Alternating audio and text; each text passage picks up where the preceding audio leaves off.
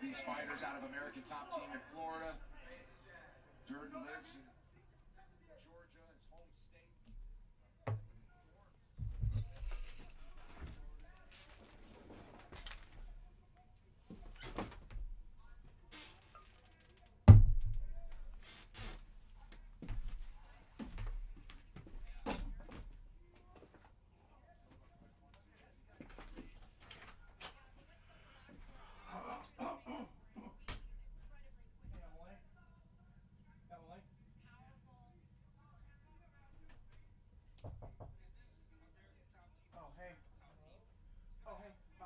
When's the last time the dogs went out, do you know?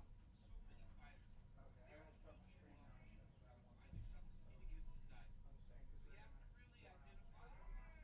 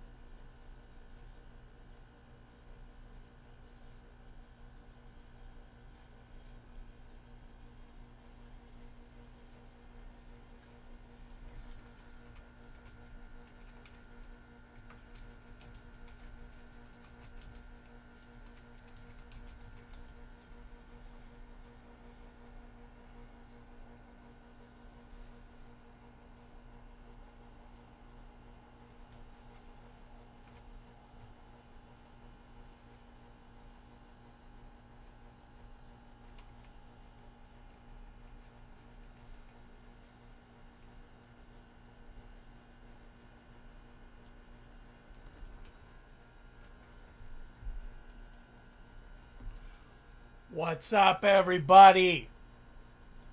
Mike Perry, Jake Paul. Go Mike Perry, yes. I mean, I don't know if he's going to be able to do it tonight, but he would spoil everyone's party. No doubt on that one. What's up, Robert Kerrigan, Drunken Charge, Frankie Torizo, my man. PBR Street Gang in the house. Frank says if Jake thought he probably would lose, he wouldn't have took the fight. Exactly. There is a lot riding on Jake Paul winning tonight. He better take this extremely serious, or there are going to be a lot of people upset with him. I don't know what's going to happen should he lose, but Netflix's first event is up in the air. Amanda Serrano, who's on the card tonight, supposed to be fighting Katie Taylor on the undercard of Tyson and Perry in November. That fight, I mean, everything could be in jeopardy should Mike Perry win tonight, and I think that's exactly what this guy likes. Absolute chaos. Jake's not doing a fight unless he knows he's winning. Ours PBR, cheers my guy. Yes, cheers to everybody. I'm over on the UFC right now. We got a while before Perry and Paul fight. But I am going to go over and check to see what fight we're on, because I do want to see, I figure you guys probably want to see too, Uriah Hall is boxing Julio Cesar Chavez Jr. on the undercard. So that's an interesting one. Amanda Serrano is also fighting on the undercard in an uncompetitive fight. That I can do without, but I wouldn't mind seeing Uriah Hall and Chavez Jr.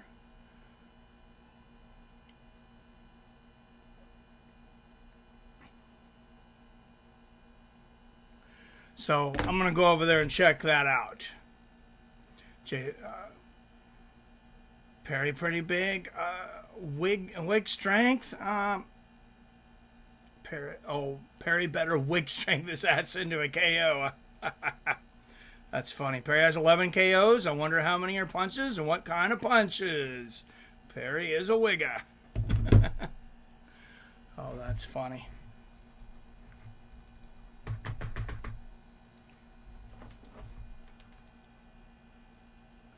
This is why you do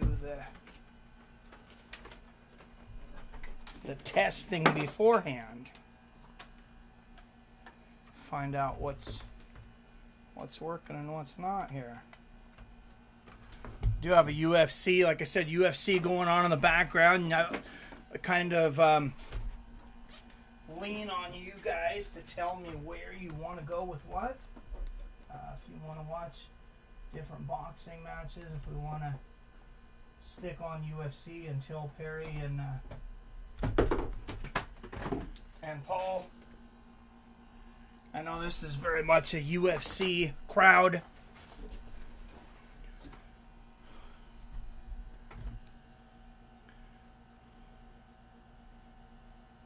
Hi, Jade. What's up, Tom Williams? Torrin Brown, what's going on, my man? Looking forward to seeing Mike Perry knock the shit out of Jake Paul tonight.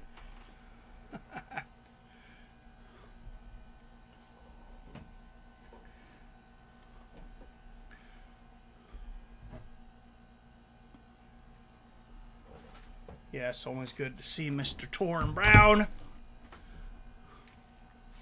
Sorry, guys. I don't know why I have that. Just that little piece of light was driving me fucking nuts there. Alright, now I think we're good. Can't believe Perry openly said the end. Oh, yeah, that's not good. Not good. What's up, Mustafa? Mystic Mustafa in the house. Now, Mustafa, I'm going to pin you down this time. Let's get your prediction before the fight happens. It's easy to say you're Mystic Mustafa after the fight happens when you tell us what you thought in the future.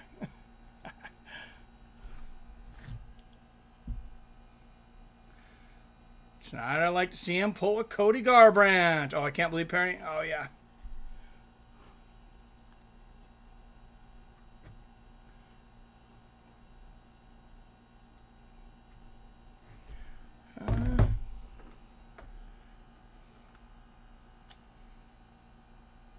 Might be a few minutes before the boxing. Does anybody have eyes on boxing and or UFC at the moment? Perry is 10% African American. I think he's like 3%, dude. I think he's about as much African American as Joe Rogan is Neanderthal.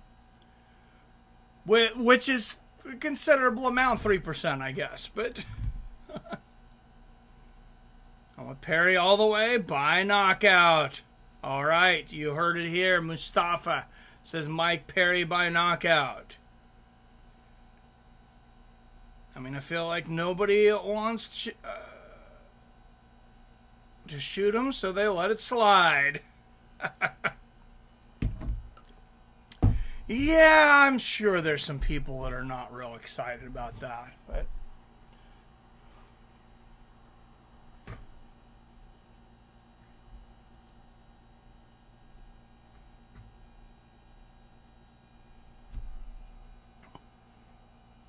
that guy has 5 punch KOs and 3 punch TKOs in MMA. Nice, thanks for the update, Frankie. No, it's 3%. 10 sounded better. Mystic Moose has spoken. What's up, Greg Brimstone in the house? Good to see everybody in here. Thank you for everyone for supporting me through this demonetization process. I was feeling bad yesterday. I was thinking, man, I got to get a video out. And then, I started researching into the Khabib thing, and I'm like, man, I'm pretty damn sure Khabib's coming back. So I had to make that video. Michael Terra Jake, a new arsehole. I hope so, man. I really do. If Jake's miscalculating this, or if he's underestimating Mike Perry, I mean, there's going to be so many people upset with him after this. It's not even funny. Because, like I said, Netflix is riding on him. Mike Tyson's counting on him. Amanda Serrano's counting on him. Some of the best boxers, Amanda Serrano, one of the greatest women's boxers of all time. Looking to fight another one of the greatest of all time in Katie Taylor. I got that special guy strength. He could break a 2x over him and he'd get madder, right? I like that. Special guy strength. That's a good way to put that.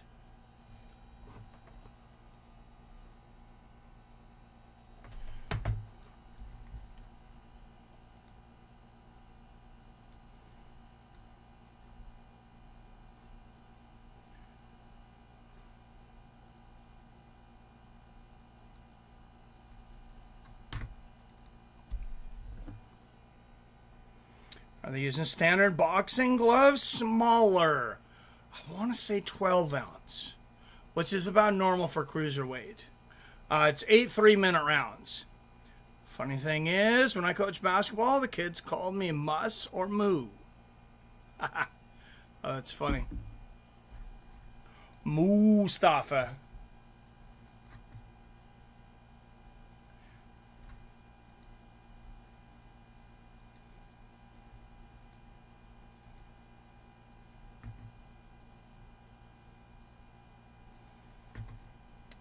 Oh, who's that? Oh, Julio Cesar Chavez Jr.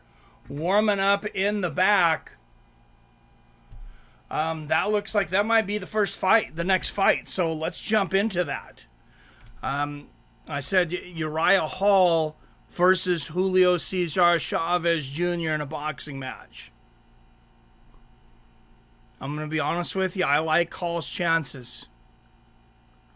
I didn't end up putting any money on that because, it can be pretty hard to bet these gimmicky cards.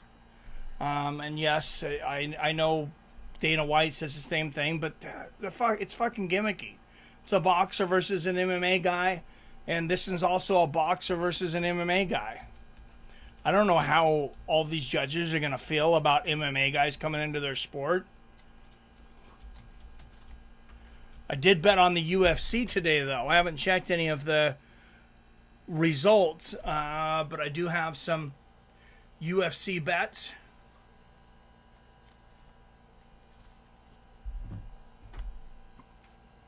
I'll give you guys some recommendations here in a moment. Oh shit, what a comeback from Silva.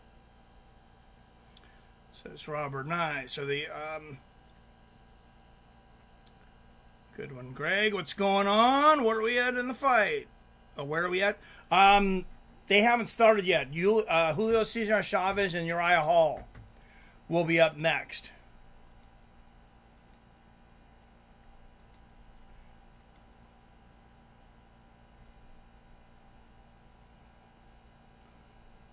As soon as I can get a secure stream here. What's up, John Huff? Let's fucking go. Platinum Perry, right? 8 3-minute rounds is satisfactory, but 12 would be better. They used to do 15 before I was born. Yeah, I know they used to do the 15s. I'm fine with 10. Like 12, stick. Keep that for championship matches. 10's good. Yeah, 8's a little. I would rather have 10 as well. But like I said, I think you should keep 12 for the championship bouts too. There's more damage that could be done in that time, and as much as I enjoy going back and watching some of those 15-round fights, it's so unhealthy for the fighters. Like I couldn't endorse going back to it.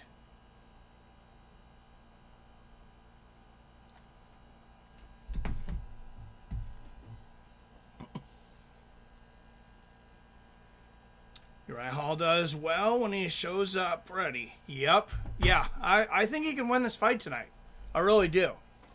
Julio Cesar Chavez, this was how many years ago that Anderson and old-ass Anderson Silva defeated him in a boxing match fairly soundly.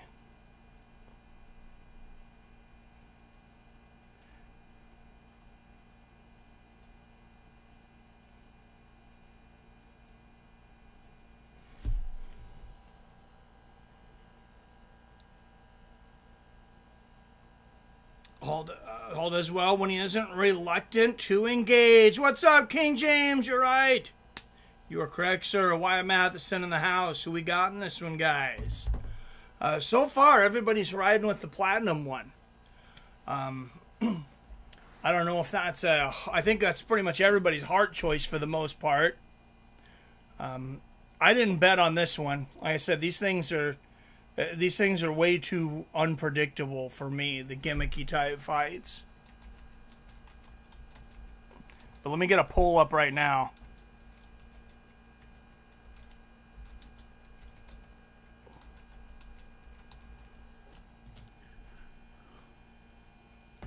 There we go. Poll is up. King James in the house. Yes.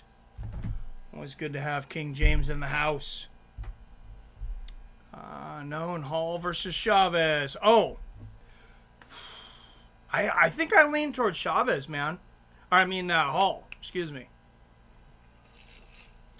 Chavez lost to Anderson when Anderson was old.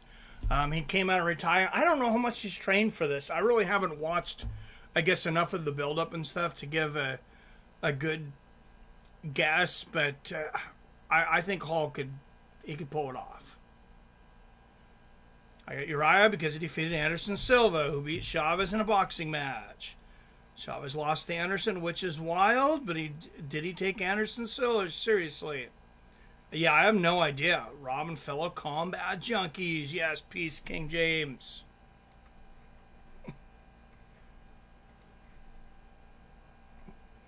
Peace all around the world, because you guys remember 1 week ago I was sitting with all of you on chat, and the former president, the 45th president of the United States, had just had an attempt taken on his life.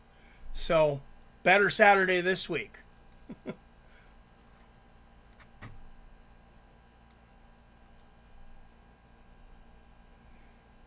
Bet you $10, Mike. I'll go Chavez. Yeah, sure, $10. We'll make it fun and interesting. I'll go 10.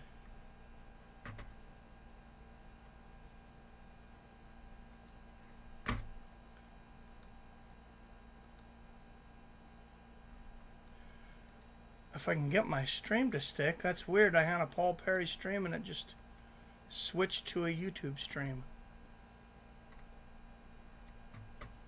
Alright, there we go.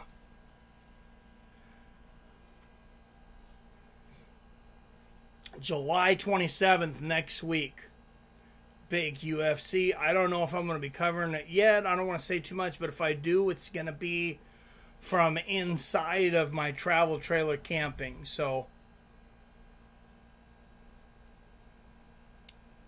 sounds good. Best of luck. Good luck to you. Jake Paul looks soft and flabby. Chavez a bit long in the tooth. Yeah, he's getting up there. They might be around the same age now, though. Perry is shredded as usual. Yeah, that guy's like leather. I mean, he fits in Florida with all the gators because his skin is like gator leather.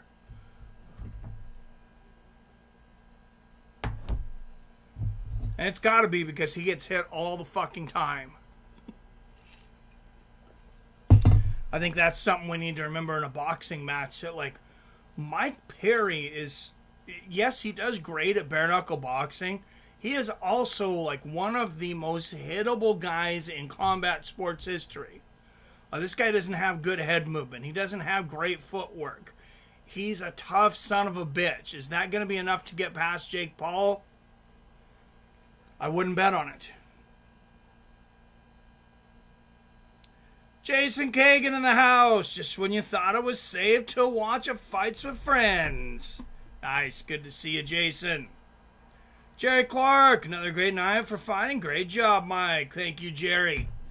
Yes. Yeah, this should be a fun one. I really think it will be. I know a lot of the Jake Paul spectacles have been just that, spectacles.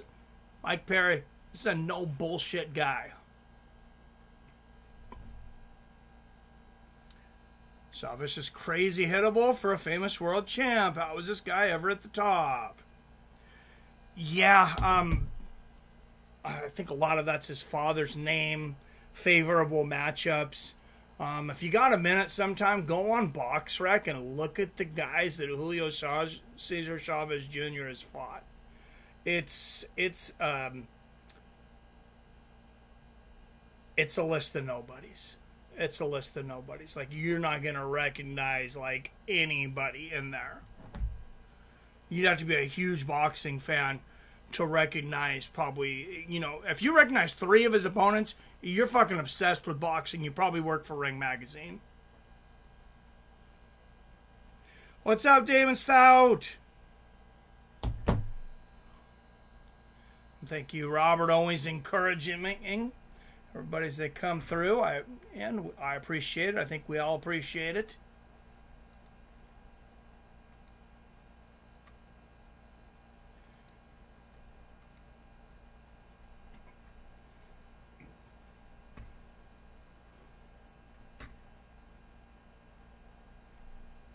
Oh, this has already started. Sorry, guys, I wasn't able to pick my... Oh, wow, they are real professional here. They didn't even have, like, what round it is. They don't have the fighters' names up. Oh, man, we're dealing with some high-level production here from the zone. Obsessed with boxing, work for Ring Magazine. Yeah, dude, seriously, like, bring it up. Go, put in BoxRec Julio Cesar Chavez Jr. Like, there's guys on his record that are like 1-35, 6-22.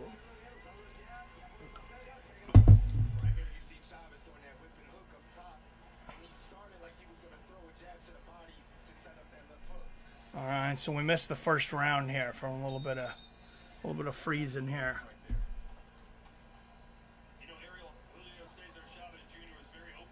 If you know somebody who's watching it on the zone, tell them to tune in here. Just because I'll at least try to let you know what round it is and how much time's left in the round. Oh, there we go. Jesus, the zone. Oh, it's only 6 rounds?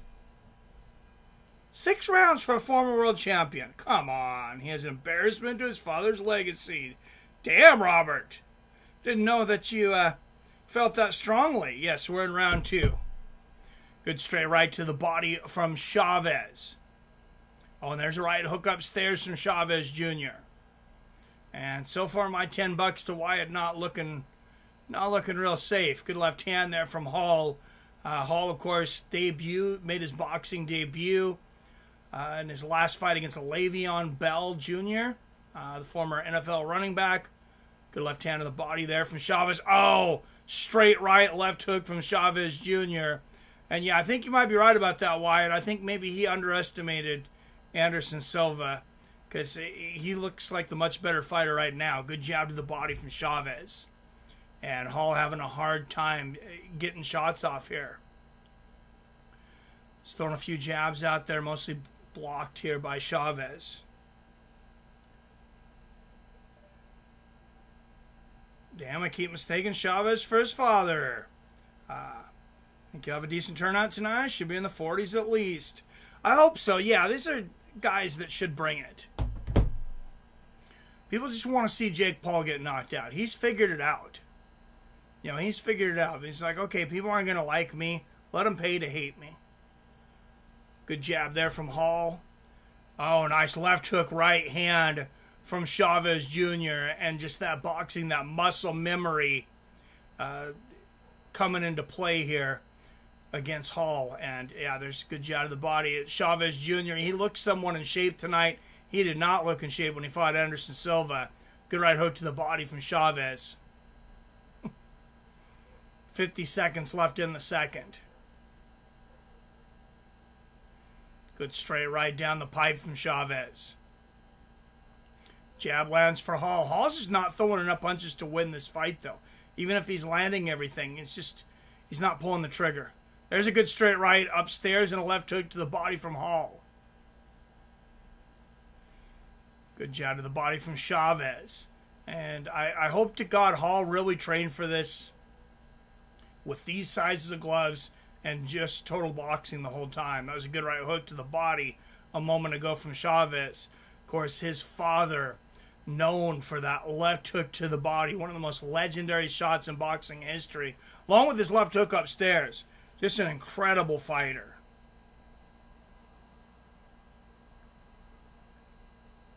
Only two fighters Chavez Sr. fought that I recognize, Pernell Whitaker and De La Coca. Oh, he fought a lot of guys back in the day, though. He fought a lot of, I mean, it's not to say he didn't fight a lot of no-names back in the day. I didn't make this up, so nobody get pissed at me. But they used to say he was fighting Tijuana taxi drivers. I don't know if any of them were actually from Tijuana and drove taxi, but that was the saying back in the day when I was a kid, back when people didn't get offended and drank from hoses and played with rocks instead of iPads. Zone is so unprofessional, I'll at least tell you the round. Proceed to skip round one. Well, hey, I didn't even realize it was on.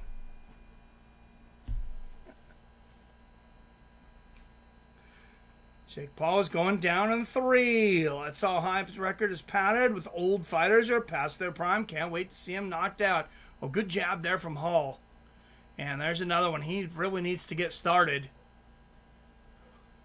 So Billy Hughes in the house. Okay, I looked up Chavez's record, and yes, he beat terrible opponents early. But he mostly has fought fighters with decent records, including Sergio Martinez and Canelo Alvarez. Not saying Chavez is good, though.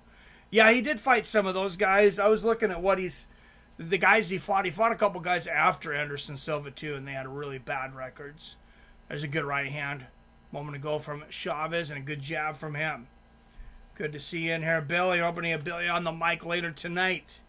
Important to keep in mind, Anderson primarily relied on hands and head movement. Uriah Hall was primarily a power kicker. Yeah, that's a very good point. Anderson's a much better boxer. Good jab upstairs in combination to the body from Chavez. And not only is Hall not pulling the trigger, I mean, he's getting hit with most of these shots. Good left hook to the body from Chavez and a jab upstairs. And, I mean, how can you turn down these kind of fights if you're Chavez Jr.? Fighting against guys that aren't even boxers. Good defense there from Chavez. Blocks that combination. Lands a jab to the body. I mean, as Wyatt was saying, of course, he underestimated by Anderson Silva. Good left hook to the body and a right hook upstairs from Hall. But if it weren't MMA fighters, I don't think Julio Cesar Chavez would be unretired. And Hall lands a couple good straight lefts of his own. Oh, good right hook to the body there from Chavez. Lands the jab downstairs and then the 1-2 to the face. There's another left hand down the pipe from Chavez. Chavez in total control at the moment. A good jab from Chavez. Using his footwork. Right hand goes down the pipe for Hall. I wonder how many times Hall wants to accidentally throw a leg kick. Good exchange there. 30 seconds left in the third. And you can really do some damage with those boxing shoes on, too. Good head kick. Pop. Good jab there from Hall. Oh, there's a nice left hand down the pipe from Uriah. And look at that. The little shoe shine from Uriah Hall. Getting those hands moving. It's about time. Oh, there's a left hook to the body. And the straight right downstairs, followed by the left hook to the face from JCC. Now that's another big round for him.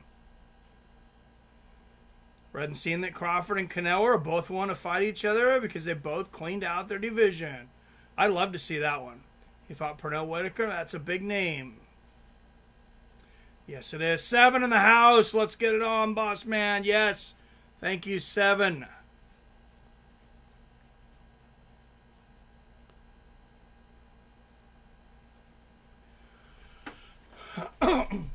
All right, round 4 coming up here.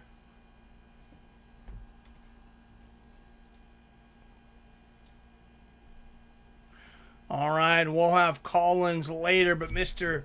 PBR is maybe going to be on the road with work or whatever, so he's going to call in here in a moment. Just for a real quick hello, I think.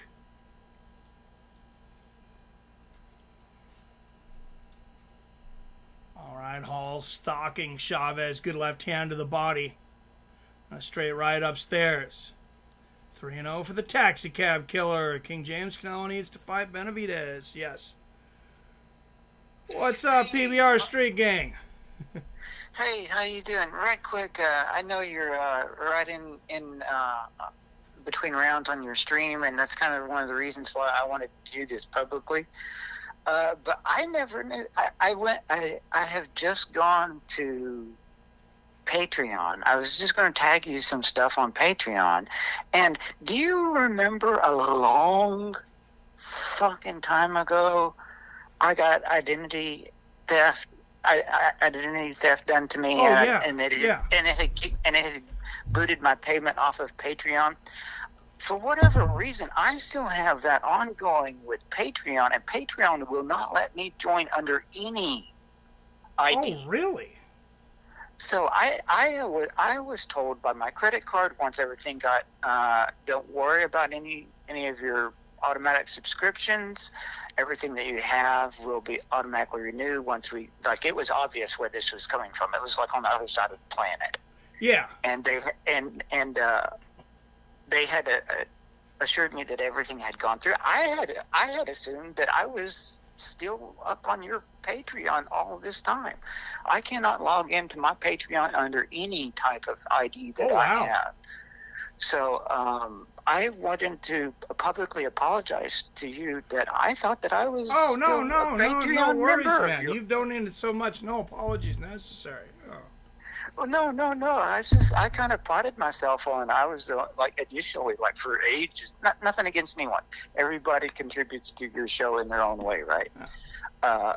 But I kind of prided myself on going and finding you from ages past, And I thought all this time I was still contributing to you, bro. So I have some stuff that I need to straighten out with Patreon. All right. Hey, no worries. Yeah, thanks for letting me know about it though, and letting everybody remind them about the Patreon. So. Yeah. So I'll make. I just checked your link on YouTube, and I'll orchestrate some other method of doing whatever, showing my support to you. I think it's PayPal and one other that you have going.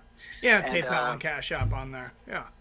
Yeah. So I just wanted to publicly, I always kind of prided myself on supporting the content creators, and and over the years I've kind of, I've gotten to know you, and it's like, wow, I thought this was going the entire time. So I wanted to say sorry, bro.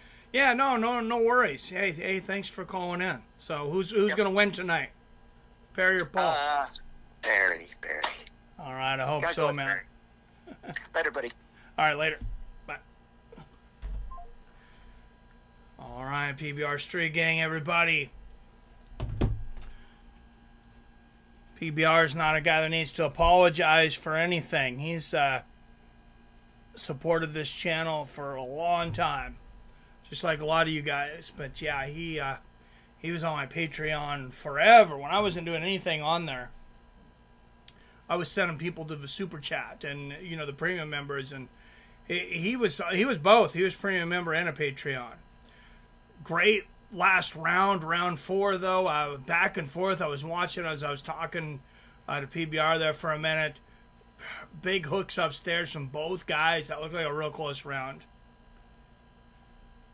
Bad dude's got those blue chews in his wallet. Who's got blue chews in their wallet?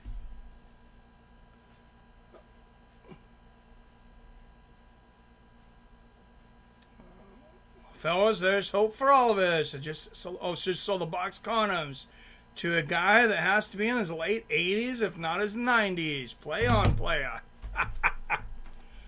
Oh my God. Oh, good jab upstairs and a right hook from Chavez Jr. Well, there's only two. There's only two kinds of guys that buy condoms. Well, a lot of people buy condoms. There's only one kind of guy that uses them. Good straight right there from Chavez Jr. Nobody uses condoms. Everybody likes to buy them. So when they invite that lady over and they see a box of condoms over in the corner, they're like, oh yeah, this guy's safe. He uses condoms, so we can skip this time. That's the whole reason for buying the condoms. The other guys that buy condoms are guys that cheat on their wives because, they don't love their wives enough not to cheat on them, but they love them enough to not give them diseases. So I guess at least that's something. Oh, good right uppercut to the body there from Hall.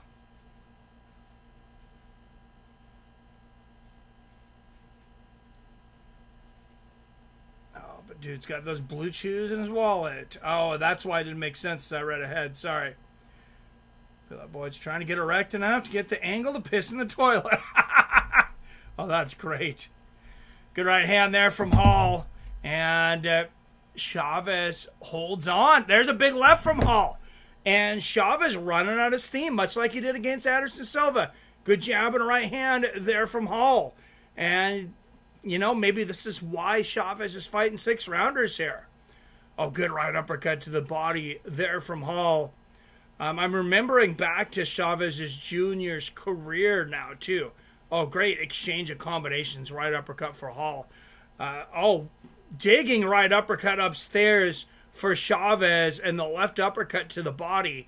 I kind of wonder if Chavez Jr. has always had cardio issues. Because even when I remember him having like 30 fights and he was fighting like 6 and 8 rounders. 6 rounders. Good right uppercut to the body there from Chavez. Somebody can fact check me on that, but that's just kind of the way I remember it. Oh, beautiful left hook from Chavez Jr. though. He looked like his dad on that one. That liver shot. Good left hand upstairs from Uriah Hall. Oh, what a right uppercut from Hall. And there's a good left hook from Chavez Jr. Oh, and they each throw combinations to the body and head to the bell. Wow, great right hook there from Hall. And there's a left hook at the bell from Chavez. What a round. These guys are really going at it right now.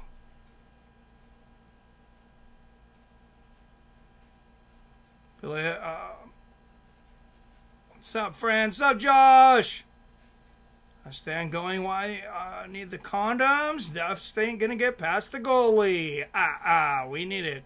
Not here, but somewhere. Jesus, Mikey. I'm a full minute ahead. It gets better. Anyone score that round? Close one. It was very close. I'm gonna let you guys score this one, though.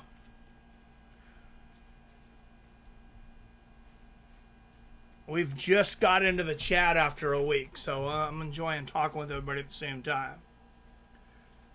Oh, yeah, I forgot to say, go back to Apple, crazy guy. Thank you. Oh, I am set up for Zell now. For anybody, Spontaneous. Thank you again, Spontaneous. Asked me for that. Sent a $50 donation last week to Zell. Good left hand there from Hall. All banks do Zelle. What it is it's just it's a text to payment thing. So like you text my number from your bank and it sends me money to my bank. It's I was a little worried about it first. I'm like, it's a new payment thing. What the hell is this? But I checked into it because Spontaneous uses it. A couple other people asked me about it, and it's like it always seems like it's one of the most secure forms of payment there is. Oh, a couple of good digging left hooks to the body from Chavez, and they exchange left hands upstairs. Big liver shot from Chavez. 210 left in the 6. Great combination there from Julio. I got to hand it to Hall, though, for not being a boxer. He's let his hands go with some pretty good combinations in the last couple rounds. There's a good left uppercut to the body from JC, and there's the 1-2 upstairs from Hall. 150 left in the 6. Is anybody going to score a knockdown in this fight? Good jab to the body there from JCC.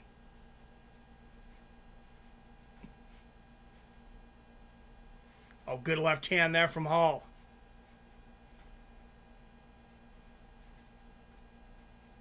And Hall barely misses a jump left hook upstairs. Good right hook to the body from Hall. Left hook to the body from Chavez. Oh, nice left hand upstairs from Hall, and the double right uppercut to the body.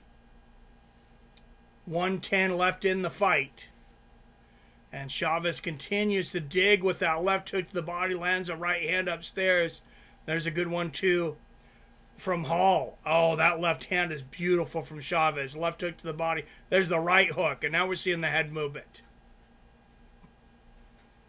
50 seconds left. Good jab to the body from Chavez. Oh, beautiful right hand pop shot from Hall. But he lands a straight right and a big right uppercut. And look at the combination of the body from Hall.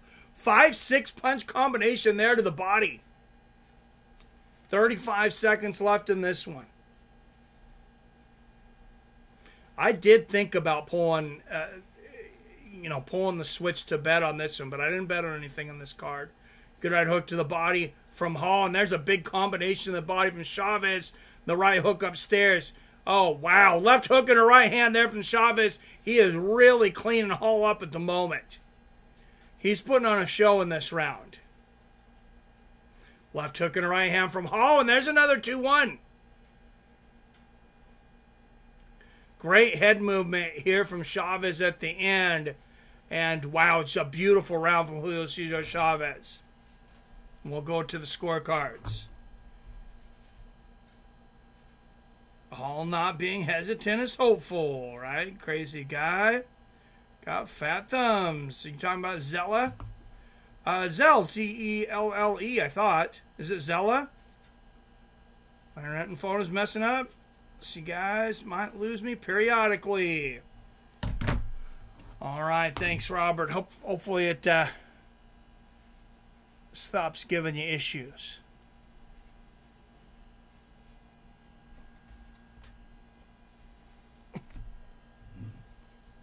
While we're on this in the chat, did anybody have issues from the outage the other day? The internet outage. Apparently there was payments down everywhere. There was hospitals with blue screens. The market was down there for a while, over 1,000 points. Ended down to about 400 points. I didn't have any issues myself. But, yeah, I was curious. Robert saying that reminded me. What's up, iRock? Long time no see. Been busy. Hope everyone's doing well. Hey, well, thanks for being here, man. I appreciate it. I'm doing good. He says, what's up, iRock? Good to see you. I was going to sleep Chavez any second. Unfortunately, it's over, though. It's only a 6-round bout.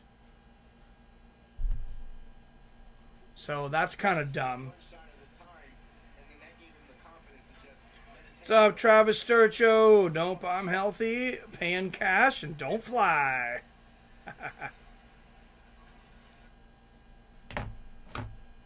What, you don't trust those great planes we make at Boeing here in Seattle? Come on, that's the pride of Seattle here.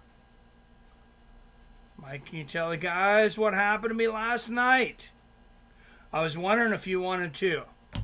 So we got a comedian in the crowd. Mr. Jason Kagan went up to Goodfellas. I got to see the first third of that. You hadn't posted the second and third part last night, but I got to see 20 minutes of it. Jason Kagan went and made his stand-up debut. Absolutely fucking killed it. Funny dude.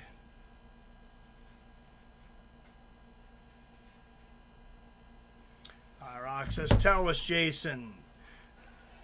Yeah, for somebody to walk up and do almost an hour their first time in comedy, like, that's almost unheard of.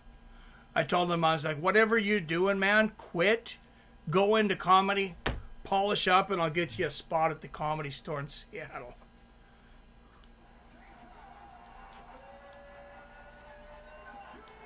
All right, and that one going exactly how we expected it to. Looked at his arm out, and I don't disagree with it. I feel like at best it was a draw. To be honest, I feel like it did come to the third round and the sixth round.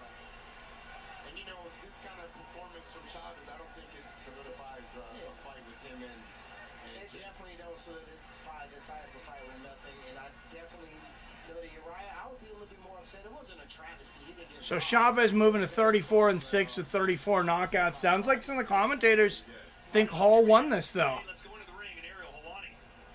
Todd, thank you very much. Julio, if you don't mind just coming right over here. That was a tough fight. Was he tougher than you thought he would be? He's a strong dude. And there's our interview for JCC with Ariel Helwani. My distance box every round because I had 3 years out. So he's a great competitor, but easy. I win easy. The crowd doesn't seem to be very happy. Are you surprised that they're booing you right now? Yeah, because I know that people expecting like. Yeah, I'll send you your $10, Wyatt. He's not a boxer. With 3 years, I doing a perfect job. Like use my jab, use my distance, don't get a punches. So it's a good fight. What did you say to him, and what did he say to you as he left the ring? Great athlete, great person. That's it. His style, obviously a little, unconventional. Was that hard for you to figure out at times? I'm not a boxer, so I'm like, got close. So, he's a tough, he's tough and strong. He's not a boxer. He also wasn't wearing traditional boxing shorts. Were you trying to, expose the body there and throw a lot of body shots to hurt him? That's the key, for the body. So, slow down the 2 or 3 rounds, so he's throwing less and less, so I do my job. Okay, so this is your first fight in 2.5 years. When do you want to come back? Who do you want to fight? Oh man, I don't care, Jake Paul? You want Jake Paul next? Yes, why not? If he wins tonight, Yes, I want. you think you could beat him? I'm better fighter than Well- his opponents. So, Well, he's about Jake Paul's size. Congratulations. Tampa, what do you say? Jake Paul versus Chavez Jr., yes? Okay, mixed reaction, Todd. Back to you. No, I don't think that was a mixed reaction. I think that was booze. I think that was solid booze across the arena. You need to get your hearing checked, Ariel. Phil says, nice. Yes. Oh, Roberts, my neurologist called and canceled my appointment Friday. Oh, that sucks. I was appointed to see if I have an autoimmune disease. Now I have to wait for them to call me next week to reschedule. Yeah, it's funny. They can reschedule whenever they want. God forbid we have a life and have to cancel on our side, though, huh? Rob, they get you on non-stop doctor's appointments, too. Jason says, I showed up half hour before the show. The room was already half full with their food waiting. Half of that was old ladies that went to my church when I was a kid. So I went to them, hugged them, knelt down in front of their row of tables. I said, ladies, I've been to your garage sales. You've seen how I comment on local groups. You know how I talk. To which my wife's great aunt said to me while blushing, Jason, we haven't always been old ladies. Right? Been a non-stop appointments for the last 2 weeks. Finally got a break coming the next week. Damn. Yeah, Chavez won. Jesus, Dana won. Right? Damn, sounded like competitive fight. Yeah, it was pretty competitive. Avoid them as long as possible until they threaten to cut my dope. All right, see, punches landed. CompuBox is 68 punches for Chavez, 58 for Hall. Chavez connecting at a 40% accuracy rate. Hall at just 26%. Looks like it went the right way if you're looking at numbers at least. We had a couple of undefeated matchups here, though. Coming up next, lightweights, Tony Aguilera and Corey Marksman. Then H2O Silv versus Lucas Body. Two of the best lightweight prospects in the game right now. That fight coming up here in a moment. The only thing I know about these next two guys is that they're both undefeated prospects.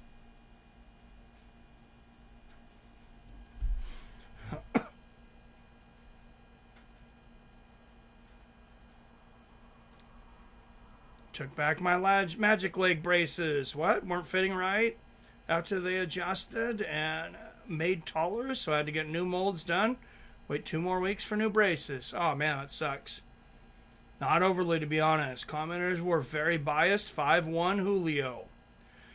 Yeah, that's what I was wondering. I was like, I know I missed most of, if not all, the first round, but after that, it really looked like Julio was in charge pretty much the whole way.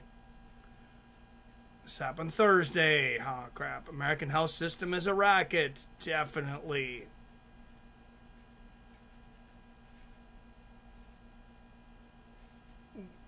I think Wyatt was saying 5-1 Julio.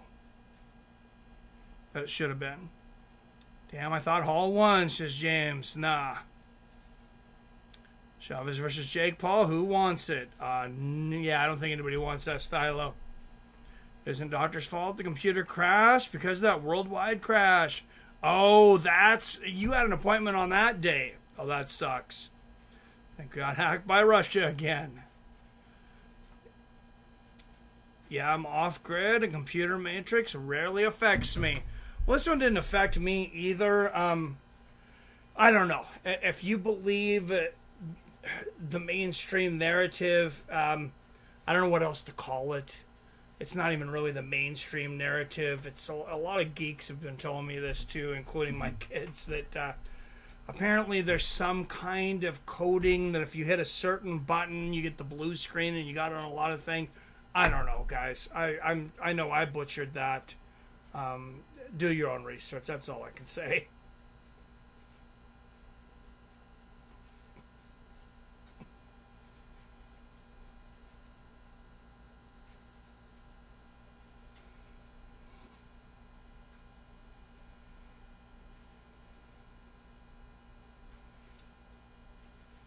All right, so I'm just getting the next guys on here. Shadaja Green and Natasha Spence. Oh, so this is... Oh, what happened to the other prospect fight then? I thought this was another male undefeated prospect fights. Maybe that one fell off. Or maybe the one I was looking at got sent to the undercard. I'm not sure. But we still have the good one. Well, the one that at least I knew about. So Chavez was a minus 280 favorite coming into that one. Hall was a plus 215 underdog.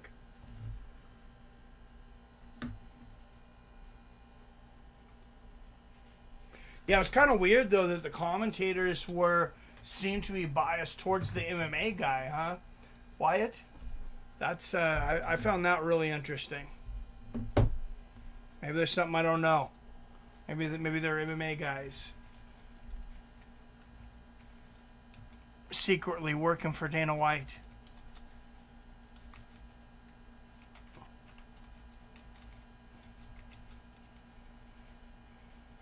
No, I guess if that were the case, though, they would have been against Hall.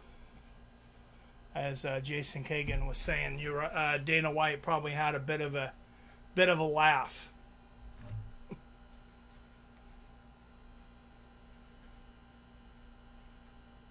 All banks and hospitals and doctor's office and government buildings shut down Friday around my area. Damn. We submitted so much sovereignty to cell phones and internet addiction. Hell yes. The house says no takers.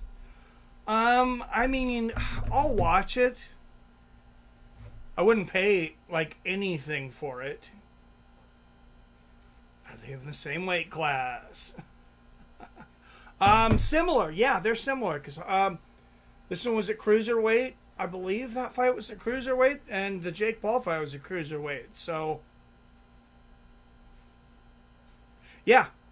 Yeah, Chavez and Hall fought at cruiserweight. Paul and Perry are going to fight tonight at cruiserweight. So they actually are the same size.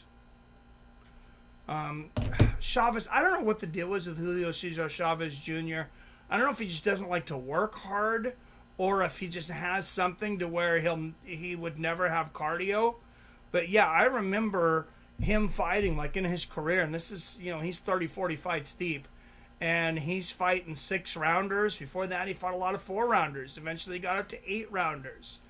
It's a guy that did not fight a lot of 10 and 12-rounders. I know he had a belt around his waist for a minute, but the way these commissions are, if they want a guy to be their champion, they can kind of get him into a favorable matchup for one of these vacant titles. So let's say, somebody vacates their belt, or what happened? Actually, Alexander Usyk just vacated one of his belts. And then he said, Anthony Joshua, here's a gift or something like that. He can't give it to him. But, at that point, like, they could kind of take Anthony Joshua if they want him to be champion. And with a vacant title, there's not really a lot of, there's not really a lot of people saying, hey, these are the guys that have to fight. So a little up to them. Oh, okay, the fight that I thought was going to be on is on. It's just not on the damn CBS side. This is where I was looking at the card on. I guess that's my fault.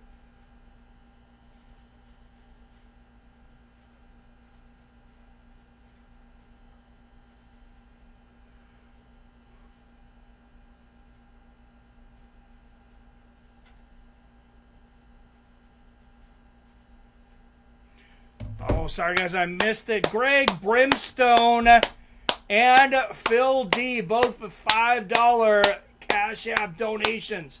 And this is it next. Tony Aguilera versus Corey Marksman. Sorry, I had the wrong fight on here.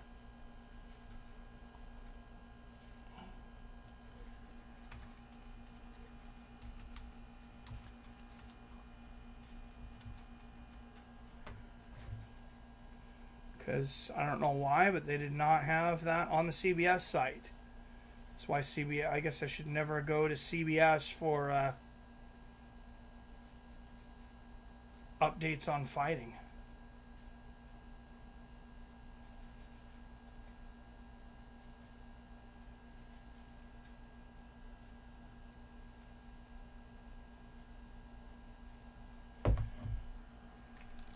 All right, Aguilera and Marksman. Yes, this should be a great fight. I know these guys.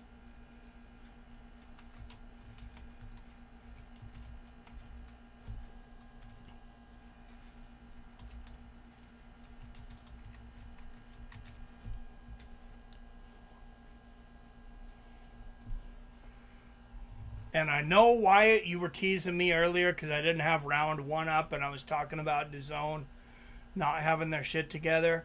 They got more than one person there, man. I'm just here with my mouse and my computer.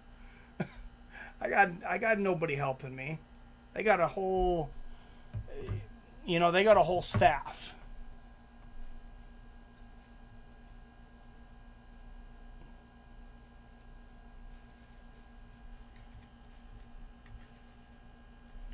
So thank you again, Phil D and Greg Brimstone for the Cash App donations.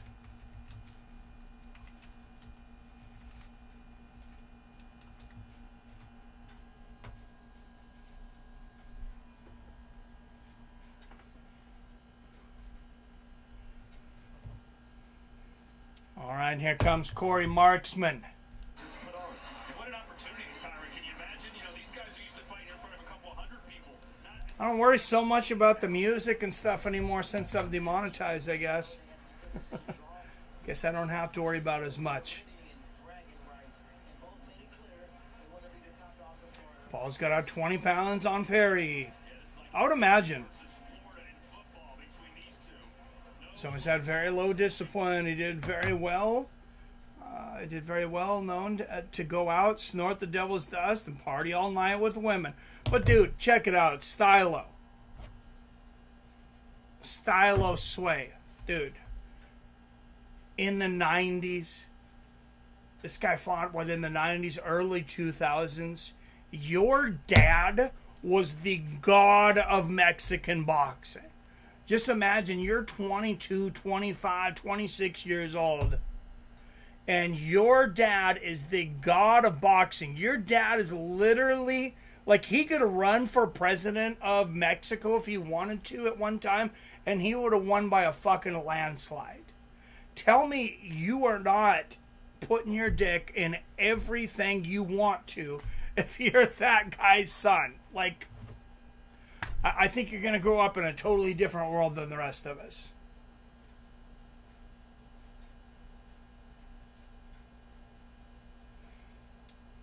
His father thinks he's a bum. Robert Embarrassment says he's too lazy, doesn't work hard enough.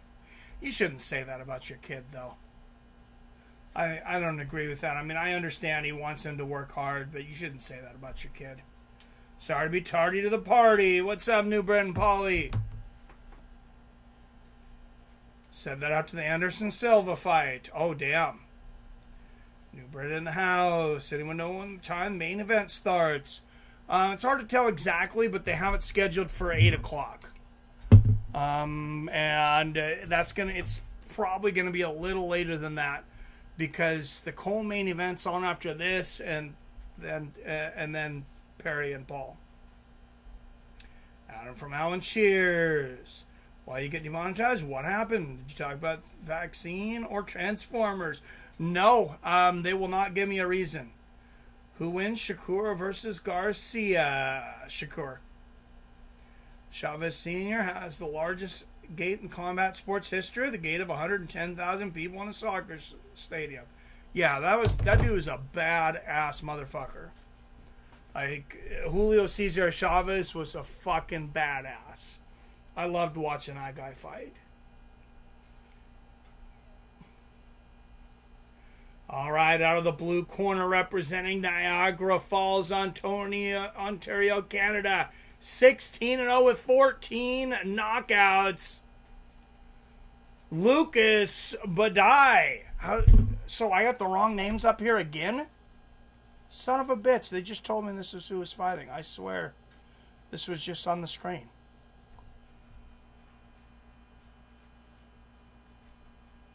Oh, I got one of the guys wrong. All right, now out of the blue corner, out of Crescent City, Florida, 12-0 with 4 knockouts, Tony Aguilar. So what that tells me is I want Tony Aguilar to lose because I don't want to see this go the distance.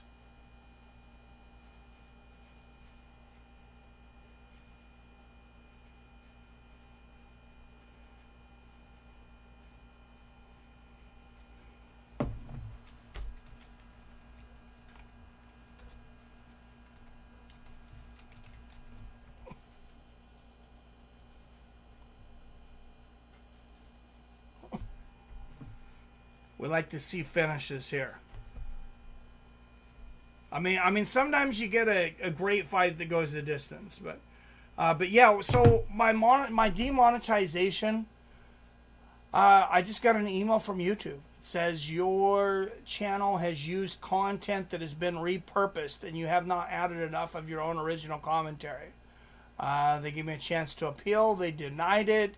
They would not tell me any of the specific videos, any of the specific things that I did.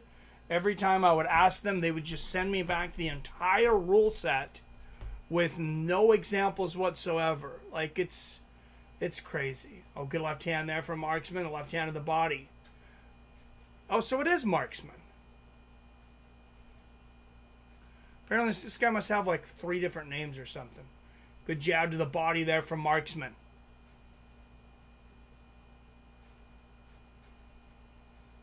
Good left hand upstairs from Aguilera. I'll switch it back to Marksman, I guess, because that's what's on the screen. But guys, one name. You can have nicknames, but just after that, one name. That's all you get. First, middle, last. It's enough for anybody. Oh, good left hand from Marksman. Good right hook upstairs from Aguilera, though. This was expected to be an exciting fight so far. Both of these guys bringing it. Good right hook there from Aguilera. Right hand over the top from Marksman.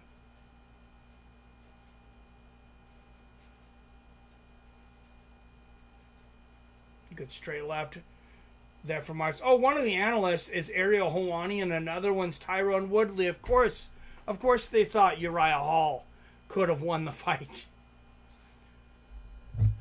Oh, good right hand upstairs there from Marksman and the double right hook to the body.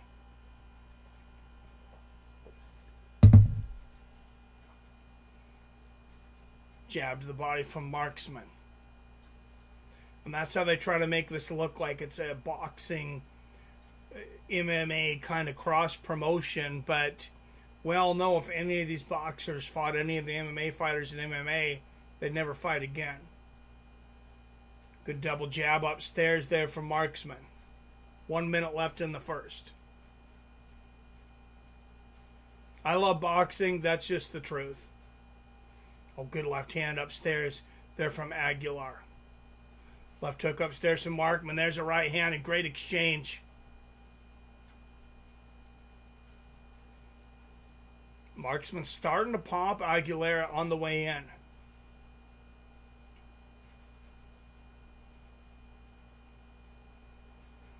Good right hand to the body there from Marksman.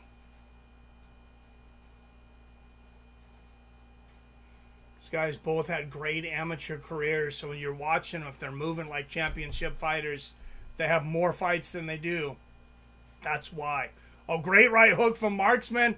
Aguilar answers with a great combination. What an exchange. We expected these guys to bring it tonight, and they are. Wow, great round. YouTube probably found out you made fun of Biden and demonetized. I guess it was after that. Oh, no, I wasn't making fun of anybody in that debate. I didn't know what was going to happen. But yeah, it was. I was actually demonetized right before that, so it wouldn't have had to do with us doing the debate. I think I was demonetized about a week before that, maybe better. Ray Mercer did beat Tim Sylvia. Yeah, there's going to be outliers, and yeah. But yeah, good memory, Billy. That was before big screens. Did you have to watch a binoculars in the back row? People didn't care. Still bought nosebleed seats. Yep, I remember the people with binoculars.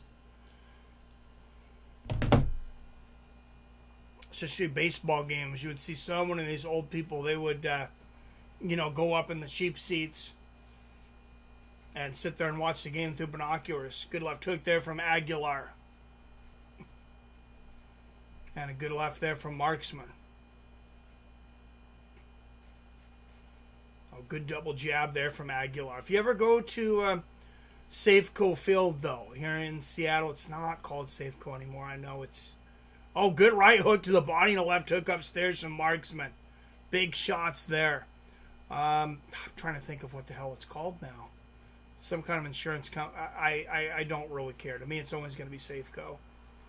Good left hook upstairs from Aguilar. But some of the best seats for me have always been like up towards the top because you could see the whole city skyline on a nice day. It's like a great evening. You get to watch about the baseball game, but you also get to look down at the entire city. It's pretty awesome. Good left hand there from Marksman. And straight right down the pipe with 1:50 left in the second. Good double jab from Aguilar. Oh, vicious left hook to the body from Marksman.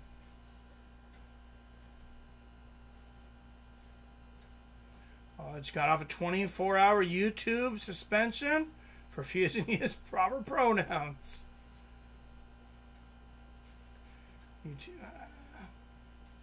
What's up, Captain Kikaho? Garcia destroyed Choi. You know, as long as... Yes! Yes, thank you. That is good news. I needed some good news. Thank you for the update. Because I also got him on my $2 parlay, which I apologize I didn't post. Hopefully some people are interested in that coming back. But I had Steve Garcia by knockout. $51 bet to clear 112.86. I also had him to win $100 bet for $240 or $148 bet to clear 248. So tell me Miranda Maverick won, and I had one hell of a day, because that's the only other bet I got. No, he won't go to jail for a misdemeanor. Oh, I just watched that. The Mean Machine, good combination there from Aguilar. I was out with the wife hunting through town for some shit, and then we went out to lunch, and she had me going to Costco to grab some shit. You guys know how it is. Oh, good straight right from Marksman, but a beautiful left hook to the body. What a liver shot from Marksman. And Aguilera, a combination there, but man, some big power shots in that round landed from Marksman. What's up, Panhead Bob? Lo-Fi Family, man. T-Mobile Park. Thank you, Billy. I don't know why I was like, it's on the tip of my tongue, but I went there at the beginning when it was Safeco, so for me, like, it's always going to be Safeco. Aguilera's eye is already puffy. Yes, it is. No, I won't go to jail for a misdemeanor. Oh, there's H2 Silv warming up in the back. It's come to say, as much as I don't like Jake Paul, I like you more than I dislike him. So I came to hang out. What's up, Raymond? We love you, brother. And thank you for the compliment. I appreciate it. Well, hey, you know, maybe Jake Paul will get knocked out today. That's what I'm hoping. Mike Perry's a phenom, man. Mike Perry's got power. I said I wouldn't bet on that fight. Oh, I'm happy right now, though. Tell me Miranda Maverick won, Robert. Tell me I'm 3 for 3. Jones assault charge. Oh, drop to misdemeanor. Yep.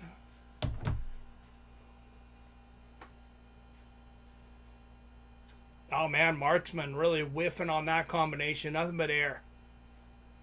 And good jab there from Aguilar. Left hook upstairs from Marksman.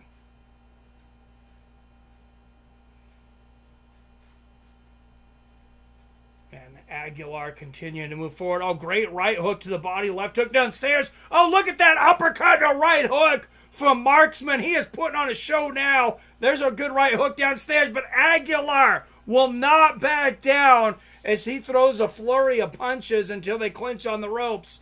2 minutes left here in the third, and this fight is getting interesting. Great right and left hook to the body there from Aguilar. Hits Marksman with a right hook and spins him into the ropes. The referee looks at him. He's like, dude, we're not in WWE. You can't bounce this guy off the ropes and clothesline him.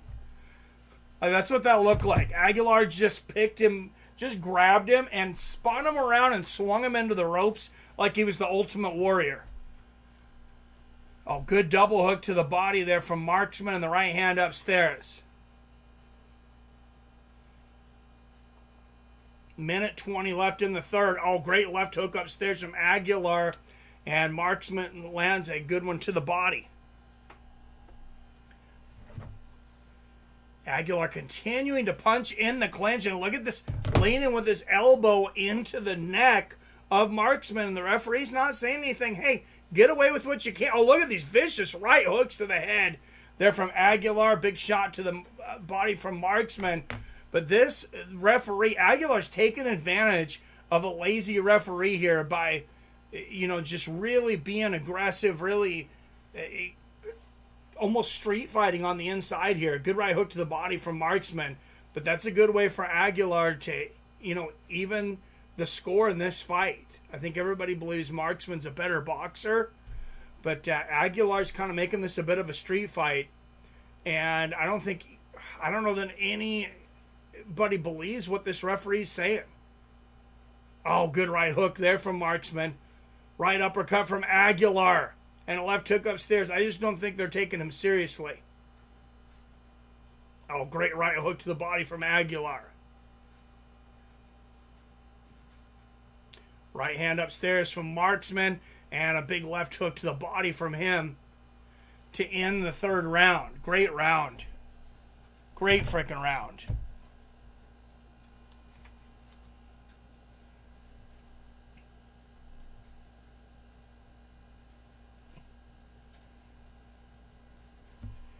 All right, and there's Amanda Serrano. She has arrived.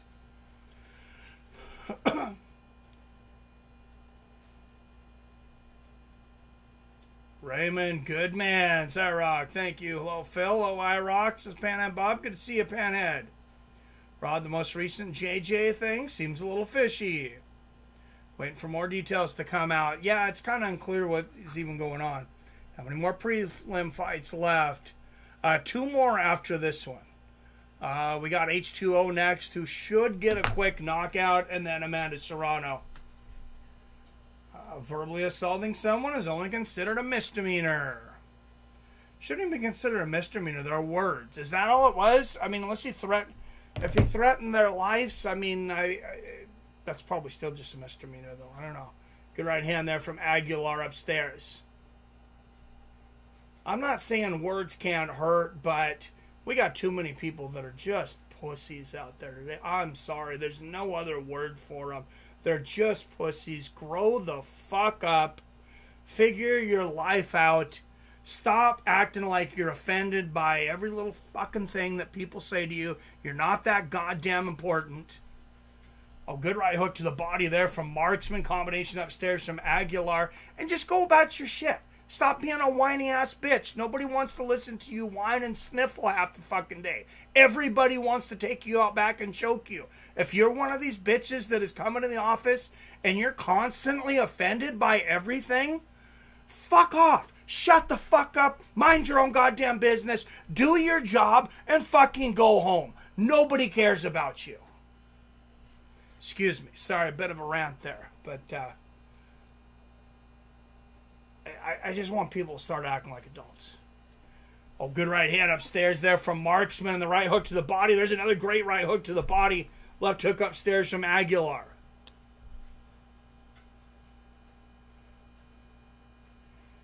And there's a good right, straight right from Marksman. I like those yellow shoes on Marksman. I like that green and yellow.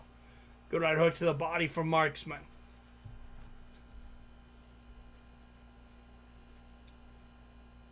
I hate to say I actually take JJ's side for once. Oh, Lemos is getting ready to fight. Nice. So is stealing her phone a misdemeanor only. That's true. Crazy Eyes Rob Schneider. Stunt double walking to right now. Aguilar's giving him the Mexican style. Jake plays it safe in point fights. This could be a super boring fight. And it probably will be. Oh, good jab upstairs there from Aguilar. Left hook to the body from Marksman. Marksman digging down to the body. Oh, what a combination from Marksman. Left hook to the body, right hook upstairs. Oh, look at that combination of the body. Aguilar. Well, the referee was saying he thought it was low, but Aguilar keeps going. So, good jab and a right hook to the body there from Aguilar. And there's blistering shots in the corner from Aguilar. This is where he needs to be. Man, that guy's got some leverage on those right hands when he's right up on you. I imagine if this referee judged more of his fights, he would have more knockouts. Oh, good right hook to the body and a left there from Aguilar. Because this referee is not breaking him up from the clinches. I kind of like that he lets him fight out of it, though.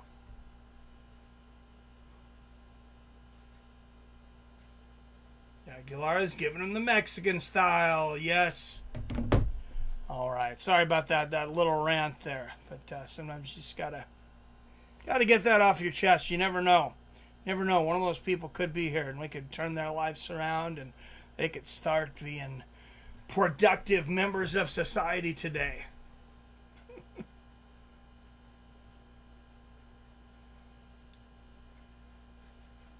Assault is only a misdemeanor the first time you do it. After that, it's a felony. Yes. Yes. As shit goes on, fucking it gets worse. Qualify for extended sentencing guidelines. Chef John says, OMG, I'm offended. Preach, brother. Tell Mike. Based Mike rant. YouTube is super woke. Yeah, I'm sure they're going to love that. So up in Serrano fighting Katie Taylor tonight, but they moved that fight in November too. So I guess Serrano's fighting a nobody. Yeah, she is. How the hell is Lamo a plus 250 on John Duro? Oh, the odds changed that much? They were almost even. Oh, good right hook there from Aguilar. And there's another one. Yeah, Aguilar is giving him that street style right now.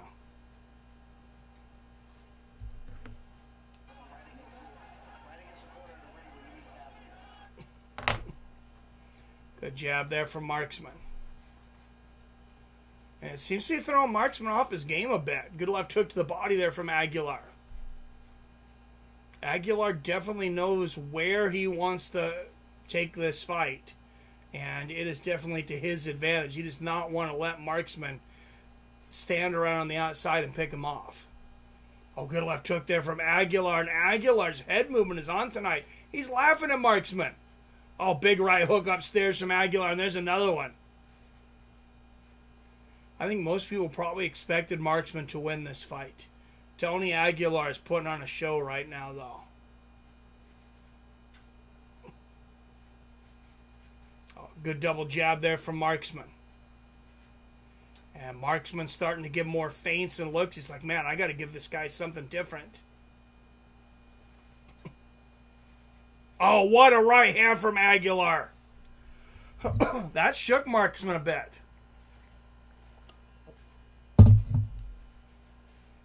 And good 1-2 there from Aguilar. Right hand down the pipe from Marksman.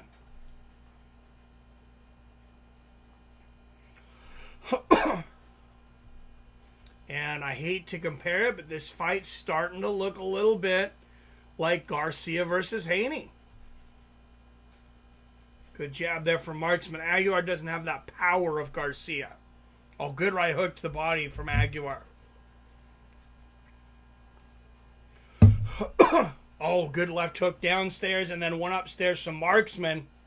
Great combination there from Marksman and a good right hook to the body. Aguilar's got to stay off the ropes like that. Marksman does some of his best work when he has you on the ropes from the outside. Oh, good exchange of left hands there. Good jab from Aguilar. Aguilar likes to be in close, but he likes to be on the outside of the ropes. He likes to have you on the inside, or I should say, and just be right on top of you.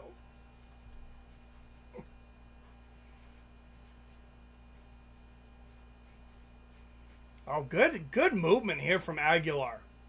Ducking all those shots. Lands a left hook to the body and a right at the bell. Oh, Marksman is extremely frustrated. He yelled something Aguilera's way at the end of the round. Yeah, that is not a happy dude right now. And there is Logan Paul they're showing has showed up. So I'm assuming that means Jake is there.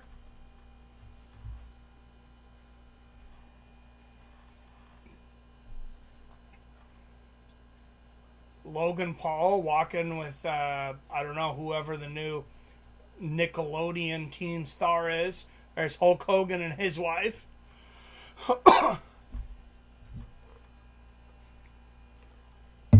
I gotta tell you, I don't know what Hogan's on. Obviously, at that age, you're not going to be now trying to look like that. But, goddamn, that guy looks good.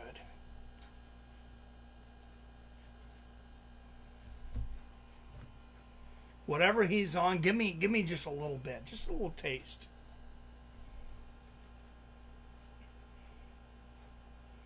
Just realize you're not on the UFC Fight Night card.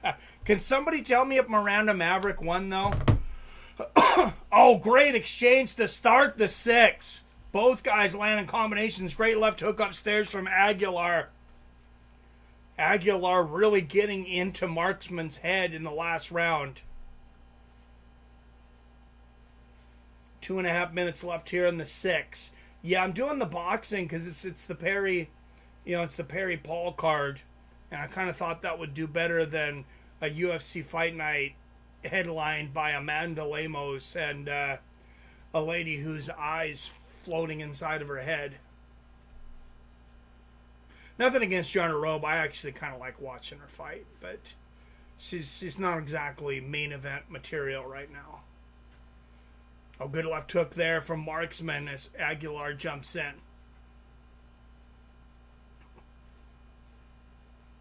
Oh, what a left hand from Marksman.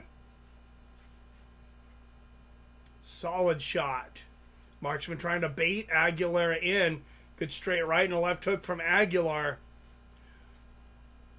Problem with Marksman trying to bait him into the ropes is that's when Marksman's been hurt the most. That's when Aguilar's done the best, is when he's had Marksman on the ropes. So if I'm Marksman, I think I want to keep it in the center of the ring. Oh, good right hook there from Marksman. Good counter right on the chin. 120 left in the 6th. Good left hook to the body from Marksman.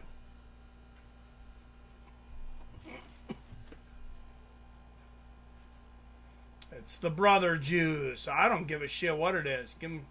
Well, there's a lot of side effects from steroids. So, good left hook upstairs there from Aguilar. Right hook to the body from Marksman. Oh, a blistering right hook upstairs from Marksman. Now he goes to the body. Aguilar might be hurt. Aguilar lands a good right hook upstairs himself. And Aguilar seems steady. He took some big shots there. Good double jab there from Aguilar. If you're just tuning in, a battle of undefeateds here in the lightweight division. Oh, good right hand down the pipe from Aguilar. Good double jab from Marksman. Now the left and right hook to the body from Marksman. Straight right and a left hook downstairs from Marksman. Aguilera lands a right hand and immediately clinches. I think he's still a little wobbly. And he's going to hold on again here in the corner. Good body shots from Marksman here. Off of the ropes. Great round there for Marksman. Hulk Hogan is in the house, right? Rosas Jr. is fighting on the Sphere card. Was announced today. Oh, now they're saying she's a live 105 underdog. Tournament or a Rock'em Sock'em Robot fight.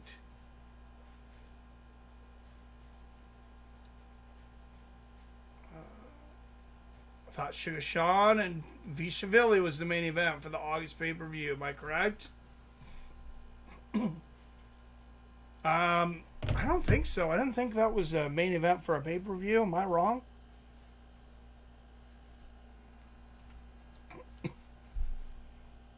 I mean, it might be a placeholder as far as I know, but if it's not for, yeah, maybe. I mean, it would be championship bout, so I do think I remember something about Sean at the Sphere now. Yeah, I think you're right, Billy. I don't know what I was thinking. Forgot it was tonight. Any word on co-main for that card, Rob? Hogan says, say your prayers and eat your vitamins, kid. John Robis cuts. Kagan. I think she's a beast. Can't lie. Lemos looks like a dude. What you gonna do when fights with friends, family runs wild on you, right? Good right hook upstairs there from Aguilar. Miranda Maverick versus Tracy Cortez canceled. No, she wasn't supposed to be fighting Tracy Cortez. Tracy Cortez fought last week against Rose Namajunas. She was supposed to be fighting Dion Barboza. And I had Miranda to win by decision at minus 110 because taking her straight up was, like, the odds weren't great. Alright, I'll look it up. It probably got canceled. Maybe she just wasn't fighting Tracy Cortez.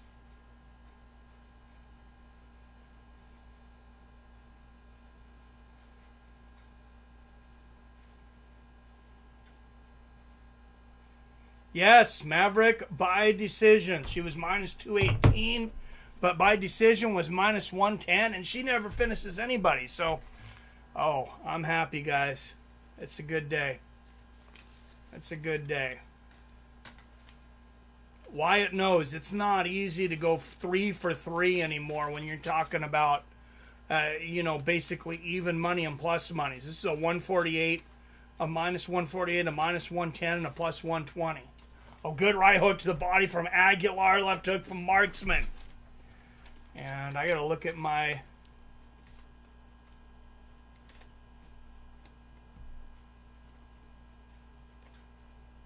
my 50 to 1. Nope, I lost it. I had Uriah Hall. So sorry I didn't get the $2 luck out, but it looks like I lost by 1 fight.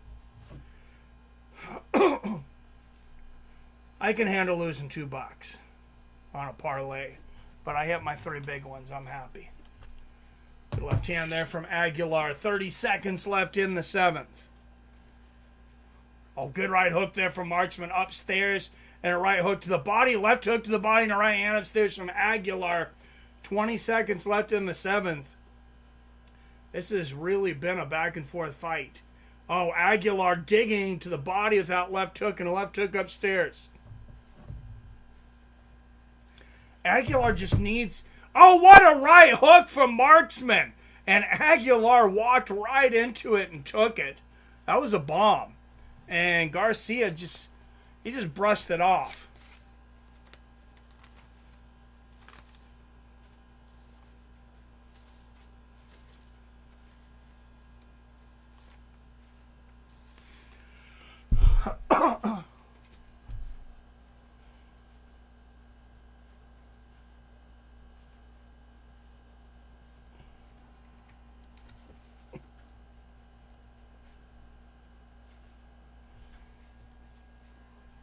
Oh, yeah, I'm pretty happy, guys. I turned $220 248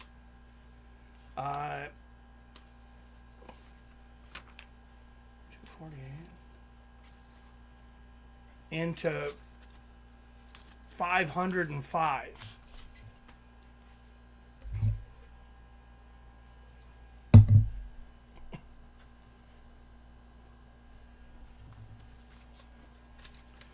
No, not quite. I'll tell you exactly. So here's what I bet. Sorry, 200. Okay, so I turned about 250 into over 500. So double your money. Good right uppercut to the body there from Marksman. Left hook to the body from Aguilera in the ropes. Bravo, yeah, brother. So you really think Khabib is coming back? Absolutely, I do. He's broke. They seized all his bank accounts. I don't see what choice he has. And there's rumors he's been... you realize he's left Russia right now. I don't know if you watched my video, but he's left Russia. He fled Russia. Good left hook upstairs there from Aguilar. He fled Russia, denounced his citizenship, switched his citizenship over to the UAE. This is just within the last couple weeks. Good left hook to the body for Aguilar. He's got zero money. They took all his bank accounts, not just his business assets, but all of his personal accounts. Good left hand upstairs there from Marksman. There's another one. And good right hand to the body and a left hook. And a right uppercut to the body. Oh, what a right uppercut from Aguilera and a right hook to the body. These guys are warring right now. You guys know how much I like Khabib. I like Khabib a lot. If he doesn't come back to fighting for his family, it's a selfish move. Talk to your mom. Good right hook to the body there from Aguilera. Left hook upstairs, counter for Marksman. Talk to your mom. Be like, hey, things have changed. I'm sorry. I know you promised. I promised you this, but I need your blessing to go back.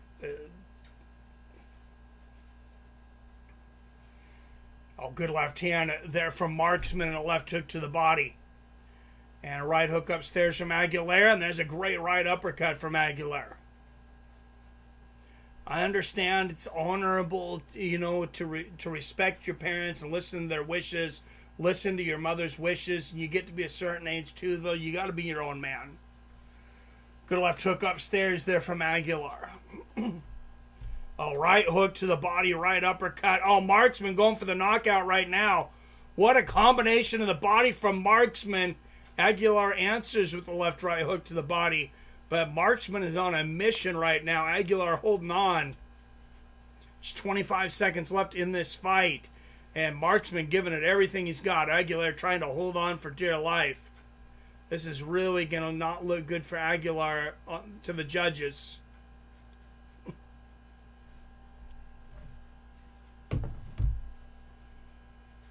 Left hand downstairs and a right hook to the body. Look at that combination from Marksman.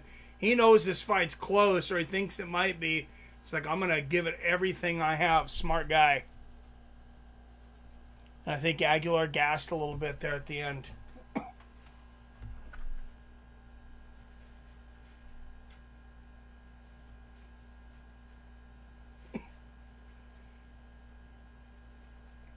Get caught up here in the chat. Rob, also loved by Mexicans. Yeah, he is. Sean lives in Arizona, so he's going to have all the Mexican fans flood into Vegas for him. I also heard for some weird reason, I was also loved by the Mexican people. Yeah, and Marab is too. That is interesting. That is just the UFC justifying it being main card. Could be. You buying the beer tonight, Sestelle? Last round, 8 rounds.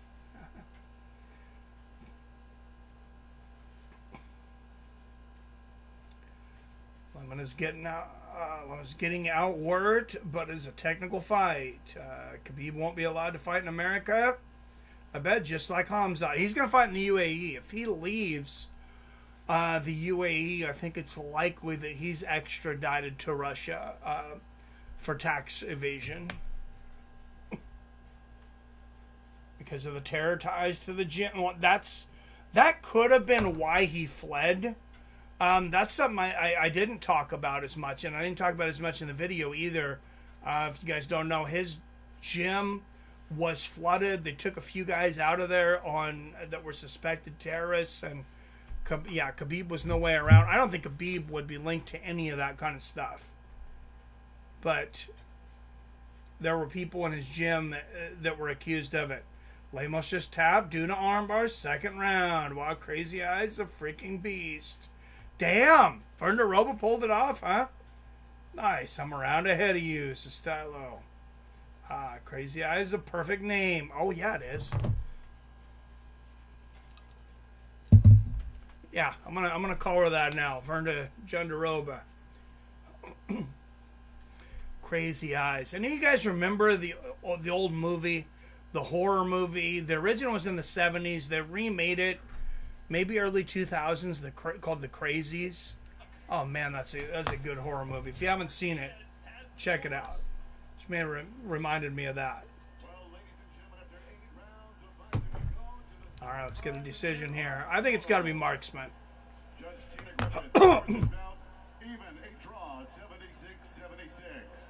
Wow. Efren LeBron, 77-75. James O'Connor, 78-74. For your winner, by majority decision. One judge had it even, the other two for Corey Marksman, who in the end did just enough. All right, Corey Marksman moves to 10-0 with 7 knockouts. No doubt the toughest fight of his life. Toughest fight of each of these guys up to this point. Of course, they were both undefeated coming into this. Marksman majority decision. Yes, The Crazies were an insane movie. Chef Josh says yes.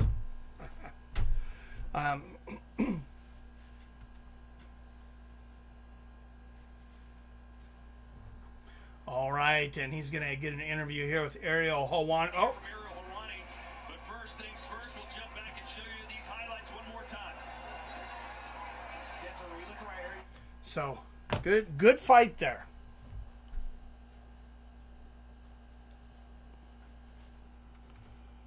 That was that 3-spot fight. Or no, next fight's the 3-spot. I'm sorry, because Serrano's the co-main.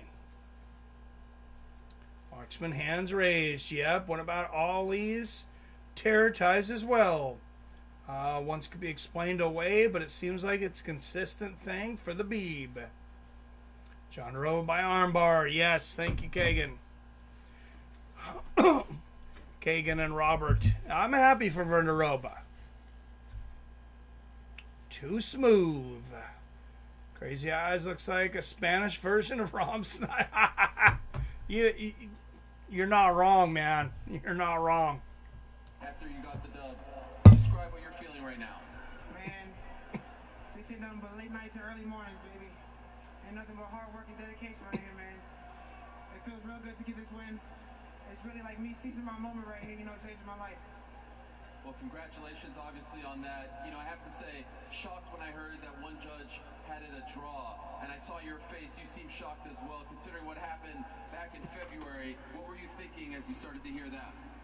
Part of me thought they was going to try to do that split draw, whatever they had we were talking about last time, but, I feel like everybody in here know that I did enough to get the win unanimously, but, a dub is a dub. I'm happy with it. Midway through the fight, he started to come alive. You made some adjustments. Tell us about those adjustments. What did you have to do to ensure the victory this time? Most importantly, listen to my coach, my corner, and I see he was trying to get his confidence back and everything, but, what I was doing was working, because he was trying to make adjustments and everything, but, I just had to stick to the game plan. Once again, listen to my coach. Believe it or not, Robert Snyder is a part Spanish, speaks... Yeah, I knew that, actually. You talked about changing your life. You've never fought on a stage like this before in front of 17,000 people, pay-per-view audience. What does this do for your career now? Skyrocket, bro. The sky's the limit. Look at all these people in here, man. This is just a start, bro. We're going to MSG. We're going to Caesar's Palace. We're going all over the world with this, man. I love it. And finally, Tony said after his last win that after beating you, he wanted to be on the Mike Tyson Jake Paul card in November. You just got the win. Do you want to be on that card in a few months? Hell yeah. Shit. That's a legendary moment right there. That's Mike Duh. Tyson. What you talking about? It's just another step on the way to greatness, Well, for now, congratulations on a phenomenal win. Can we show some love to Corey Marksman, Tampa? Well done, Corey. Todd. Okay. All right, Corey Marksman moving to 10-0. Sorry, I was throwing people in a single mother's. Don't do that, Jason. Jesus. Makes sense. Mom is Spanish, dad is Jewish.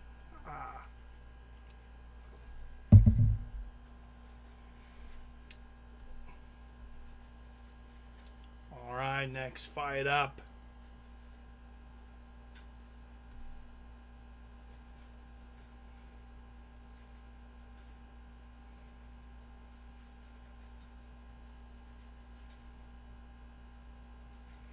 Let's look at the numbers. Corey Marksman outlanding Tony Aguilar by 115 to 83. I can see why he was pissed off at the one judge that had it a split.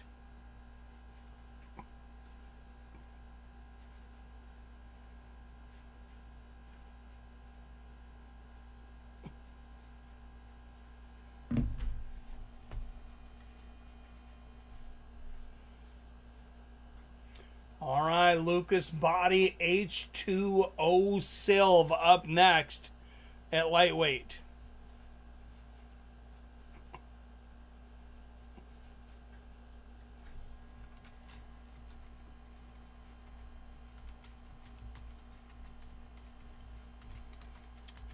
I don't know how you get the nickname H2O Silv, but I don't know. Maybe the guy drinks a lot of water.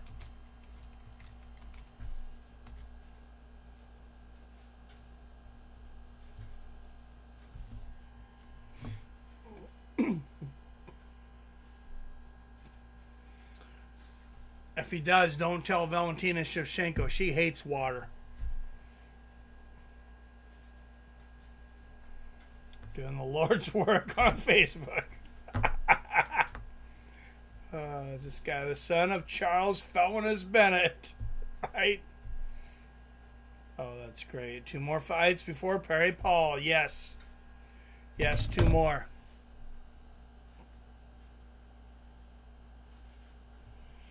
But if you haven't voted yet, make sure and vote. 74 votes. Wow. 69% of you to Perry. Just 31% to Paul.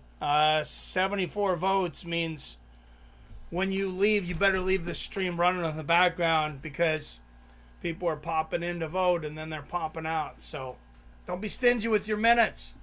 Even if you don't want to watch me, leave it running in the background till you come back. And then come back. Help us keep our numbers up here. I'd appreciate it.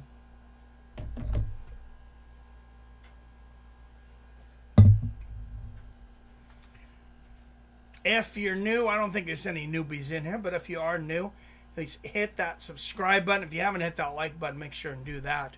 But hit that subscribe button, guys. We're here pretty much every week doing boxing, Bellator, UFC, PFL. You know, if two humans are in a ring and in a cage and beating on each other, I'm here to explain it to you.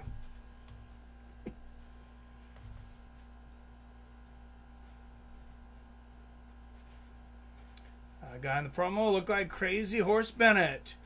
Also went by Felonious Bennett. Yeah, if you don't call him Felony, it's a problem.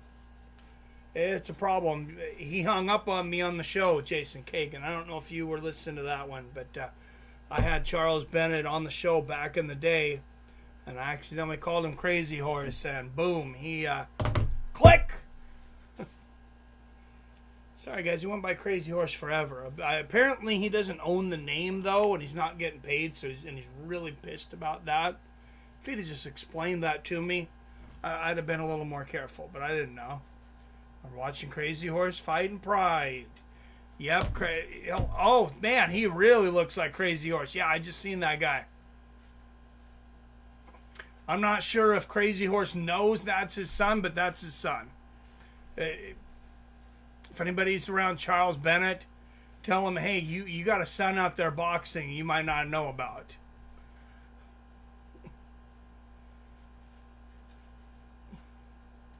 Oh no, you have Charles Bennett's story? That's awesome. Yep, Crazy Horse was always fun to watch. I love that interview, Mike. So, to be fair, I kind of screwed up the Charles Bennett thing. So, he's on the East Coast, and I'm on the West Coast, and I should not expect a crackhead to know that there's a thing called time zones. I should have been the responsible one on that one. I believe I told him, I was pretty sure I told him 6 p.m. Pacific, but I may have just told him 6 p.m. I don't know. Anyways, he's messaging me at like 6:30 saying, hey, when are you going to talk to me? It might not have been 6 and 9, but it was, it was a time zone thing. He was calling me 3 hours ahead of when he was supposed to, and I'm like, sorry, man, it's your turn. It's Eastern. I'm in the middle of something right now. I'm just not set up to do the interview right now. So he gets pissed off, and he starts drinking and getting high for 3 hours. And by the time he gets on with me, I mean, he is so pissed off from waiting. I can't get him on there for 30 minutes afterwards to begin with because he's not picking up the phone. But he finally does pick up the phone, and he's so fucking out of it. And, I mean, nothing against the guy. I'd love to have him back on. If anybody's talking to Charles Bennett, hey, you're welcome. I'll give you another shot on here. And I'll call you by whatever pronouns that you prefer. Good, because unless it's Joe Rogan, I don't want to hear it. John Roba got them Elmo googly eyes and could be Rojas's brother. Hilarious. East Coast crackheads be crackheads, dog. Joe Rogan Rampage. We're talking about Crazy Horse during the interview.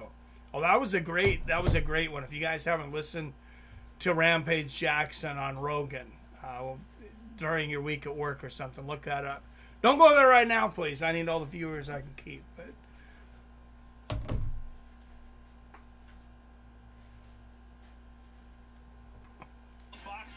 and there's just the stare down yesterday. Demeanor, his maturity for his age, and he has a tough task in front of him, man. This guy possesses power.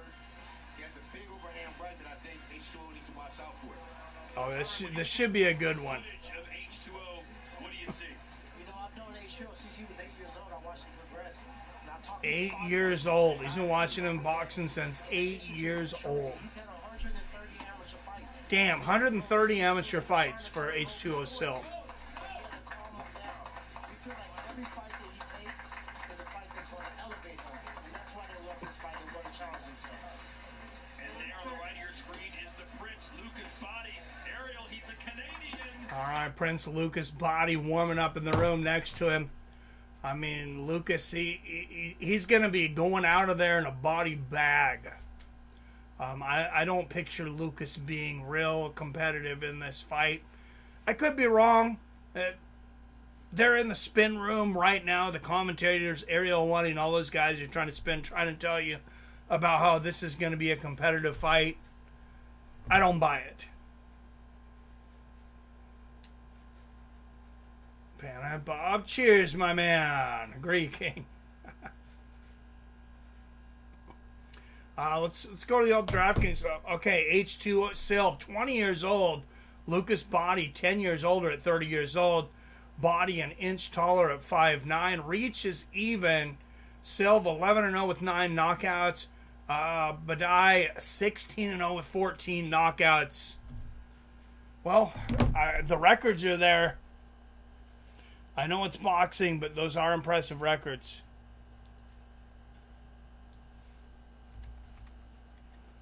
Going to DraftKings here, though. If I remember right, I'm pretty sure H2O Silv is a huge favorite.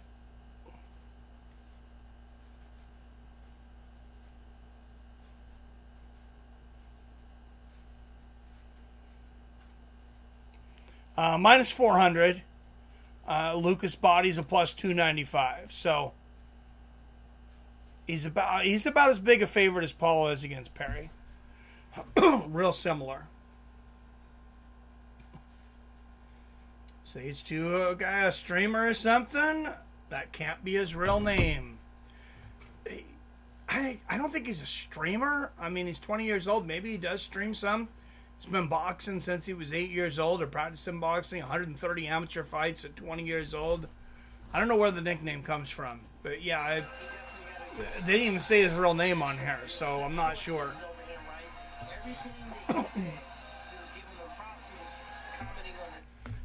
I'm sure I can get his real name fairly quickly though here.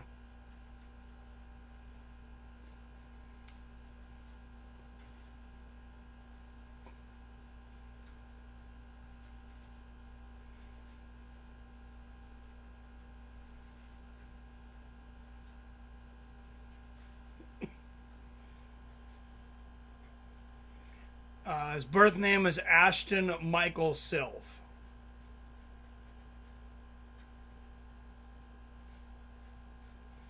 Yeah, H2O is his nickname. I'm not sure why they're putting it on its own like it's his actual name. Man, Serrano's minus 5,000. Is she fighting my grandma? And do you know where your grandma is right now? It's possible. Looking at his record now, I'm seeing 11-0. Where is the 100 number coming from? Amateur fights, IROC. They don't put their amateur on there when they announce for pro. Amateur fights is 115, Robert. All right. And here is Lucas Body coming down to the ring. I mean, both undefeated guys. This should be a great fight, as long as it lasts. Ashton, no wonder. It's like, fuck this name. Oh, there it is. It's on his hoodie. Ashton H2O Silv.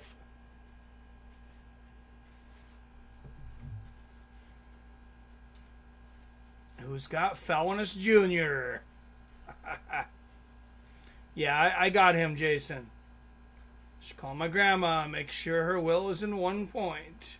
Make sure you're at the top of that thing, Wyatt.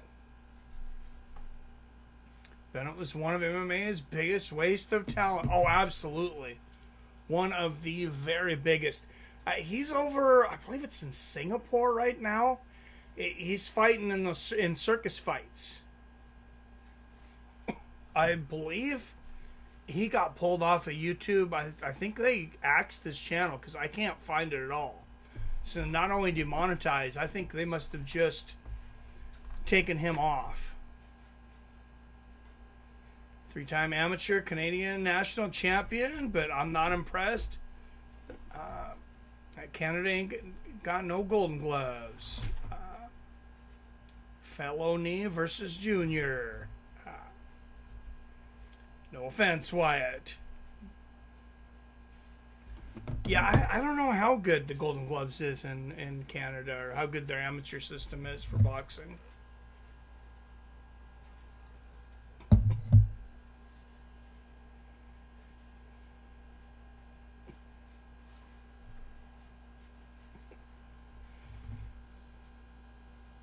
It's pronounced felony or feloness. Golden Gloves in general means very little. All right, Michael De Jesus is the referee for this one. I recognize the name. I don't remember if he was any good. But God, that's at least a feather in your cap when it comes to boxing. You never know with some of these refs. Out of the red corner, representing Niagara Falls, Canada, 16-0 with 14 knockouts, Lucas Badai. Not here in America.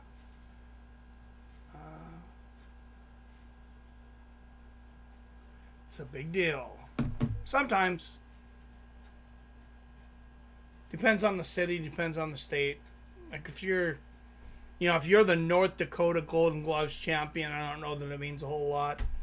Out of the red corner, representing Long Beach, California, 11-0 with 9 knockouts, H2 Silva.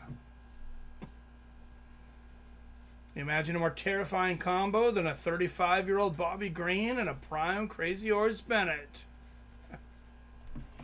I think Bennett's over in Singapore doing like some kind of 2-on-1 shit or something right now. I think he's like fighting 2 midgets or something. I'm serious. Like, I'm not making that up. I'm pretty sure he's fighting against 2 midgets.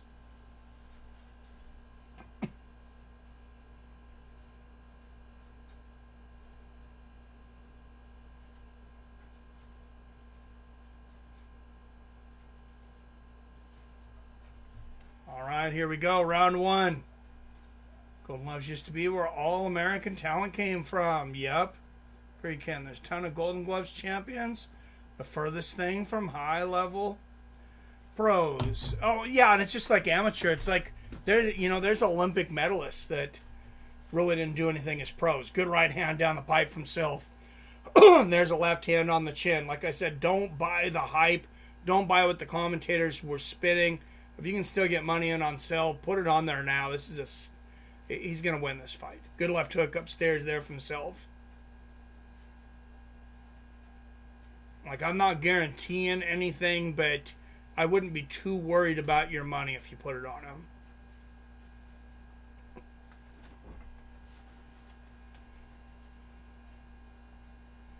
A good right hand to the body for Sylv. And left hand upstairs. Oh, good shot to the body from Badai. And Badai's a very good boxer. I just feel like Sylv's going to be too much for him tonight.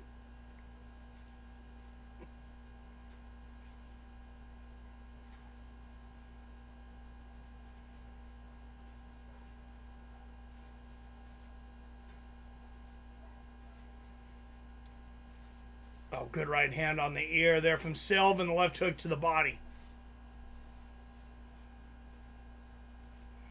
Good jab upstairs there from Sylv. Oh, there's the right hook to the body from H2O. Hasn't even grown into being a full-grown man. He's still maturing at 20 years old. Those muscles will still mature a little bit. Oh, good right uppercut to the body from Badai.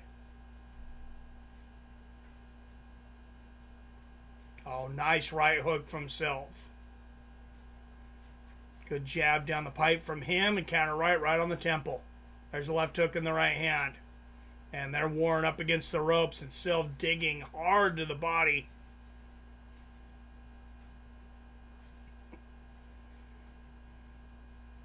Oh, there's a right hook upstairs from Silv right on the temple. Yeah, he's putting on a show right now. I probably should have took him. Under 4-1 odds, that's kind of a steal.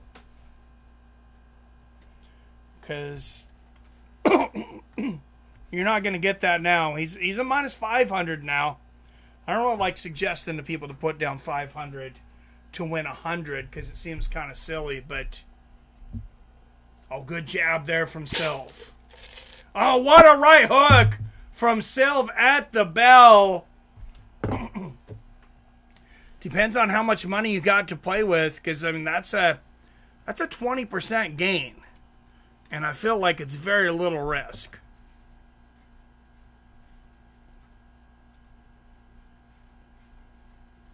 Let's go in the corner of H2O.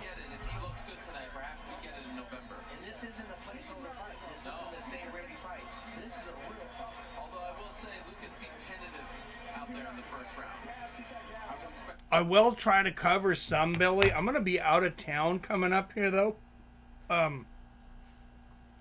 For almost 2 weeks.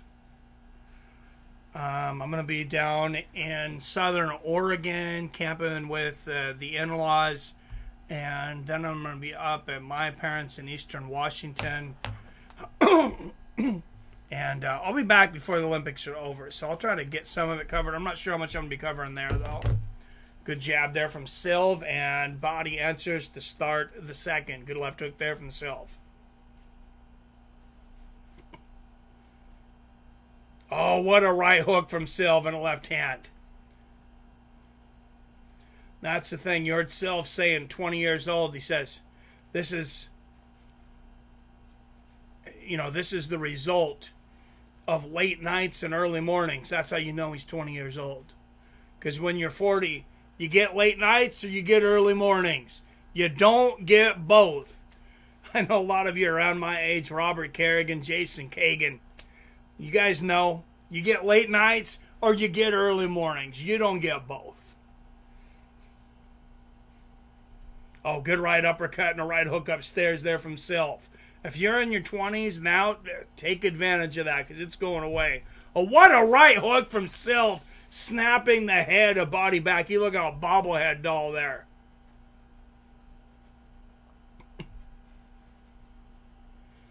Oh, good left hook to the body there from Silv.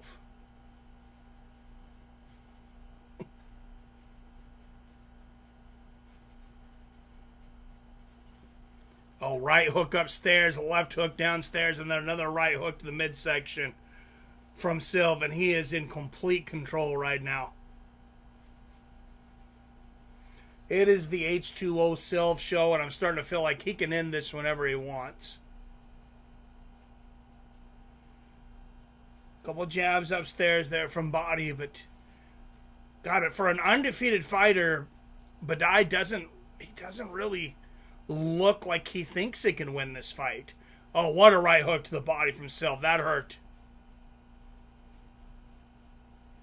When you got a guy that's trained since he was 8 years old, that's Roy Jones Jr. shit right there. Good one, too, to the body. Right hook upstairs there from H2O. I mean, it's hard to compete with that kind of muscle memory, and then you get the speed and the reflexes. And Silv's also got power. Good left hand upstairs there from Silv. And body wide open for that right hook. I'm just waiting for Silv to just blast him with the right hook to the body. He's not leaving it open right now, but he will. He keeps doing it. He keeps taking that elbow and bringing it like cross like this and leaving his midsection up. There it is. There's a right hook to the body from Silv. He's going to do it again. It's a habit for him. Good left hook there from Silv. Good straight left to the body from Badai. Oh, there's a good left hook to the body for Lucas. And a double right hand from Silv at the bell. Another easy round for H2O. So looked up the Crazy Horse versus 2 fights, guys. They weren't midgets, just Asian. Post the link if you want, Mike. Did he win? On the streets I came from, if you met a Golden Gloves champion, that was a big deal. I met 2 in my life. Oh, yeah, they were big deals back in the day. Yeah, they were no joke. I had a boxing instructor who was a Golden Gloves, and he was legit. Like, he was good enough. If he had turned pro, he's probably top 10.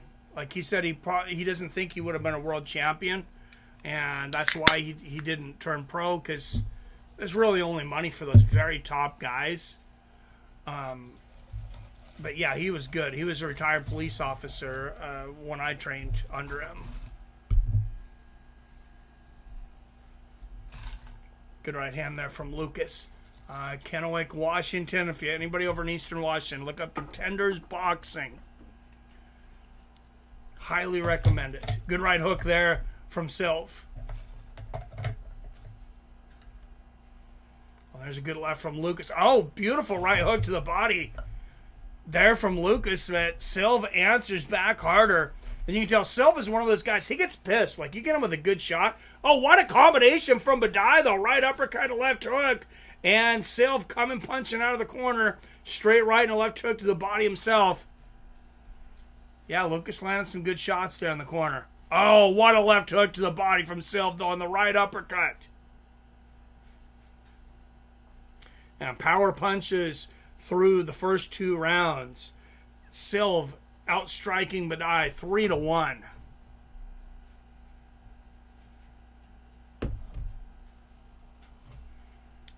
Olympics are the 26th to August 15th. Yeah, I'll definitely be covering some of them.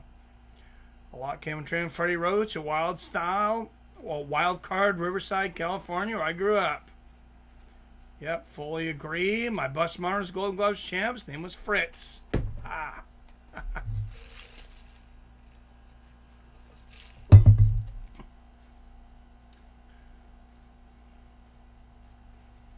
Doesn't have the speed to beat Crazy Horse Jr. Wake up around 7:30 to 8. Sometimes don't go to bed till 3 or 4 a.m. drinking the entire time. Stop doing that every day lately. I've been taking weed naps midday. I was going to say you stopped. I was hoping you were going to say you stopped drinking so much, Robert. I know you're the drunk in charge, but we worry about you. Good right hand to the body there from H2O. Oh, what a counter right hook from H2O, and he timed that perfectly. He let Badai land that right hook to the body because he knew he was going to be the one getting the gold on that, and he got it. Nice shot. Oh, there's another good right hook upstairs for Sylv. Oh, good right hook upstairs from Badai. And Sylv continue to work to the body. Oh, beautiful right hook to the temple from H2O.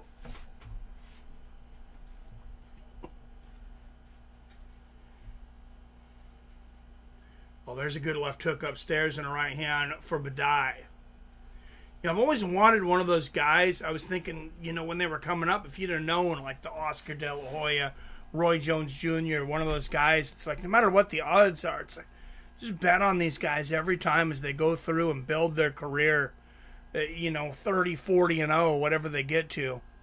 H2O might be that guy.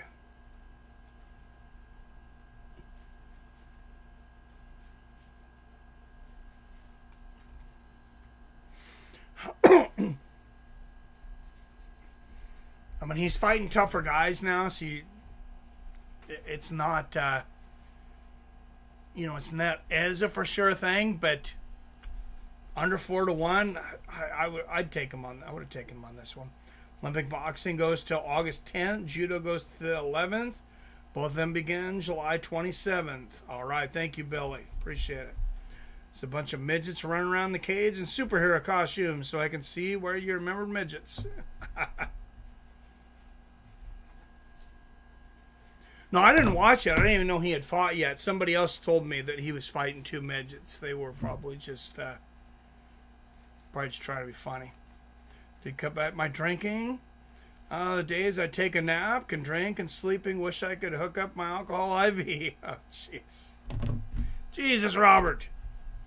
Oh, good right hand there from Lucas down the pipe. And there's right hook to the body from Badai. Oh, good right hook from Silv over the top. Right uppercut from body. Good combination from Silv. 220 left in the fourth. Oh, right hook upstairs, left hook to the body from H2O Silv. There's another snapping right hook from Silv and the left hook downstairs. I don't think Badai is going to last through this fight. I know he's undefeated. I feel like Silv's going to take him out of there. Good counter left hook there from Silv. Oh, right hand and left hook to the body from Silv.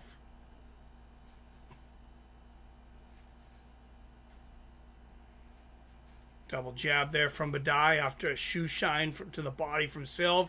There's a good right uppercut to the body from Badai. Every once in a while, he still has to pretend like he's still in this fight. Oh, two right hooks upstairs and the left hook to the body land there for H2O. There's another right hook. Oh, he is battering Lucas now. Let's check out Draftkings, see what they think about this fight now. Minus 1,600 for Silv. Oh, good Jeff left hook there for Silv. And there's the left hook to the body and another one. Straight right hand to the body from Badai. What's up? Kai's 25 in the house. Good to see you, my man. I rock. You rock. Plus, side doctor gave me the pill. It's supposed to help me quit smoking cigarettes. Wants me to quit by September 18th. Said if I don't, it'll cause a heart attack. My cholesterol is too high. Oh, shit. Oh, good right hook to the body there from Badai.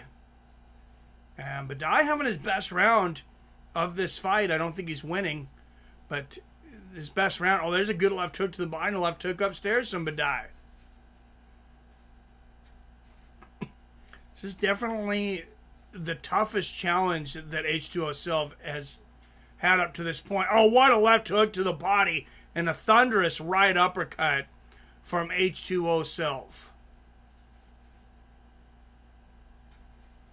And they exchange shots. Silv gets the better of it to end the round. 40-36 H2O Silv through 4. Let's go into the corners here.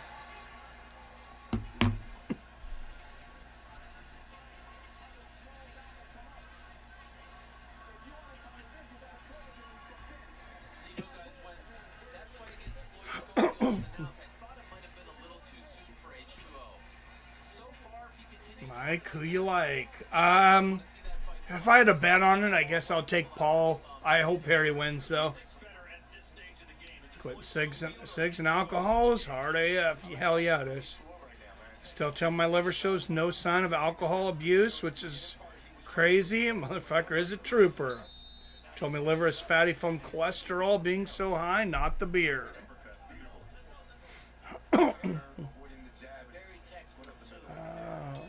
Sugar-free candies, yes. Oh, to quit smoking. Oh, they make sugar-free Jolly Ranchers? I didn't realize that. I'm going to find those. Good right uppercut there from Silv.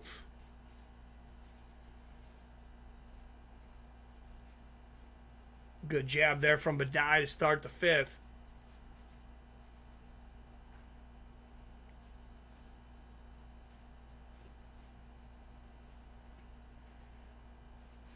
Oh, good right hook there from Silv. It's been a year and a half since I quit, and I still get the urge now and then, so it's tough, but you can do it. Oh, nice, Rob. You tried the Zen pocket things. I've tried the Zen. Zen gives you energy and concentration. Good right hook upstairs there from Silv. I don't want to encourage anybody, but I've taken a few of them. That nicotine rush, pretty good. Good left hand to the body there from Badai. I was never a smoker, though, and never took like any nicotine. But I just tried them for concentration a little bit when I'll do like a 4-hour live streaming session at the casino. That and Alpha Brain.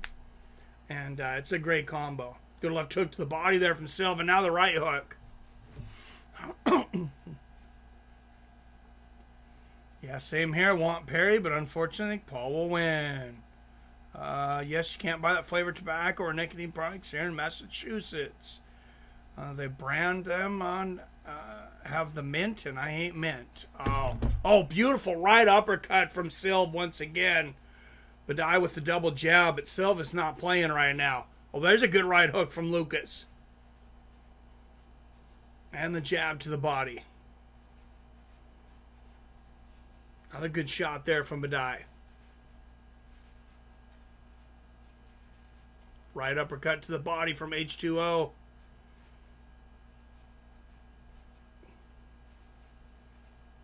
Good jab from Lucas. He might win his first round here if he keeps this going. There's a good jab to the body from Lucas.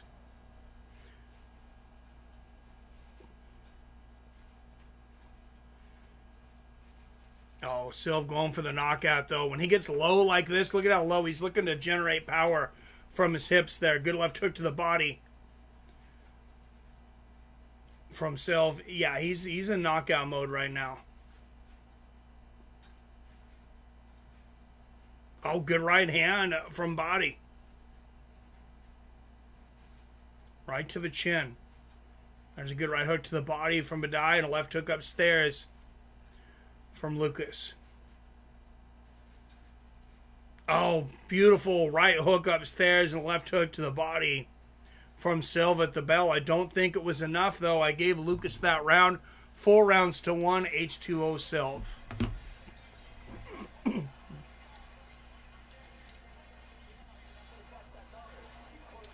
That's Adderall, Mike, not Zen.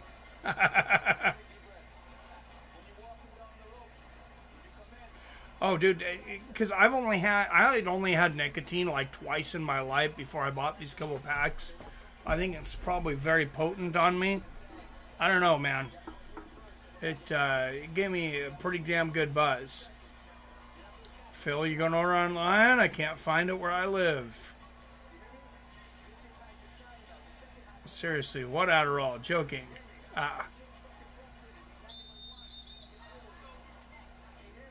Can't even buy flavored blunt wraps. It sucks, so I quit smoking blunts. Oh, you need to load up when you go to another state, man. That sucks. I'm not saying that people should smoke or use any of these other products, but man, they're taking away your freedom. Good right hand there from H2O Self.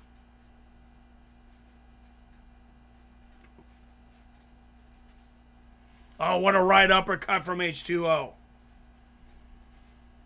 And there's a good straight right there from Badai. Oh, what a blasting combination of power shots from H2O Self.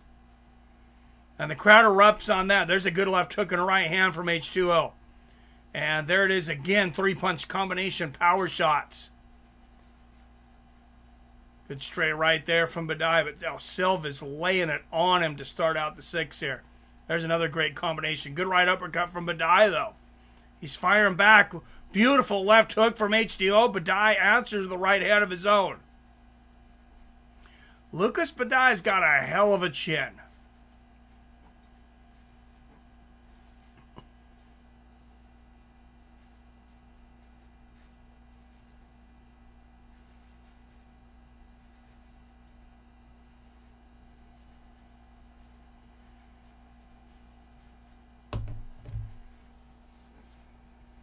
Good jab there from Silv.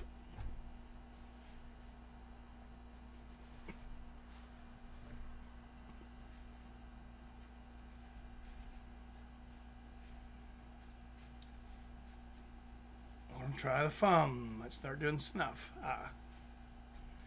Think Amazon has it. Different brands. Can't buy flavored blunt wraps. So it's dumb.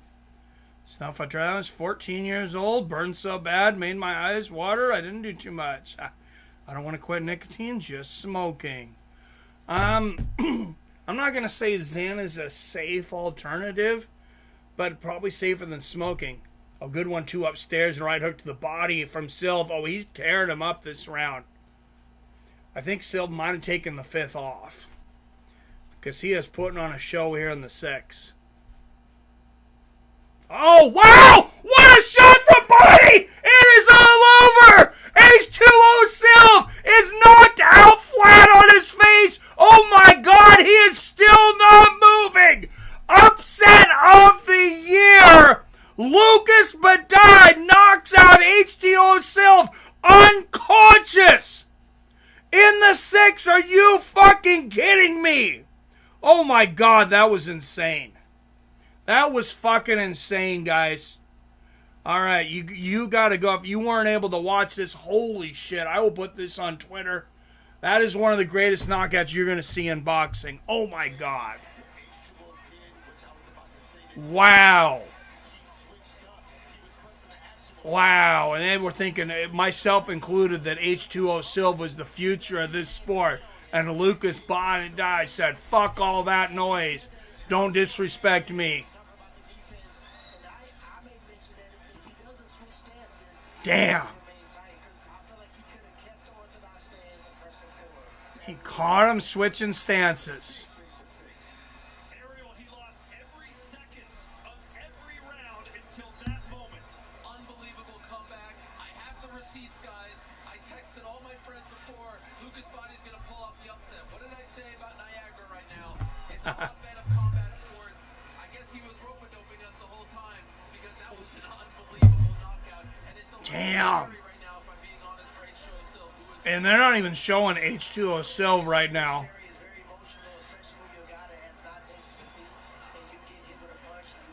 I think he's probably still knocked out on the canvas. Wow. What a shot in a round that H2 Silva was absolutely dominating. shocking, vicious knockout to the Damn. amateur national champion Lucas Body. What a moment for him. Well, I'm going to call it right now. That's your knockout of the night. I don't care what happens the rest of the night. Nothing's up. Nothing's... who was being comprehensively dominated in every Damn, facet of yeah. this fight. Changed everything. Nothing's showing up that knockout. Incredible.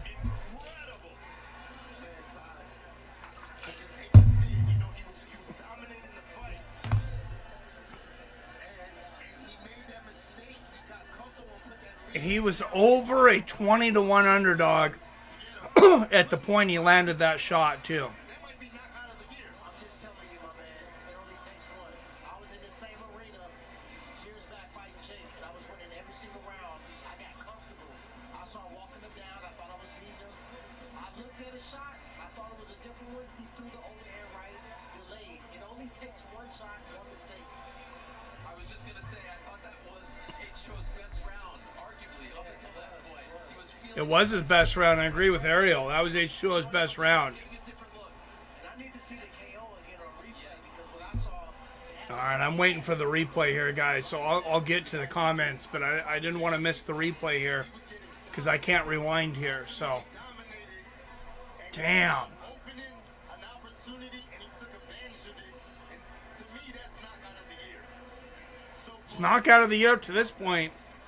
Face first It's certainly upset of the year. after losing every minute of the round of the sixth round, every minute of the fight. And then you do that in the sixth round. I mean, unbelievable. This is a sixth round.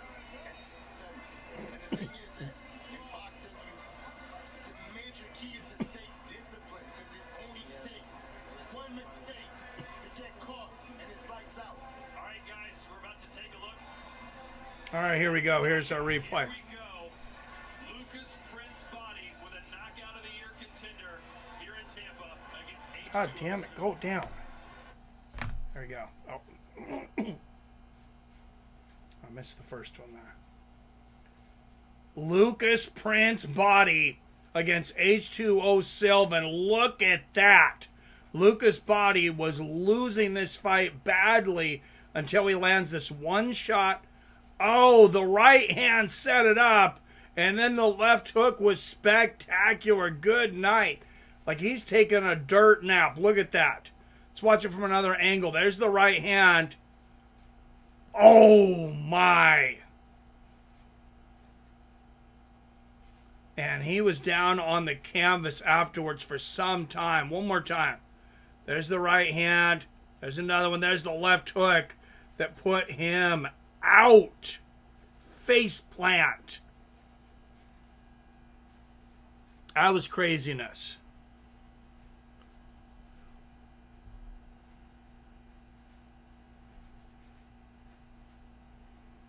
That was insane. All right, I'm getting this up on the Twitter right now, guys, so you all can get eyes on it.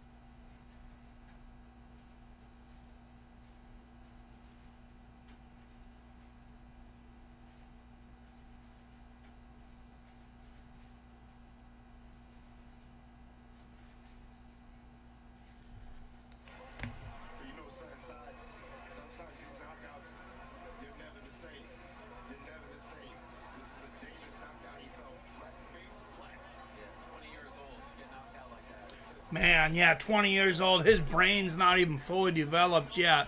It may never fully develop after that. That was scary.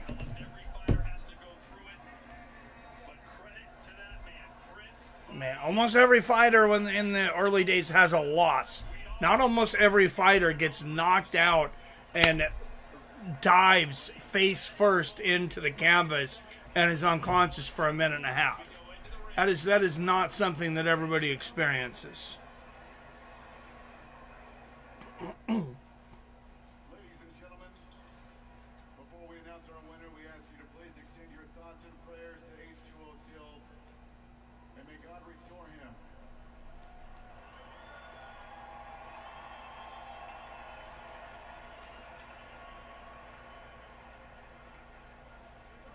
Yeah, they're rushing. It's like they're trying to get H2O Silva out of here. They got to get a doctor to look at him. By way of knockout here, still undefeated,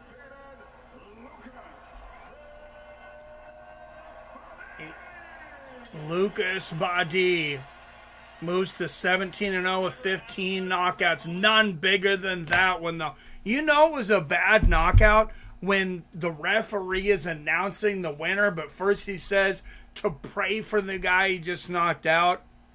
I don't know if I ever remember that happening before.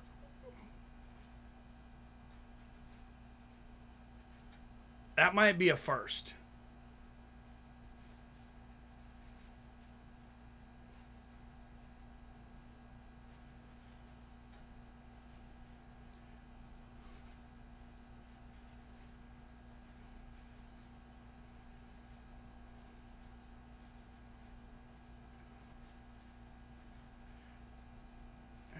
Damn Twitter.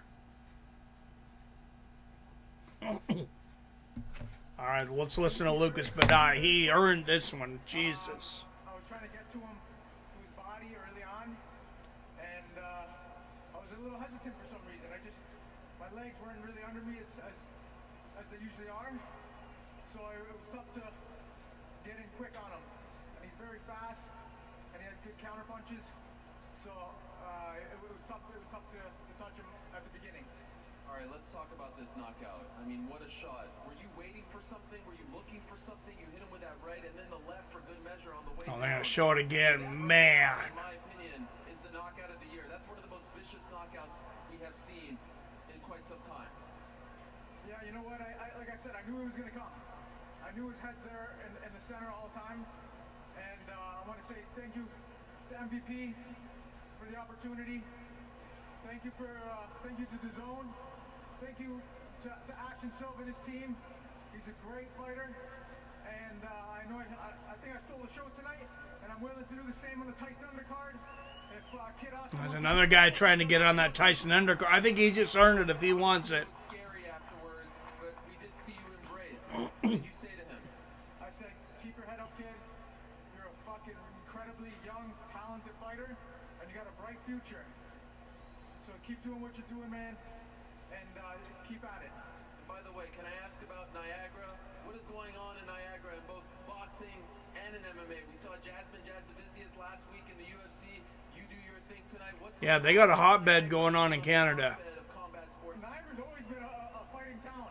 Always. Niagara Falls.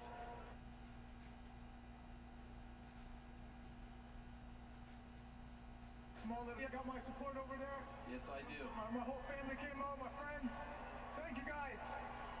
All right, so Floyd Schofield in November. That's what you want. Let's get it out, baby. That's why I'm here. I want the big fights. Let's go. Congratulations, Tampa. Make some noise for Canada's own, the great Lucas Prince Body. Todd, back to you. Well, that was a knockout that Prince Nassim Hamed would certainly have been proud of. Yeah, man. Great knockout. And he did something different. You asked me, what does he need to do? Double up the right hand or double up the hook, and that's exactly what he did. And I also love the honesty. He said he was twitchy. He was hard to find. And my coach told me he was going to come later. All right, guys, that's a longer video, so it'll take a second to upload.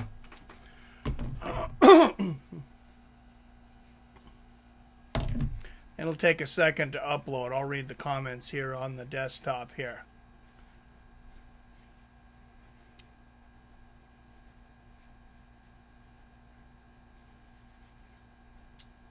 Dang, Rob, Massachusetts sounds gay as fuck. What state is that? I thought Indiana was bad. Oh, shit. They even banned the sale of menthol cigarettes, but I think they did that to punish the blind people. Damn. Wow, he is out. Holy shit. H2O out. Yeah, he is H2 out for sure. Nights, Phil. He pulled a Woodley. Yes, he did. That's pretty good, Jim. What's up, Jim? Wow, stiff-boarded him. R.I.P. Face planted. That's one of those that changes you. Dude's still sleeping. Yeah, I'm posting the replay. It's uploading, Robert. Left hook from hell. Dude threw them from his pocket. Fastballs. WTF rep. Jake Paul hasn't fought yet. OG, what's up, man? Co-main's up next, and then Paul. So look at the CompuBox final punch stats. 101 to 39 in favor of H2O Silv. Didn't matter in the end. It took just one for Lucas Body, and he got it done. Up next is Amanda Serrano versus Stevie Morgan. Not good. Must be part of MVP. Yeah. Probably. Wouldn't let him hop on ropes. Man, I'm drunk.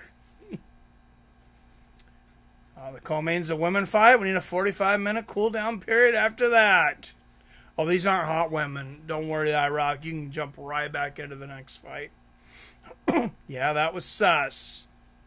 Well, that was sus. Oh, he was fucking out, man. OG Jake got his hands full tonight. Jake gonna knock out Mike Perry, this guy. I would be mad at that too, Mike. I just don't say that. I think it was a 10 round. It was an 8 or 10 round. Never heard an announcement like that. Pray for him. Yeah, me either, man. That was crazy. Lucas was firm. The Gatorade was better than H2O. That's pretty damn good. That's pretty damn good, Damon Stout.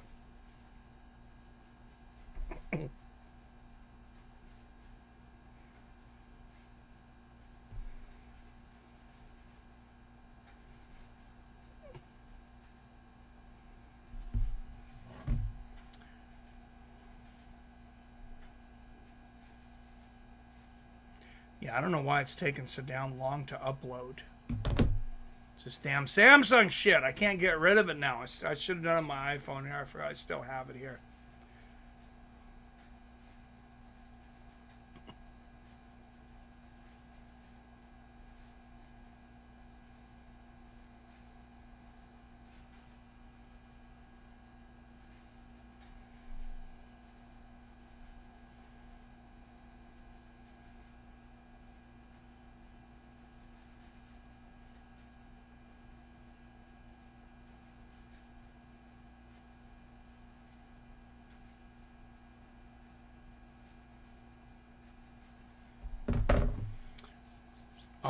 Oh, it is 100% uploaded now. Finally. Thank God. At least the video is. Still not quite letting me post it.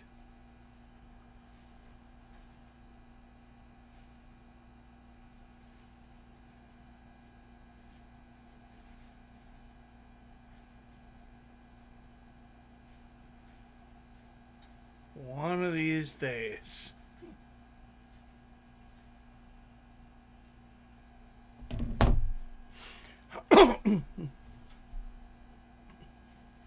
I wish I would have taken the video on each so I could see which one loaded faster. And that's an old iPhone. I hate the shit on you Android guys. But I got the best that Samsung makes, and it's slow as fuck. And it just does not perform like an iPhone. Maybe you can do some more stuff. Sorry, I'm not impressed. Okay, it is finally up.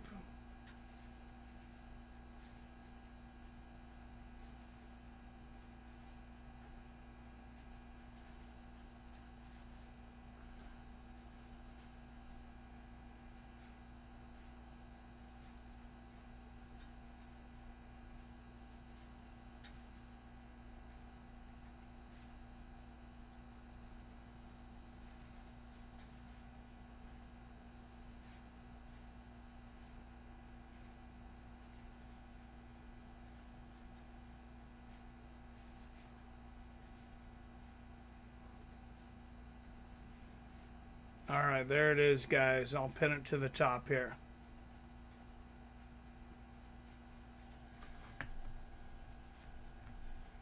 Wish it was 4-minute bare knuckle rounds. The ref would let dudes celebrate.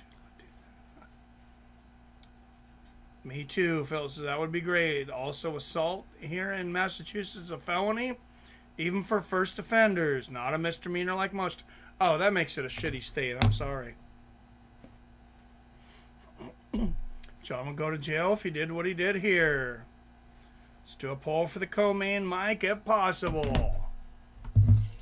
I would, but like Amanda Serrano's 25. She's a 25-1 favorite. Like, what? And oh, what is this WWE shit back in the locker room? Oh my God. Oh, this is ridiculous. You have to be kidding me. Oh, this is embarrassing. If you guys are watching this, oh my God. Oh my God, that was the worst WWE wannabe promo shit I've ever... Oh, that was... They should be embarrassed by that.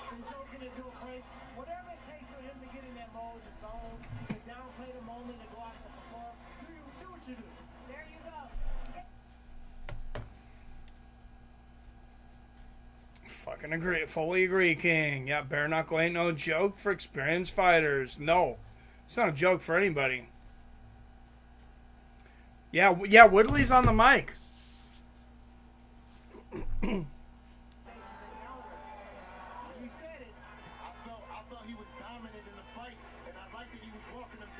Who's the dude next to him? Neck tattoo.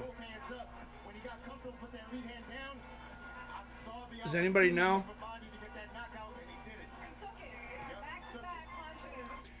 I have a theory that, like, everybody was getting tattooed. Like, since the 90s, you know, when some of us were kids, like, early to late 90s into the 2000s, especially early 2000s, like, everybody was fucking getting tattoos. And I remember, I'm like, you know what?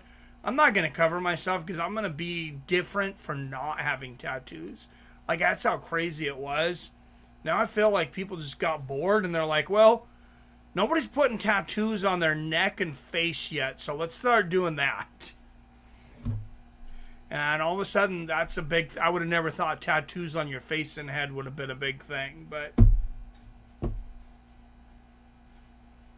Had to put the wife to bed. I'm back. Yep, Woodley's there. Did you put her to sleep, Jason?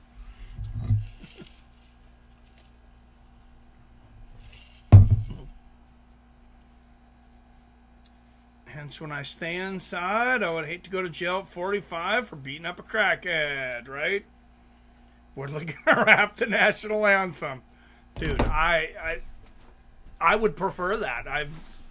I'm tired of hearing it the same way every single time. Let them rap the national anthem. I don't give a shit.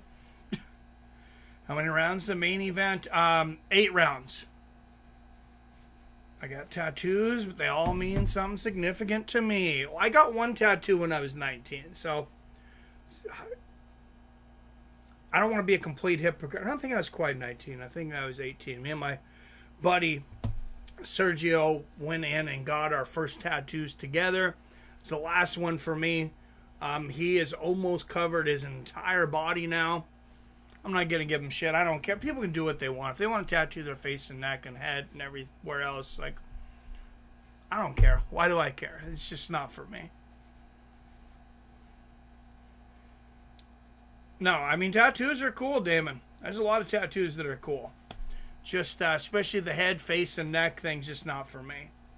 James, 0 ink after 56 years. Nice. Bro, so I think they said neck tattoo guy was. No, I literally unmake the bed, cover her up, tuck her in, shut off the 7 blue hand-painted hurricane lamps in our room, except for the bottom globes on the ones next to our bed, give a kiss and go. I like it. Routine, Jason. Routine. Routine and discipline.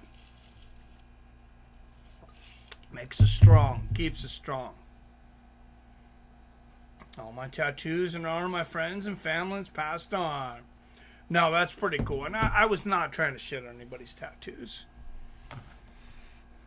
If they want it on their neck, if they want it on their face, you know what? You got Jelly Roll and you got... Oh, who's the other guy that's big right now that's got like a bunch of face and neck tattoos? I like that Jelly Roll, though. He's in a lot of good music.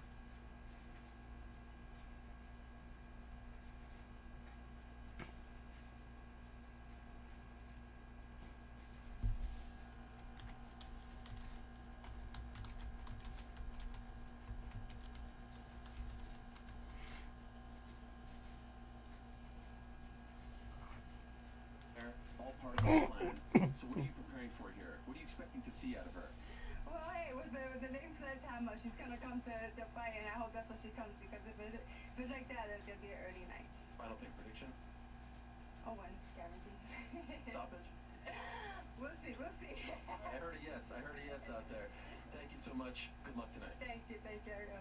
Simply back to you. Oh, I love that right there. I love how Amanda just got her teeth out. She's smiling. She's ready to go. Like you said, she wants to get in. She wants to get back. It's going to be a good fight. And by the way, can we talk about the atmosphere in the arena right now? Everybody is on their... Mike Perry has face tattoos. And so does Mike Tyson. I love them both. Maybe I just don't have the face for it. Bro said, I think... She got a new tattoo in June when I was on vacation. It's a piranha because I had them when I was in my 20s. Oh, piranhas are cool. I rock discipline. Yeah, I think we all lack discipline, man. If you're in here, you probably lack discipline. I want it on my neck, but my Macy talked me out of it.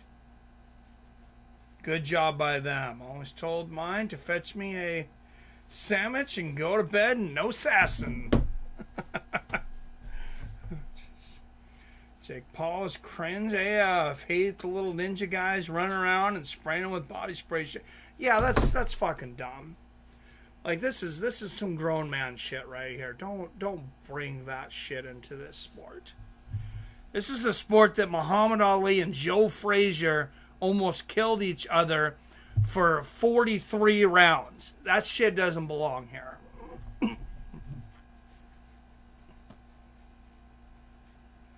Disney as fuck. Right? Oh yeah, even Disney got rid of his ass though.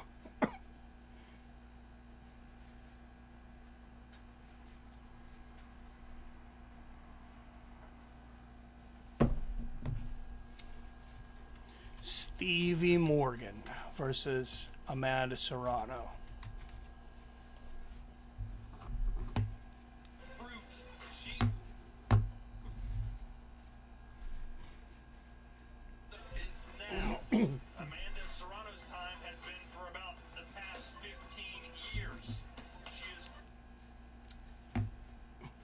brain damage. 12-year-old nerdy boys idolize Jake. Right?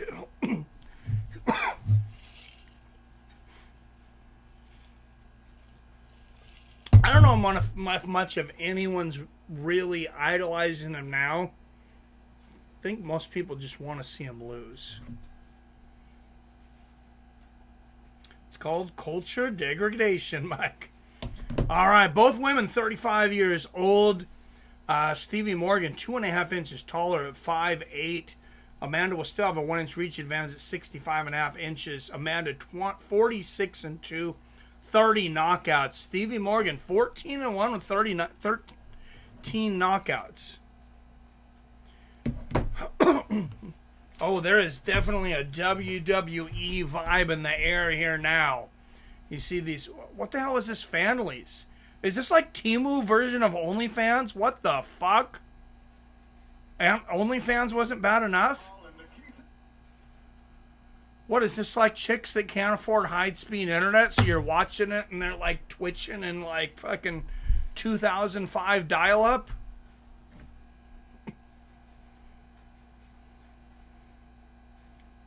Oh, I figured you did that on purpose, Robert. If I go out with chick 2 times, third day, getting their name tattooed on me. Joking I've been married 10, but that soon ends. Well, now laugh about the marriage, and that sucks. Sorry to hear about that. The fakes off. Jake had them guys dressed as pit stop crew. What the fuck was that about? Probably becoming as absolutely hated as possible, so people will continue to buy tickets hoping to see him get knocked out. Unfortunately, I don't think it's going to happen tonight. I almost dated the inky chicks. They tend to be more fun. Oh, yes. This is true. Those aren't the ones you marry, James, but... All right, what the hell? We got the poll in. What the hell, Billy? We got this. Mike Perry, 70%. 89 of you voted. 70% say Mike Perry. So let's throw up a poll for this one real quick. I mean, Stevie Morgan, 14-0, 13 knockouts. Who knows?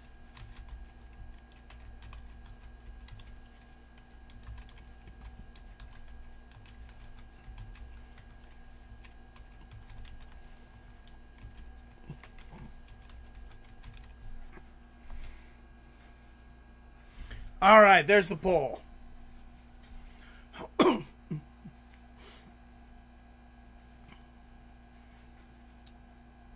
Yeah, those inky chicks are wild. That is the way to go. Now batting, Pedro Serrano. Did on purpose. Wasn't sure if anyone caught it. No, I figured.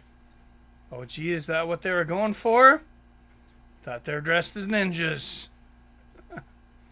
Always pick the fighter with the bigger head. It might not be a bad strategy. I never thought of that. Tito Ortiz won a lot of fights.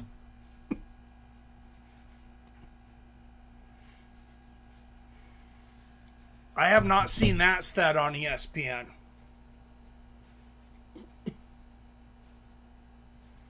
Might have just gave me an idea there, OG Raider Nation. Maybe we should do like a stupidest stat of the night.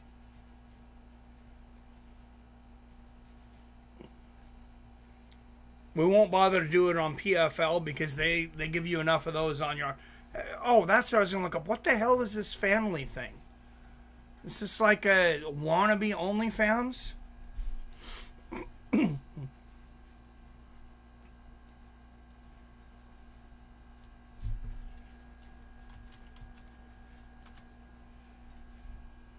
Family, start interacting with your fans. Interact with fans today and start selling content. Sign up today and make a... I think they should not have named their company something so close to OnlyFans. It's an organization... Oh, a movement created by creators. An organization aimed at supporting Girls and women to achieve financial well-being and brand safety. Okay, never mind. They're discriminating against me anyway, so fuck them. It's for women's only. That's allowed. Things can be women's only. If somebody said it was guys only, that's $1 billion lawsuit and go to jail. Do not collect $200. Do not pass go. Out of the red corner from Tampa, Florida, 14-1 with 13 knockouts, Stevie Morgan.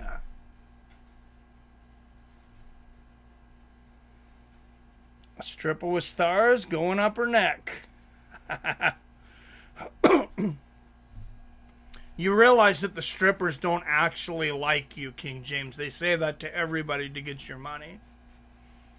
Hate to burst your bubble. And out of the red corner from Carolina, Puerto Rico, 46-2 with 26 knockouts, Amanda Serrano. You see the Puerto Rican flags in the crowd.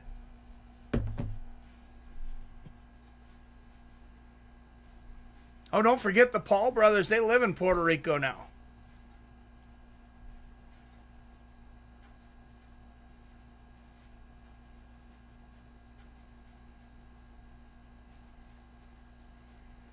They moved there because they think you should have to pay taxes, but they shouldn't.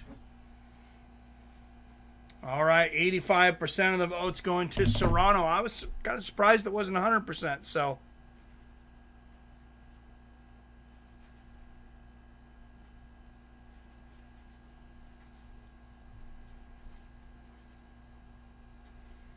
I'll tell you the real poll we should be doing right now, though, or maybe we'll do it out. You know what? Remind me later. I don't want to lose new viewers. It's not about fighting. All right, here we go. Round one. Serrano and Stevie Morgan.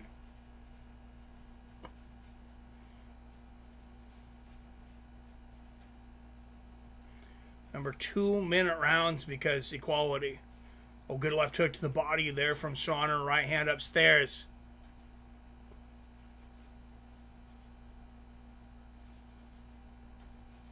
Oh, beautiful movement there from Serrano. She is just eating Morgan's lunch early and often. There's a big one, too, from Serrano. Yeah, this is already looking like it's going to be a mismatch. Good combination there from Serrano. Left hook right on the chin. And Morgan standing there with her chin wide up in the air, eats a jab and a right hook. Good right hook there from Serrano. Straight right and a left to the body. Oh, good left hook to the body and a left hook upstairs from Serrano. And there's that same combination again. Oh, right hook, left hand. Serrano beating her up in the corner. She might get a first round stoppage. Listen to this crowd.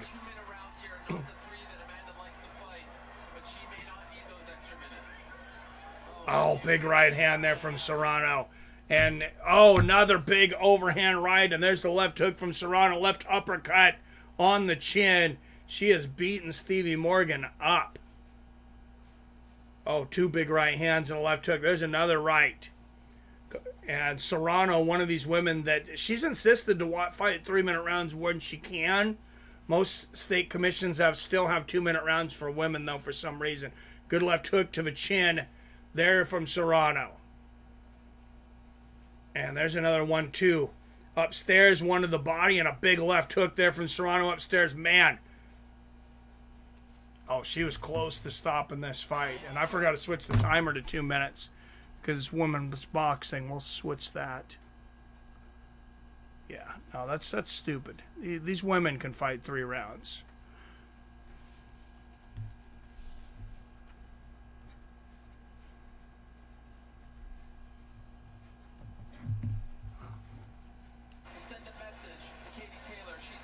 Morgan looks horrible. Hell yeah, she does. I'm 2 minutes ahead on my pirate stream. Yeah, I got it on a box. It's always hooked up to everything, though, Jason, because I worry about getting viruses on all those sites.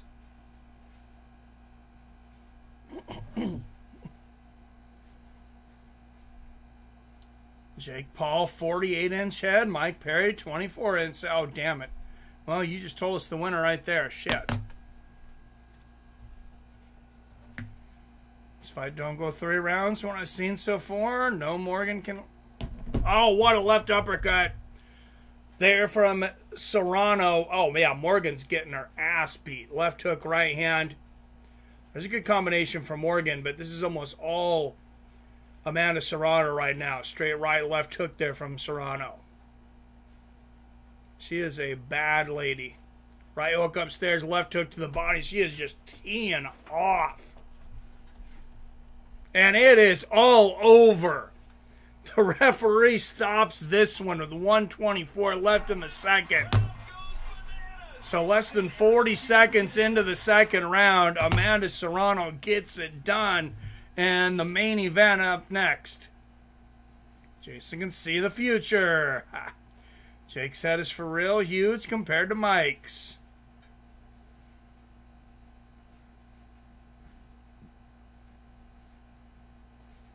Oh, it's huge for sure.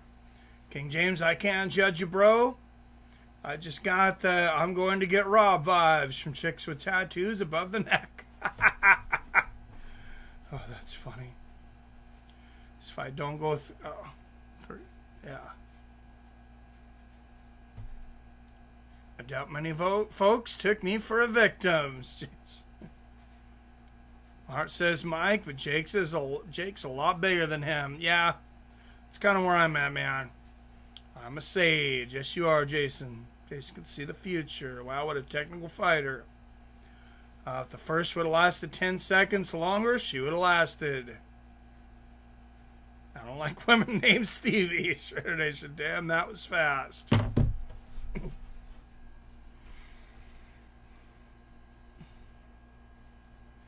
What's wrong with that? What do you got against women named Stevie, huh?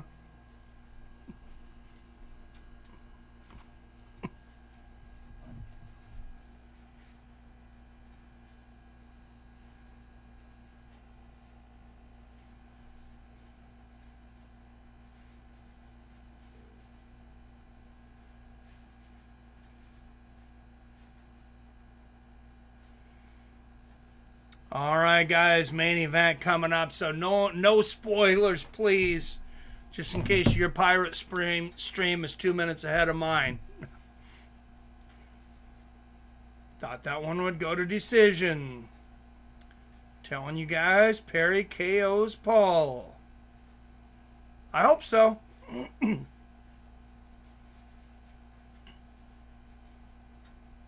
What about... Oh, so... If that's the case, here's the conspiracy. Let's do a little conspiracy here. I'm not saying this is what I believe. But if you are somebody that likes to make a lot of money, like all these guys do, so here's the conspiracy. Everybody thinks that Jake Paul is fighting Mike Tyson. It's still going to happen in November, right? And everybody's like, no, there's no way Mike Perry can't win because it's going to crush everything. So everybody goes and they bet on Jake Paul. Mike Perry wins and the casinos clean up. That's a possible scenario.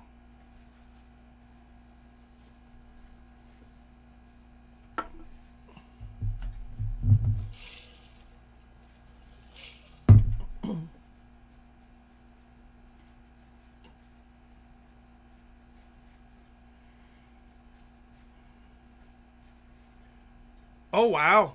Okay, guys, I am wrong.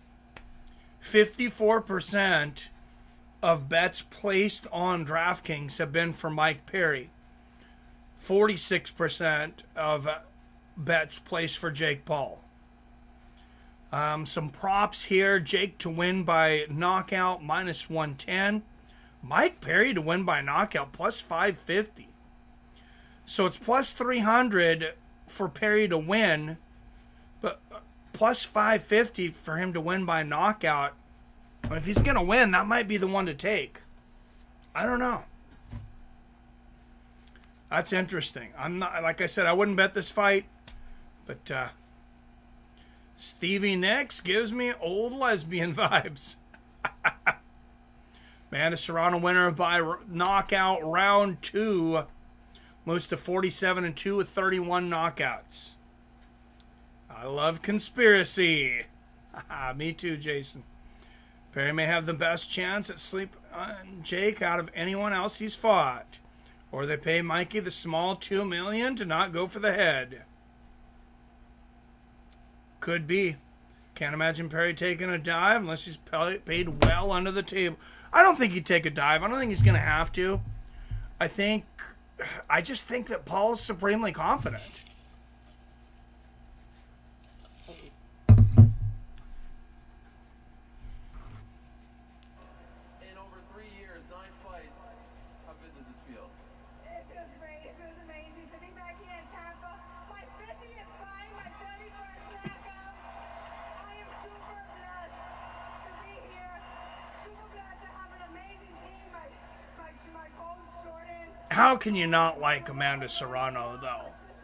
I mean, sometimes you can just tell by the way somebody talks. And you're around, you watch them and you're around just a little bit. You're like, this person's real. We saw the aggression, and some people were calling. And that's the vibe I get from Amanda Serrano. Was this a point that you were trying to prove that you can stop people, that you can get rid of the opponents that you're faced in there? Listen, I think these girls are mistaking my kindness for weakness. It's not. That's not true. You know, I'm a professional. I respect the women I go up against. This is a business. I think we all need to work together. But if you're not on my level, Guys, remember when Oliveira fought the first time after he lost to Makhachev? And the whole world was, yep, I remember. And Cowboy Oliveira beat the shit out of Dariush. Same sitch. Huh. Jake is not as bad as people want him to be. Yeah, that's true, too. All right, guys, I'm going to take a quick restroom break. Main event coming up next. I will be right back.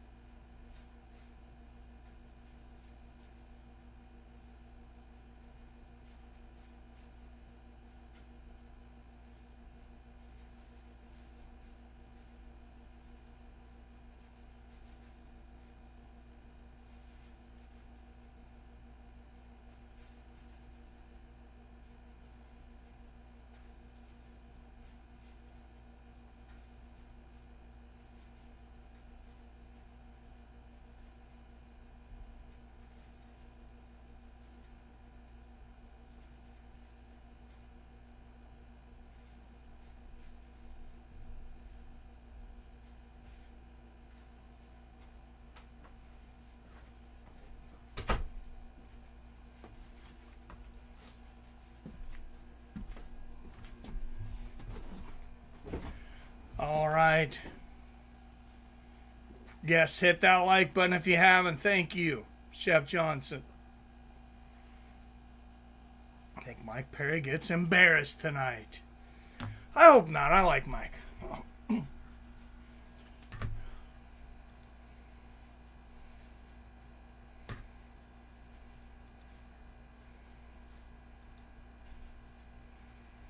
All right, main event up next, guys.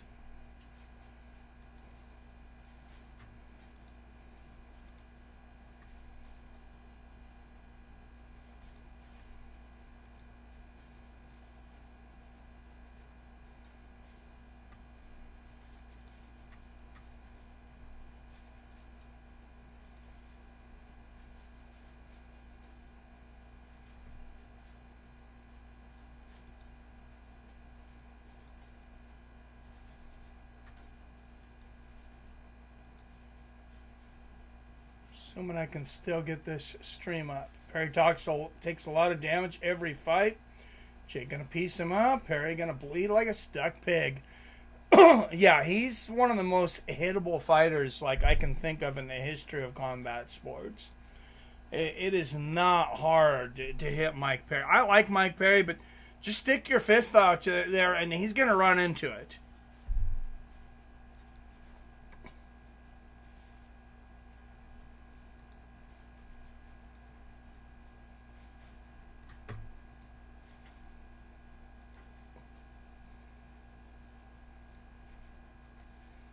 Early and often.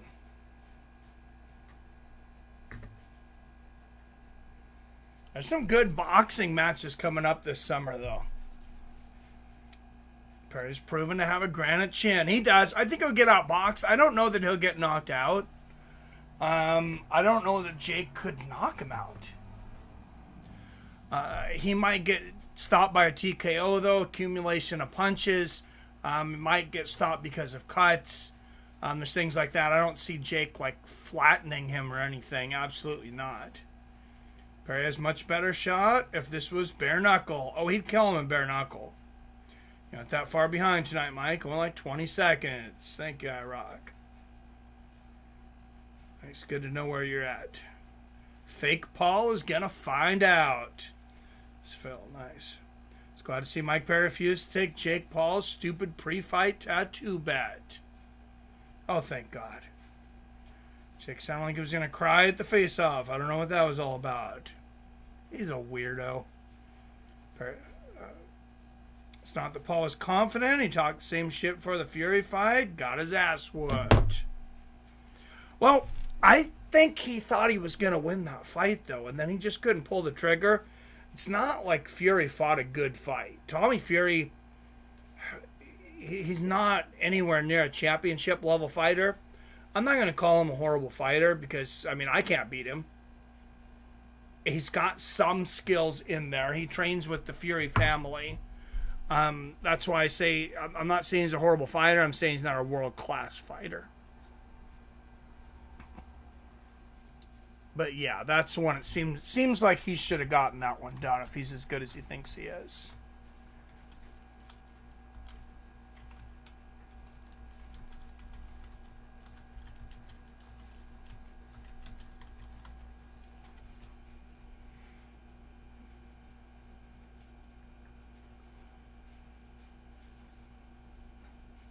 All right, let's do the over-under, guys. We already did a bet on who we think's going to win.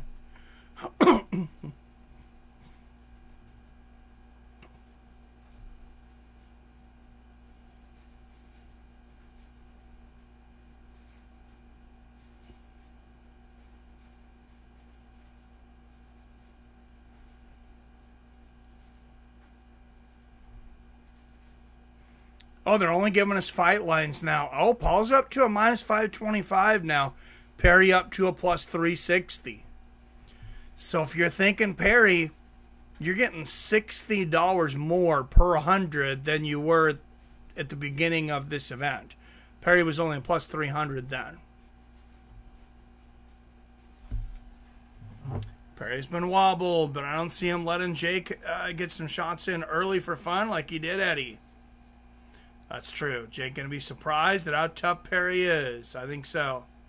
Can't lose to Disney YouTuber. I'd be shocked if Jake slept Perry.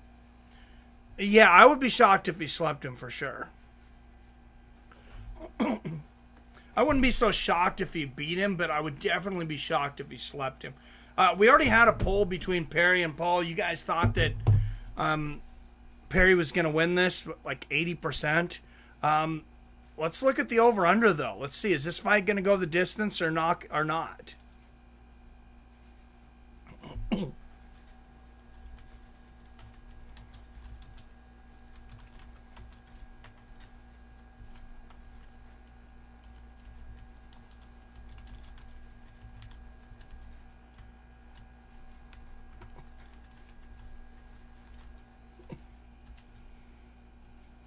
All right, guys. Perry versus Paul. Will it go the distance? You got two guys that definitely have some power in here.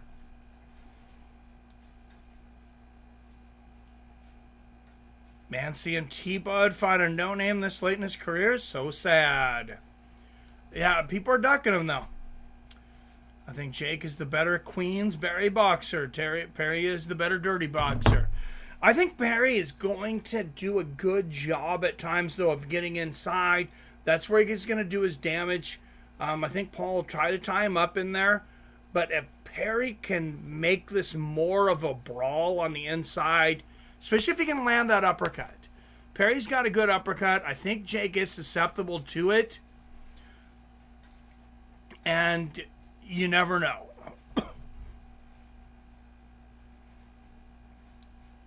80% of us are picking Perry. I'm surprised.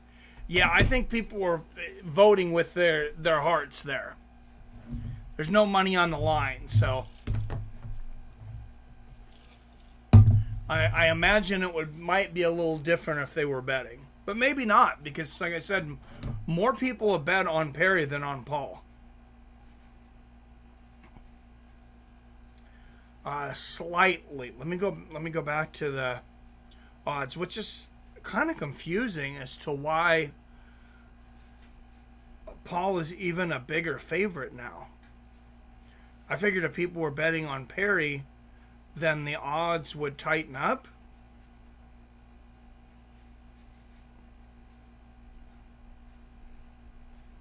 Yeah, Paul all the way to a minus 550 now. Perry a plus 380. It doesn't show anymore. Before it showed 54% of bets coming in for Mike Perry, though. Oh, and here's this jackass Jake Paul. Oh. Sorry. How are you? I'm sorry. He's fine in the ring. I just hate when he acts like an idiot. Yeah, I'm ready, baby. I'm ready. Just ask my brother. Hey, Logan, how are you? What's up? Good to see you here. You made it? Yes, sir. How are you feeling about your brother's chances? Yeah, he's ready. I'm ready. A lot of people are saying this is the craziest idea that you guys have come up with. Why would you take a fight against a guy like Does Mike Jake Perry? Paul look like super weird right now? I like crazy ideas. What's the key? I saw you guys clinching over there with your coach. Is that going to be a key here? Use your size, clinch, frustrate him? Nah, everything's gonna pick him apart. I can't imagine he's high right now, but He's too good of a boxer, and he makes too many mistakes. So you're gonna see me pick him apart. You started the week third round knockout, then we went to second round, and then yesterday we went first. Yeah. So what is it? It's first. It's feel that confident? Yes, 100%. so he's saying first round knockout. Amanda Serrano set the table with that song. Did you see that? Yeah, she's great. Shout out to her first knockout in 3 years, Amanda Serrano, the GOAT. And you're up next. Let's go, baby. Good luck to you. Thank you. Guys, back to you. Thanks, Ariel. I think it's 50-50, but hoping Perry forces a brawl and wins. Me too, King James. Jake looking chunky. He's looking chunky. He's looking weird, though. Like, is there something, if you're looking at his face right now, maybe it's just the way he always looks. To me, it looks like when somebody's, like, stoned or drunk, or both. Perry gonna lose? Watch and see. Perry is just good at getting punched in the face and taking damage. Jake gonna utilize his reach and boxing skill. Perry gonna utilize getting bloodied up. They're not walking out just yet, Travis. Good to see T. Wood back in the spotlight after his notorious leak. I think it goes the distance, and they give it to Jake. Of Quite possible. Perry versus Paul is a poor man's Rocky 4. What's up, Adam from Allen in the house? Oh, that's good, man. That is good, though. Hoping Mike Perry can knock him out, though. Me too. Jake is far from elite, but better than most want him to be. I think that's an accurate statement, James. Perry has one of the strongest chins in the fight game. The only way Perry loses is if he takes a dive, but Perry won't do that. You don't think that Paul can win a decision by outpunching Perry for 8 rounds?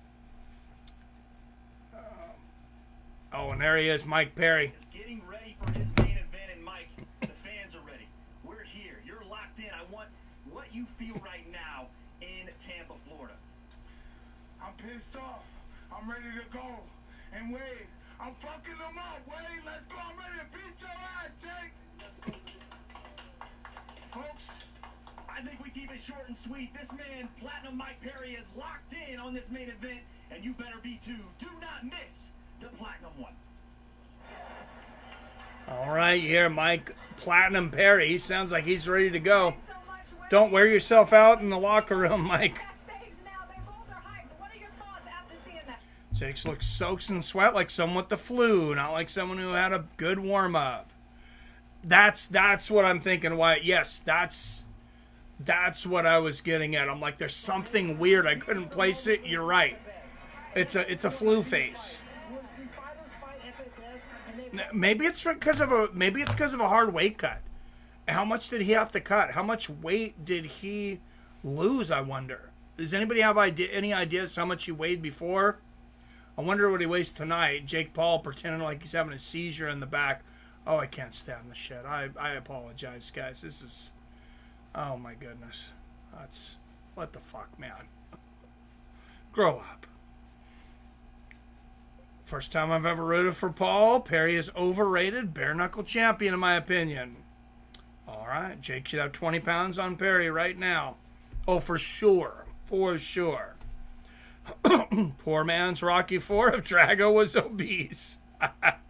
I'm with you, Mike. Jake looks off. This could be interesting. Jake may have struggled making weight. That's what I'm thinking. Plus 380? And those lines are still moving. Let's see where we're at now. Jake just keeps becoming a bigger and bigger favorite. Okay, Jake's still minus 550, plus 380. You get to plus 400. Like, what do you have to lose? I might throw a quarter on him just to make 100. Perry's not a champion in BKFC, homies. No, he's not a champion. Paul may have Tony Khabib virus. Paul looks like he's cutting weight right now. Yeah, he does. He looks horrible.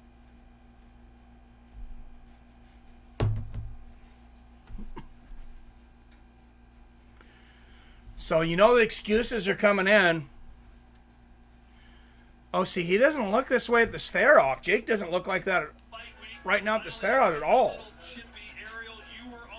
He looks just fine. So, yeah, I don't know what's going on with him right now, but he looks like shit. Jake Paul weighed exactly 200 at the weigh-in. Hello, Mr. C. I'm like, what's up, Chris Shimu? Good to see you, man. Throw the small 25 on Mikey. Unfortunately, I can't bet live from my house. If I was at the casino, I would.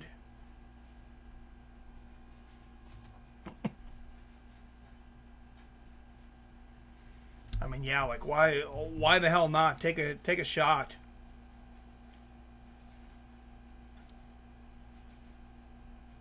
Not champion, but he is undefeated. Oh, that is true, Robert. No BKFC champion wants to fight Perry. Doesn't Jake wake around at 230 plus? Oh, yes. Especially lately. He put on a ton of weight to try to be bigger to fight Tyson.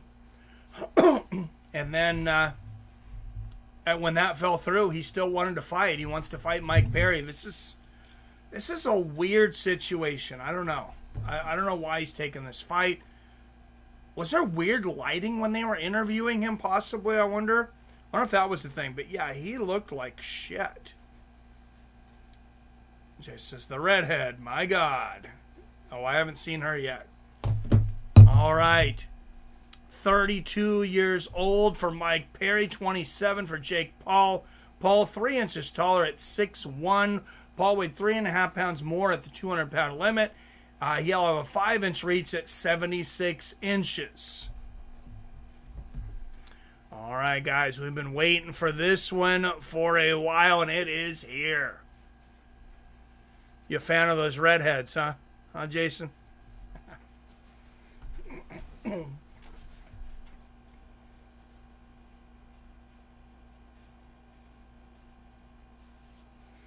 Don't mind a redhead or two myself sometimes. Here's a bare-knuckle superstar from Orlando, Florida. Ton of fat weight. Oh, yeah. I mean, it probably wasn't the hardest weight to take off. It was just a lot of it. Drunken, I also think the owners have him for the big money fights. They don't want a champion to whoop his ass, lose that money attraction. That'd be smart, yeah.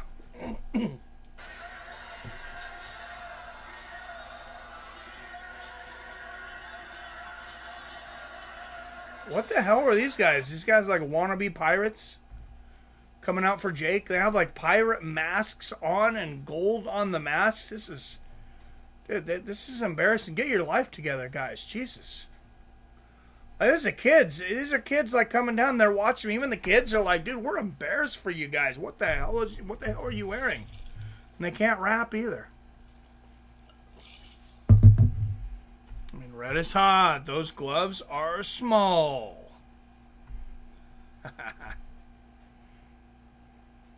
Oh, there's Mike Perry. He's walking to the ring. Those are probably 10-ounce gloves. I thought I remembered hearing 10-ounce gloves. They look like 10-ounce gloves, if not 12. 31 in here. Everybody, please like. Yes. Thank you. So burly here. Stoked to go well tomorrow. Why is Perry just standing there? Yeah, I don't know. He's like dancing around. All right, Fan Zone. Who's going to win? 57% Jake Paul. 43% Mike Perry. On the DAZN app poll. A lot different than our poll. If you can weld, it's a license to print money. Oh, especially now, man. Especially now.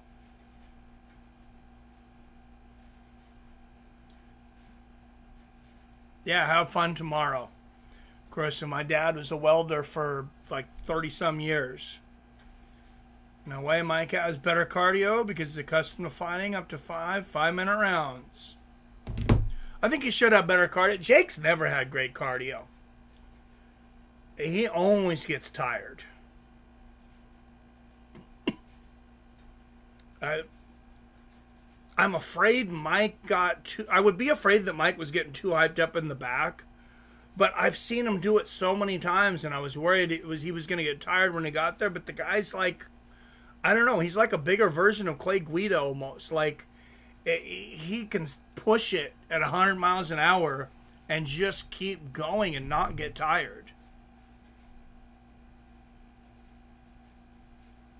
Perry in the zone. Could be a solid bet at these odds. Current BKFC King of Violence Championship. Okay, that's like current, like... BMF champion in the UFC. All right, odds are still the same here. Plus 380 for Perry, minus 550 for Jake Paul. Yeah, I don't like the way Jake looks at all. And, you know, I thought he looked a little off before he fought Tommy Fury. I assume that was the jet lag. All the heat there that day. Where is this fight? Is this in Texas? Did they keep it in Texas?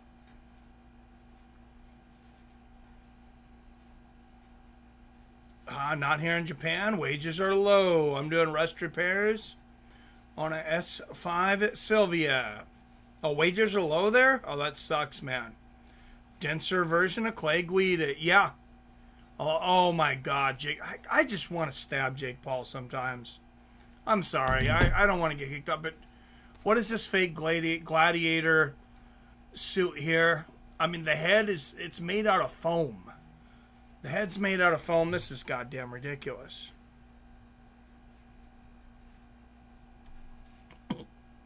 Jake gonna need that armor tonight. Hope they didn't make him take it off, right? I hope it weighs more than Wilder's armor did, and I hope he uses that as an excuse after Mike Perry beats the shit out of him.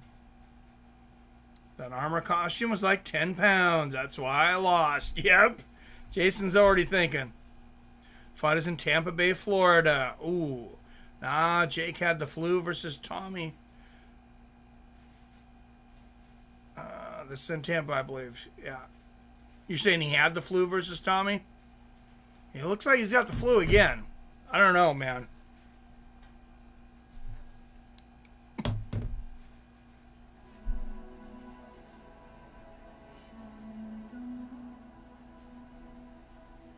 Mentally, I've been saying the mantras to myself. Oh my God. Jake Paul's not even coming down to music. He's coming down in video of himself talking. Could you possibly be more fucking conceited? Mike Perry is going to hospitalize Jake. Oh, I hope so. This guy is so fucking irritating. And you guys know, I was kind of semi-supporting him there for a while because I liked the way he was working. I'm like, hey, he's actually fighting. He's actually working. But these gimmicks, all of the costumes and all the shit, like, I'm not a guy that's against that stuff in boxing. It's been around in boxing for a long time. But there's a difference between what, like, Hector Camacho did, what Prince Nassim Hamed did, what Mike Tyson did, what all the showmen in the past did. There's a difference between that and somebody coming out looking like they're on the fucking set of Barney in The Purple Dinosaur in 1995. Like, it's just, it's so dumb.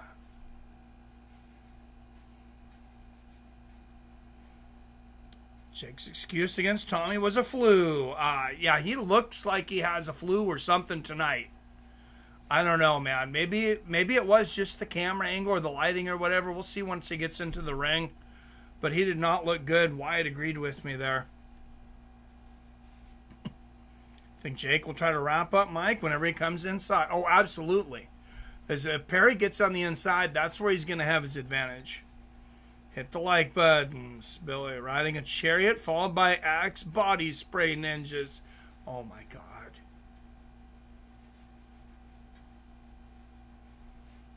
This is so bad. This is so bad.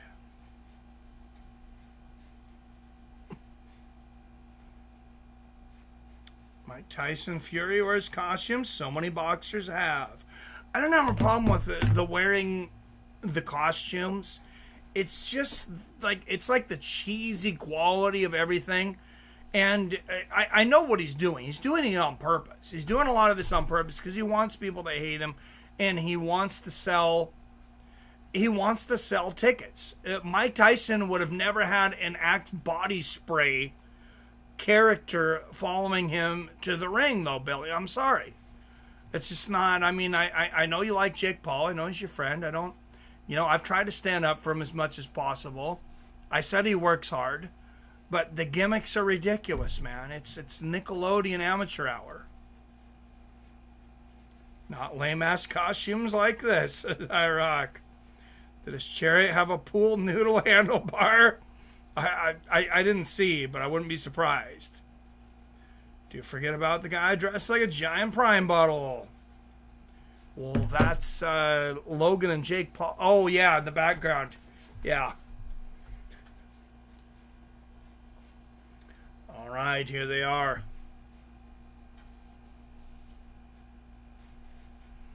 And Mike Perry's shirt finally coming off. I don't know why he put his shirt on for so long. Maybe he wants Perry to be surprised when he turns around and looks and says, holy shit, that guy's going to kill me.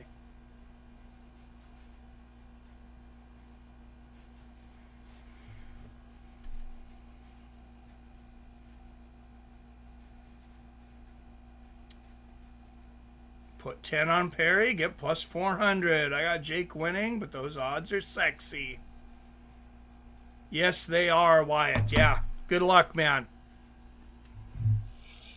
All right, judges Tina Griffith, Efrain LeBron, James O'Connor. James O'Connor is the only judge I recognize.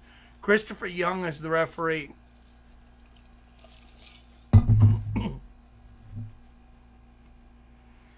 All right, fights with friends, family. We've talked about this one for a while. From the days of Disney and YouTube to the ring, and Mike Perry from the days in the street and the UFC to bare knuckle boxing. From Tampa Bay, Florida, via Seattle, Washington, 8 rounds in the cruiserweight division. Let's fucking go! Out of the blue corner, with a record of 6-1 with 3 knockouts from Orlando, Florida, a former MMA fighter and the king of violence in bare knuckle boxing, Platinum Mike Perry.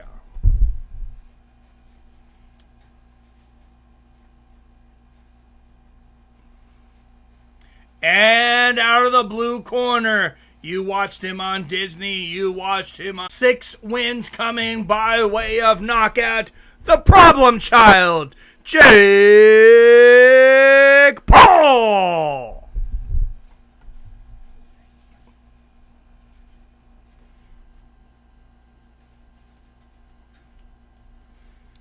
All right, and let's end the poll.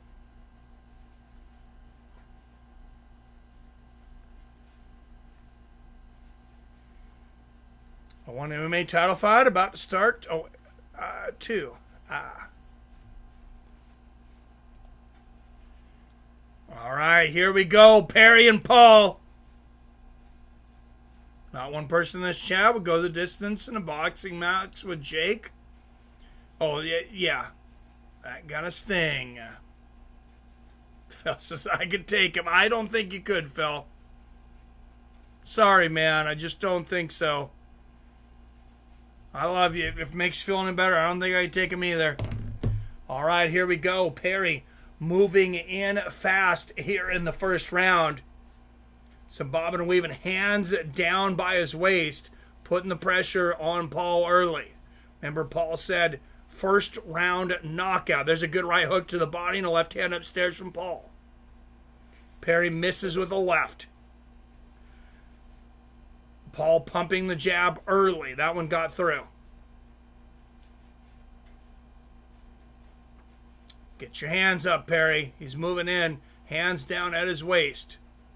And there's a right hook from Paul, and Perry goes down. An off-balance knockdown from Jake Paul 50 seconds into the fight. And there's a jab from Paul. And there's a good left hand from Mike Perry. Oh, big overhand right from Paul. And that left hand snapped Perry's head back. Perry chasing him, walking into counter punches. I think this is exactly what Jake hoped that Perry would do.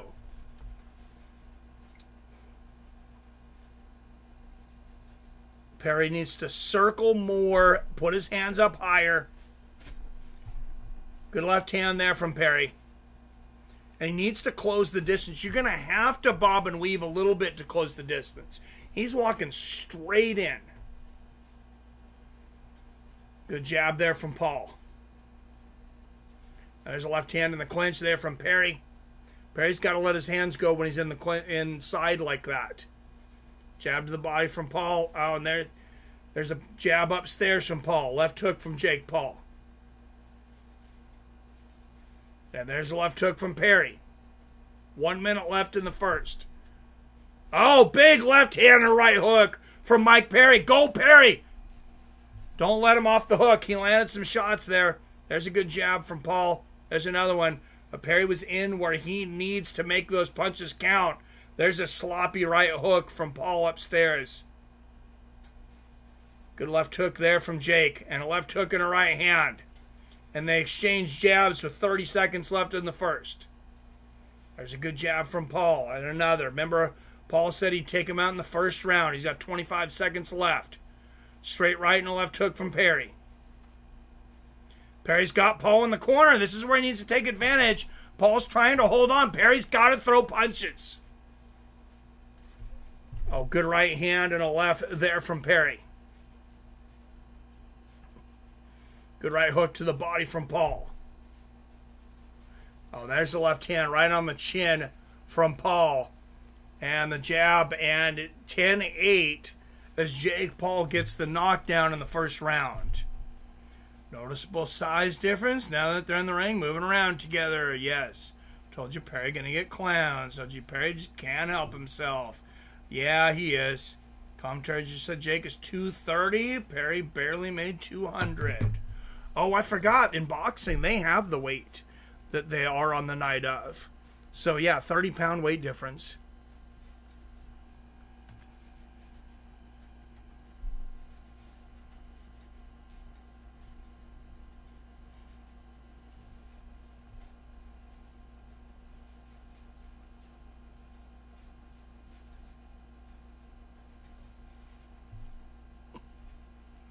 Yeah, it was just that clubbing, like, right hand that Paul likes to throw, and it's just completely off balance. It wasn't a real hard shot, but just bad balance, it looked like there from Perry. A couple of good jabs there from Paul to start the second. There's another one. Look at size comparison of their heads, right? Good left hand there from Paul. Oh, Perry swung for the fences at that left hook. Good head movement from Paul. Perry's on the inside. Oh, and a 1-2 from Paul. And once again, Perry hits the canvas. And this is what a lot of us were worried about as we talked about Perry being so hittable. And there's a jab and another overhand right from Paul. And there's the left hook from Paul. And Perry continues to come in, but he just can't help himself. Like I'm saying earlier, left hand there from Paul gets through. Good right hook to the body from Perry. There's a good jab from Paul. And Perry's got him in the corner. Don't let him tie you up, Perry. Keep going. Keep throwing punches.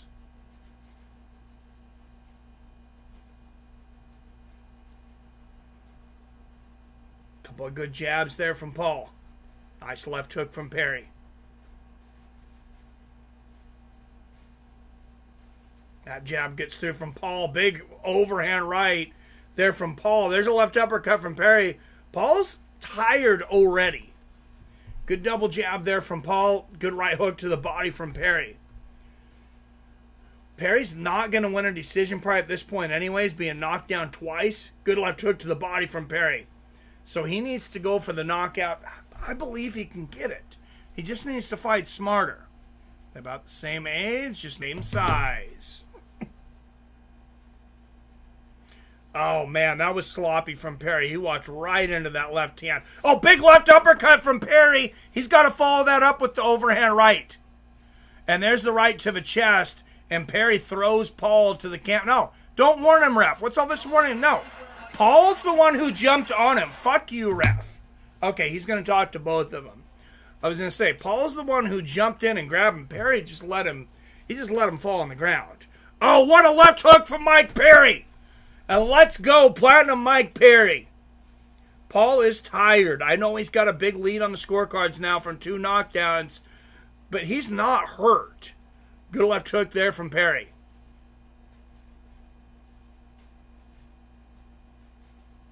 And there's a jab from Paul, right hook to the body from Perry. And he's got Paul in the corner. There's a right hook from Mike.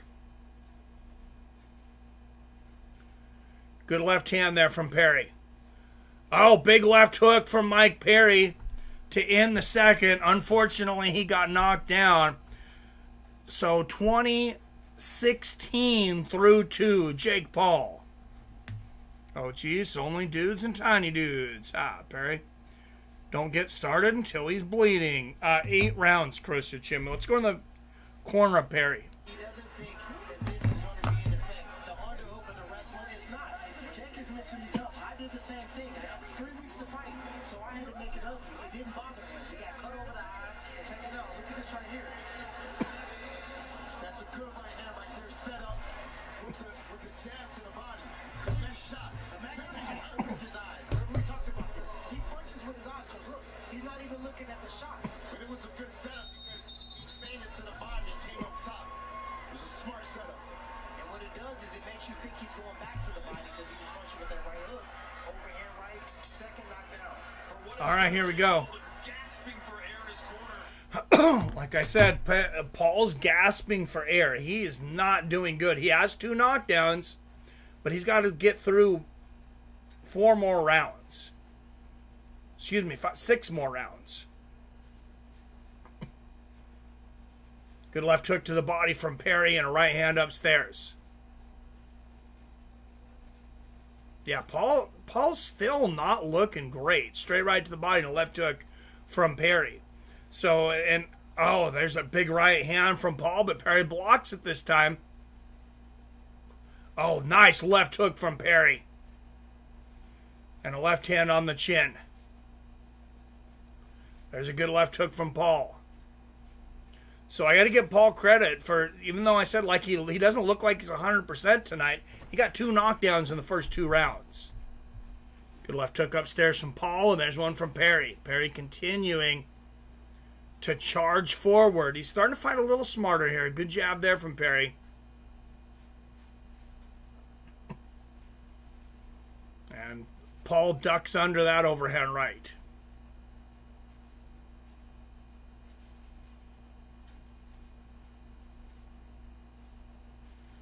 Oh, good left hook there from Paul. And that right hook gets through for Paul. You know, Wyatt, I was thinking Paul, maybe he doesn't have the flu or anything. Maybe he's just out of shape. Good left hook there for Perry.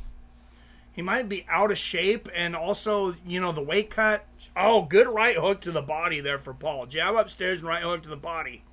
And that left hand snaps Perry's head back. Good right hand down the middle for Paul. And there's a jab for Paul. Left hook lands for Perry. Right hook lands for Paul. Oh! Big left hook from Perry. Paul's wobbled. You got to jump on him, Perry. Left hook upstairs. There's a left hook on the chin from Perry. 38 seconds left. You got to finish him here. Good job there from Paul. He's got to at least get a knockdown here. If Paul doesn't hit the canvas this round, he got lucky, and he should consider it a victory. Right hook to the body there from Perry. Combination upstairs from Paul. And there's a good double jab from Paul. And another jab. Good jab from Perry. It looks like Paul will not go down this round. There's a left hook from Perry. Good jumping left hook there from Perry. I gave Perry the round, but he is down badly.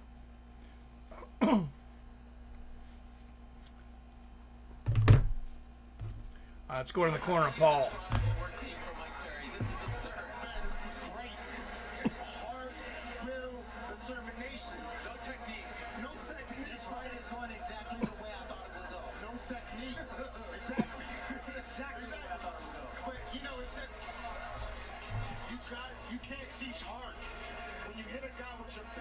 Perry's going to gas Jake out unless he gets stopped. That's what I think.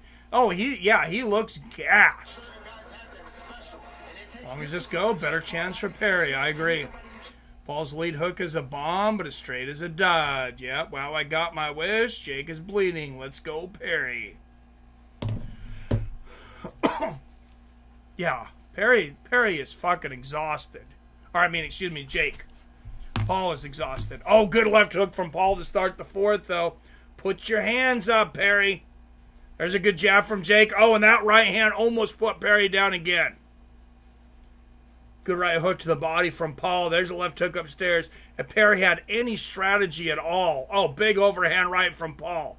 He would let Paul tire himself out the first minute of the round, and then he would take him out.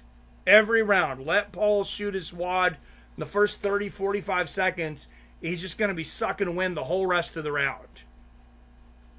He tried to bail himself out with that overhand right. There's a good left hook to the body from Perry. I'll tell you, Paul looks like he's 250 pounds tonight. He looks huge compared to Perry. Good jab to the body from Paul. And there's two more. You see power punches landed pretty even. Oh, there's a good left hand from Perry. He needs to work on that. Oh, good jab from Paul. What is going on here? Why is Perry stumbling? He just got hit with a jab there. There's a good combination from Paul. Good left hand from Perry. Good counter right there from Perry. Left hand lands for Paul. Oh, another left hand from Paul, and Perry's bleeding badly now. Jab to the body from Paul. Perry's got to be careful, though. He doesn't want the stopped on cuts. Good left hook there for Perry. Left hand from Paul. Another left hand from Paul. I mean, it's his promotion that puts it on, Jake Paul. Do you think they don't want to stop it on cuts for him? Let's not pretend like this is 100% down the middle. I don't think a fighter should be able to own the promotion when he's fighting. Good left hand there for Paul. And a left hook upstairs for Jake. Good right hook to the body from Paul. Oh, and there's a left hand from Jake. Right hook to the body for Perry. Left hand on the chin from Jake. And Perry misses wide with that overhand right. Oh, there's a big left hook and a right uppercut from Paul. Perry's hurt in the corner.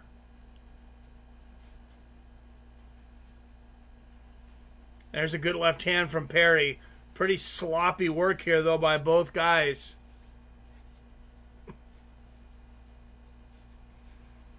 Good left hand there from Paul. Oh, and there's a good left hook from Jake. Perry does have a hell of a chin. He's taking a lot of power punches this round, though. Triple jab lands for Paul. I don't know if this is all hard or if you got a second wind. There's a right uppercut from Paul at the bell. And that was a big Jake Paul round.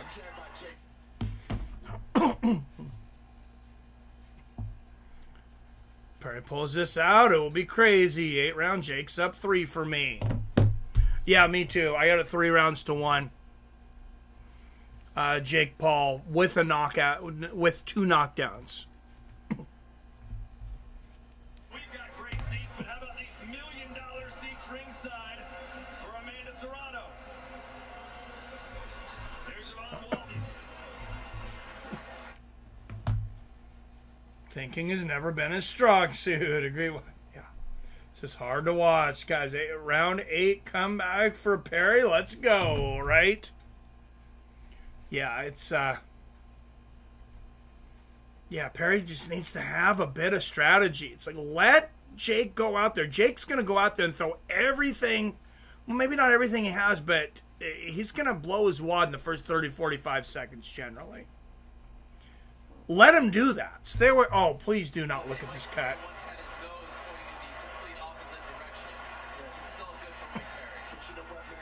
But you never know what these doctors are going to do. Ariel Helwani's saying, this is all good for Mike Perry.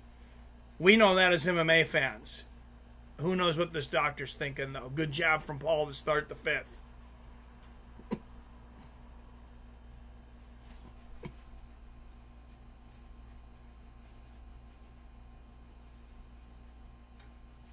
Jake is just halfway point. Jake is just too big.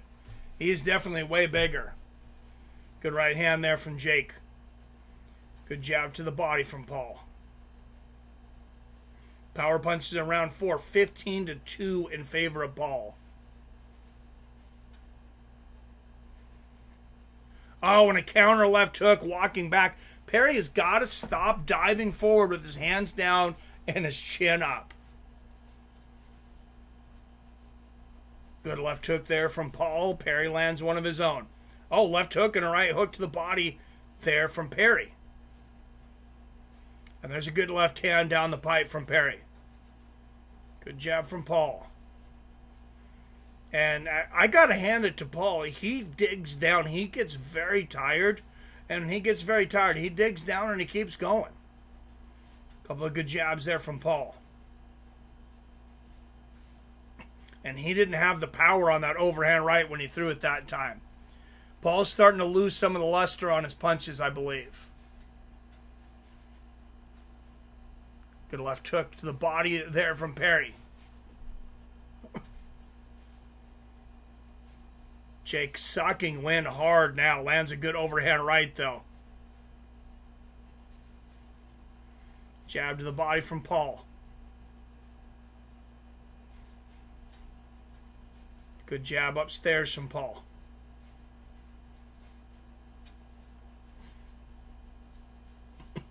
And another. And they tie up. 50 seconds left in the fifth. Perry's got to start pushing the pace here. I'm not sure what he's thinking. There's a good right hook from Paul and a left hand. Maybe Perry's tired. Oh, what a big right hand from Paul. There's a left hand from Perry. That seems to have woken Perry up, though. Another good left hook from Paul.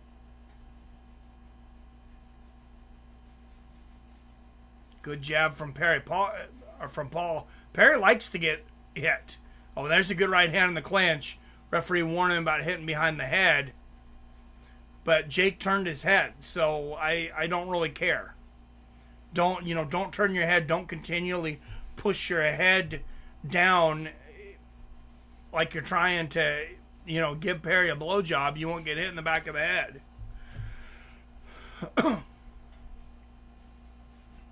Hulkster in the house. Yeah, I seen him arrive. All right, Joshua versus Dubois in September.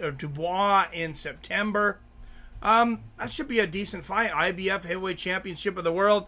That's the belt I was talking about that Usyk gave up. So Joshua with a chance to get a World Championship belt back.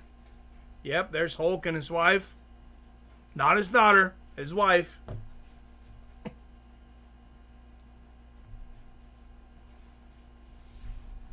When you got Hulk money, your daughter can be older than your wife. That's just the way it is.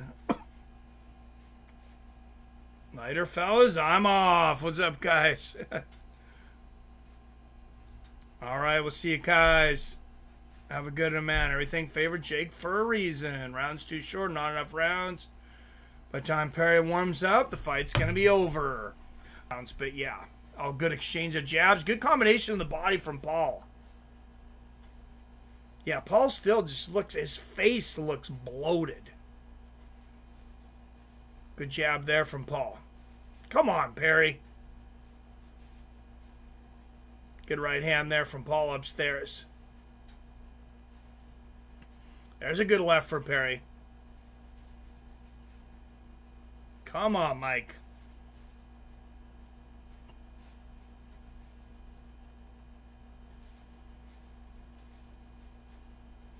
Oh, good left hook there from Paul. Oh, Perry hit with a bad left hook there, an uppercut, and Perry is down once again. And he's going to sit for a moment this time and compose himself. He gets up. He got up at about a 6 count. And the referee waved it.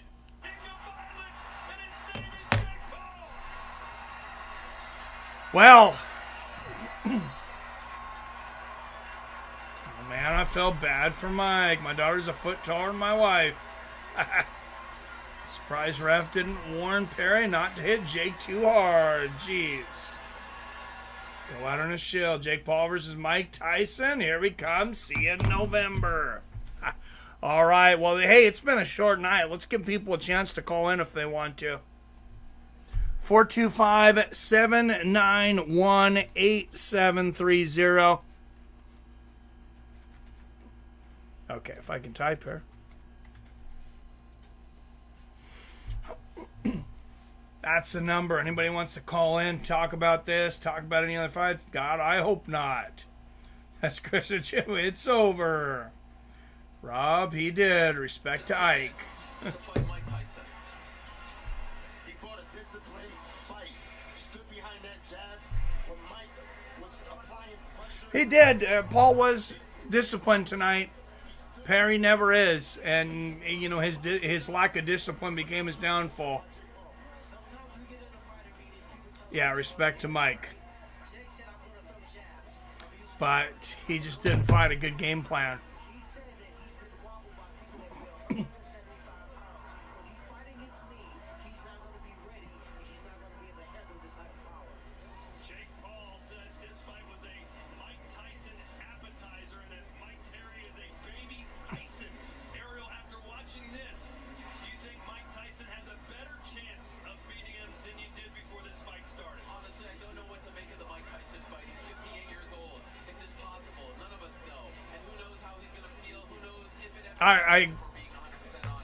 I agree. Oh, Ariel, good on him being honest. Saying, for one thing, I don't know if it ever happens. For another thing, who knows? He's 58 years old. Thank you, Mr. Seattle Mike. Always a great job commenting. Thank you, sir. I appreciate you. Always appreciate you here. I know it's late there in Japan, so... So, it was not meant to be for Mike Perry. The odds makers had it right, as they often do.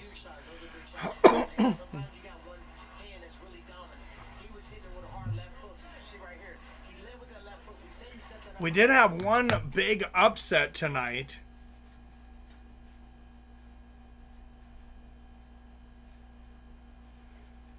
As Lucas Badai defeated H2 Sil by knockout. 227th of round 6 in a round in a fight where H2 was winning every exchange, every round, and Lucas just found that one shot and he knocked him flat.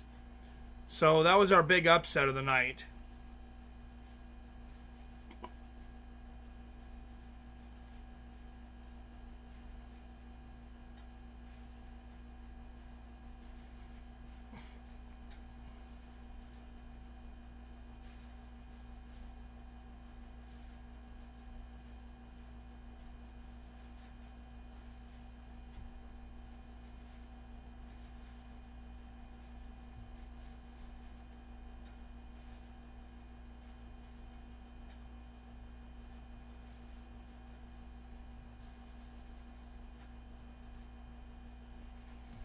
All right, we're going to get an interview from Jake Paul. Obviously, no call out. We know who he's fighting next.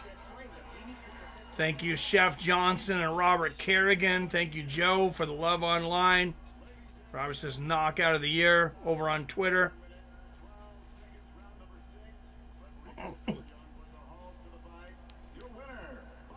Mike got embarrassed. Knew what would happen, but still sucks, right? Perry ain't cut out for Queensberry boxing. Stick with bare knuckle. Yep. Mike Perry number 3. Mike Tyson number 2. Seattle Mike. I rock. I love it. I want to see Jake KO Seattle Mike. Why? You want to see him KO me? Why? I thought you liked me. 2 p.m. Sunday. Oh, at least it's not early morning. You guys are 18 hours ahead of us?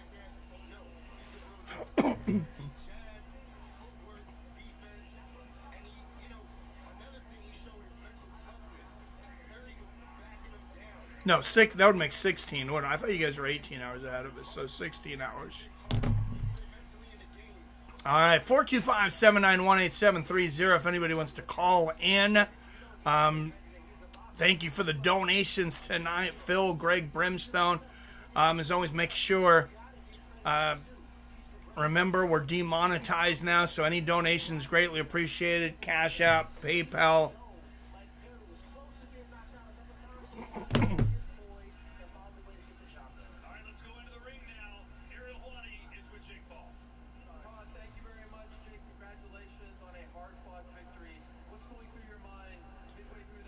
All right, so I guess let's listen to the problem child.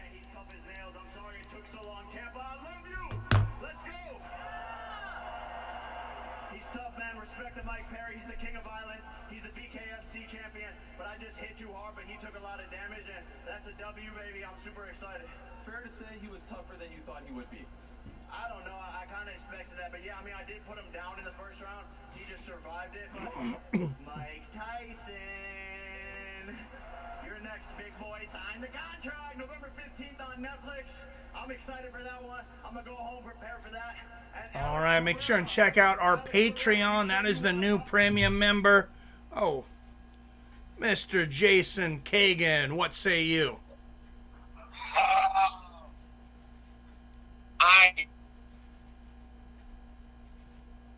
OG Raider Nation, you can kiss my booty. I did not realize that Jake Paul was that much bigger than Mikey. Honestly, I did not. I did not. When he started getting wobbled by jabs, I'm like, oh shit, those are punches from a much bigger person. And like this, if we saw Mike's reaction to Jake's punches from a person of his same size, we would be calling for his retirement right now. Yes. Right now. But fuck Jake Paul. Fuck Logan Paul. Fuck Paul anyways. I preferred Saul. Fuck them all. Fuck all Paul. Fucking. Jeez, I'm just tired of him. Yeah. I'm fucking tired of him. I'm just. It's enough is enough, right? Well, it's. Why not? Why boxing? All this is after school, high school parking lot fights. That's all this is. He hasn't fought someone his same size. He hasn't fought someone his same size and age. They're they fit one category or another. They're as big as him, but they're 15, 20, 30 years older. Yeah.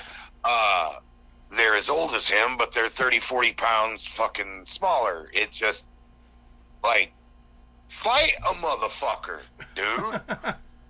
How much does Usyk weigh?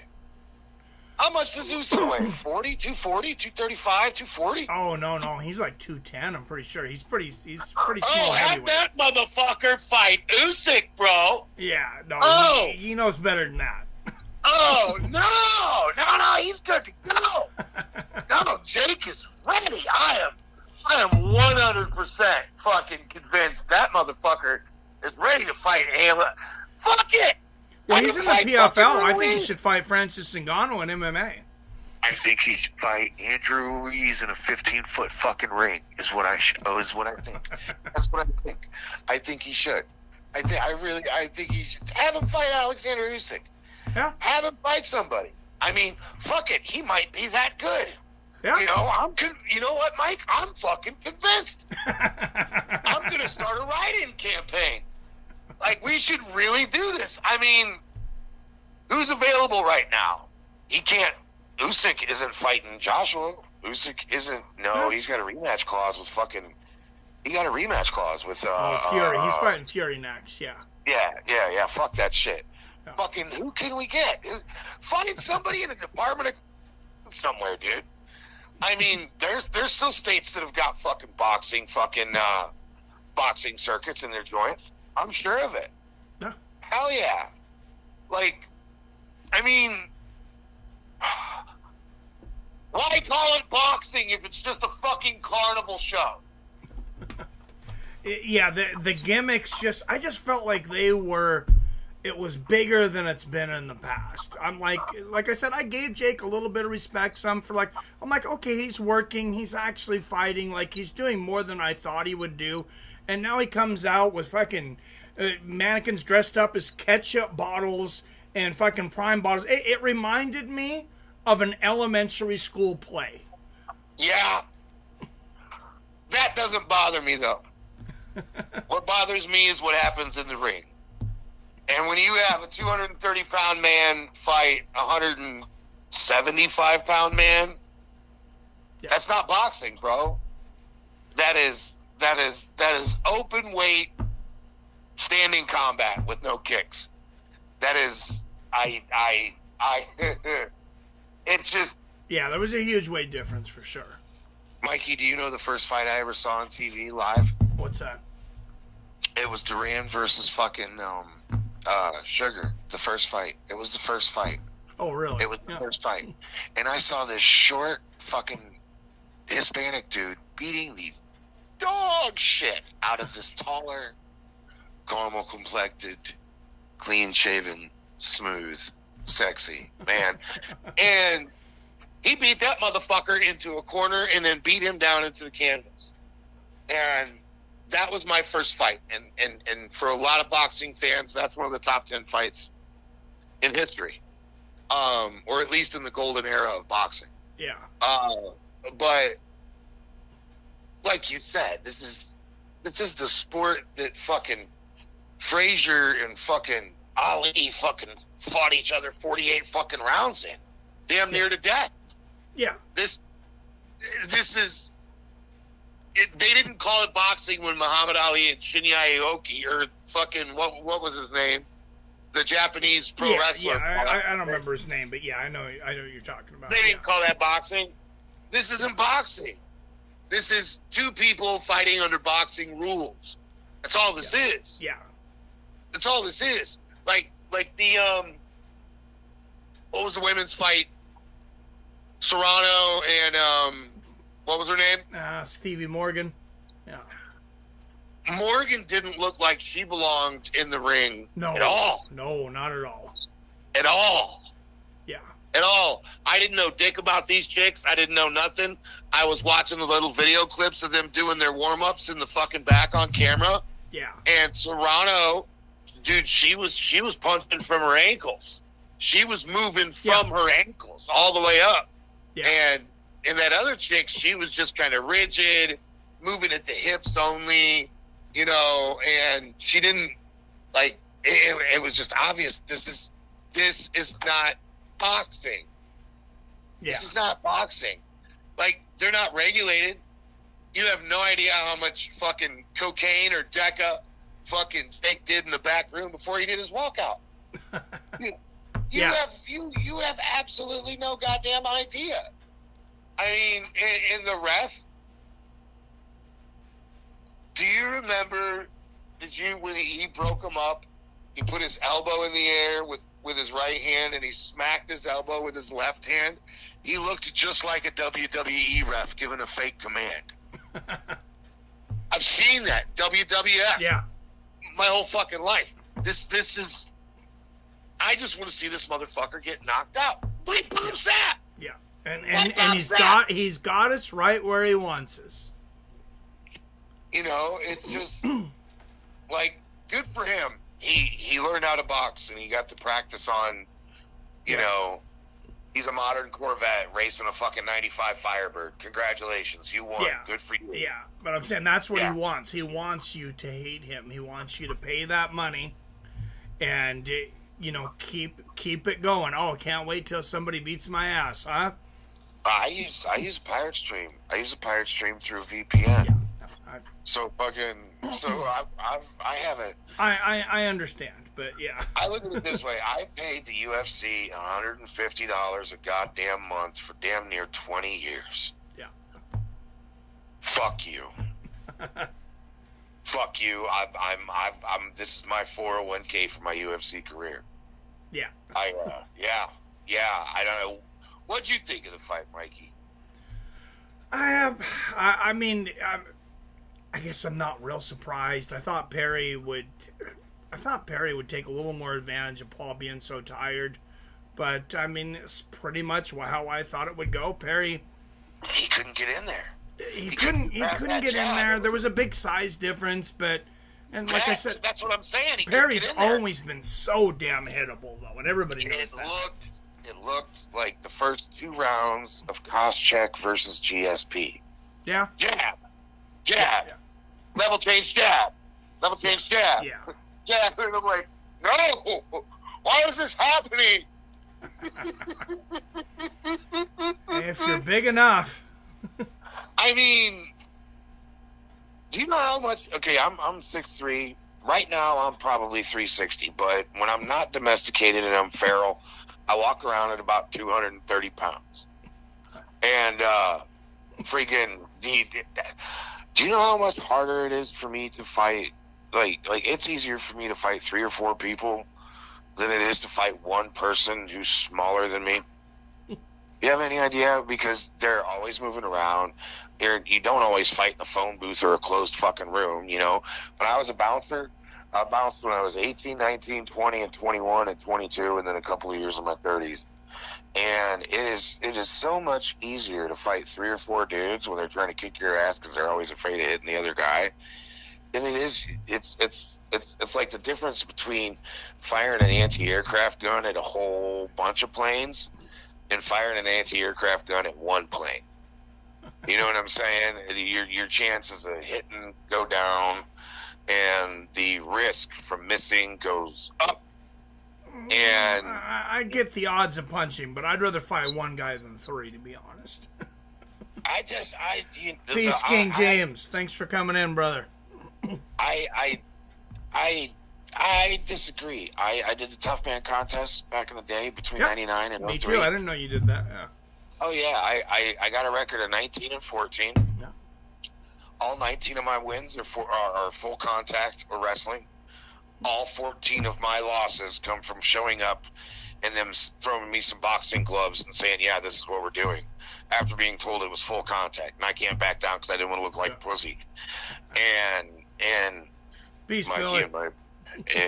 in my personal experience, Mikey, having to throw pillows at a much smaller target that could move around longer than you is a much, much more dangerous proposition than one would think before getting into said situation. And well, stop being quite so domesticated, because I don't want to scare people about what's going on, but all of us need to be in shape right now to be ready to fight. Well, yeah, I mean, if that happens, it's just going to happen through necessity anyways. There won't be enough food. Yeah. You know what I'm saying? That's, yeah. You know, and it's... I say that more to motivate myself, because I got into a situation, and I was talking to my wife, and I'm like, holy shit. I'm like, I know I could have beat this guy's ass if it would have came at me, but I'm like, I could have gotten really fucking tired, too. And that's a problem. And Mikey, you live on the West Coast. That's not exactly a land known for stability right now. No, it's there is, I don't know if you know about the famous Aurora in Seattle, Aurora Avenue. No, I'm not, but I'm familiar with Seattle and Portland's hyper active drug markets. So what's going on in Aurora right now is there's like 4 shootings a week because there is literally a bunch of pimps. There's hookers all over the street. All over the street. You drive down Aurora. And now the pimps are fighting over turf, and they're shooting each other consistently. Really? Yes. Look it up. Go look up Seattle, Aurora. You've got a whole hood that's got hose. Yep. And pimps at war. Yep. Oh, shit. I'll see if I can go through there and get some video without getting shot. Telling me it is 1968 to 1975 right now? Pretty fucking much, man. Oh, my God. Pretty much. So let me tell you how... Let me tell you how weird people are here right now. I wanted to tell this story on the air, but I'll tell it now. I don't know how many people, and I'll repeat it later if there's more people in here. I just thought this was so ridiculous. Maybe other people may not. But so I left the casino the other night, right? And I went to the Walmart because the wife's like, "Hey, can you grab some pickles? I'm gonna make a pasta salad and do all this stuff." Okay, yeah, of course. Fuck yeah. So I'm looking for the Klassen pickles, the refrigerated pickles. Like, those are the best. Yep. So I'm going down the deli in the Walmart, and I'm like, I go up to the guy that's stocking the meat and cheese. And he's stocking and he's facing, whatever, and I go, "Hey, do you know where the Klassen pickles are? They're refrigerated pickles." He goes, "Oh, I don't know, man. Maybe they're in produce or something." So I was a bit of a smart ass. I was like, I go, "Hey, if you don't know, why don't you just fucking say you don't know? It's not like you work here or something, and I can be short like that." So I walk through, and I can't find the damn thing. Finally, I find it on, like, the coffin refrigerators that are in the center of the aisle. Yeah. So I grab the pickles, and of course, being an asshole as I sometimes am, I walk up to the guy, and I say, "Hey, just so you know, your pickles are on the coffin refrigerators in case somebody else asks for them. He gives me a dirty look. No. This gets wild though. So he gives me a dirty look. I figure it's over. I'm walking out to my car, and I start hearing this screaming, "Hey, motherfucker! Hey, motherfucker!" And I'm like, who the hell would be yelling at me out here? I'm like, I don't even know anybody in this area. I turn around, in his car, it's the goddamn Walmart employee. And he goes, "I'm not on the clock now, bitch! You want to fight about those fucking pickles?" He challenges me to a fight in the parking lot. And I go, dude, this he's probably about 25. And I go, dude, happy fucking birthday, because you don't know how goddamn lucky you are right now, because I would love to beat your ass. Then you're going to lose your job. You're going to get your ass beat, and you're going to lose your job. This is how fucking stupid you are right now.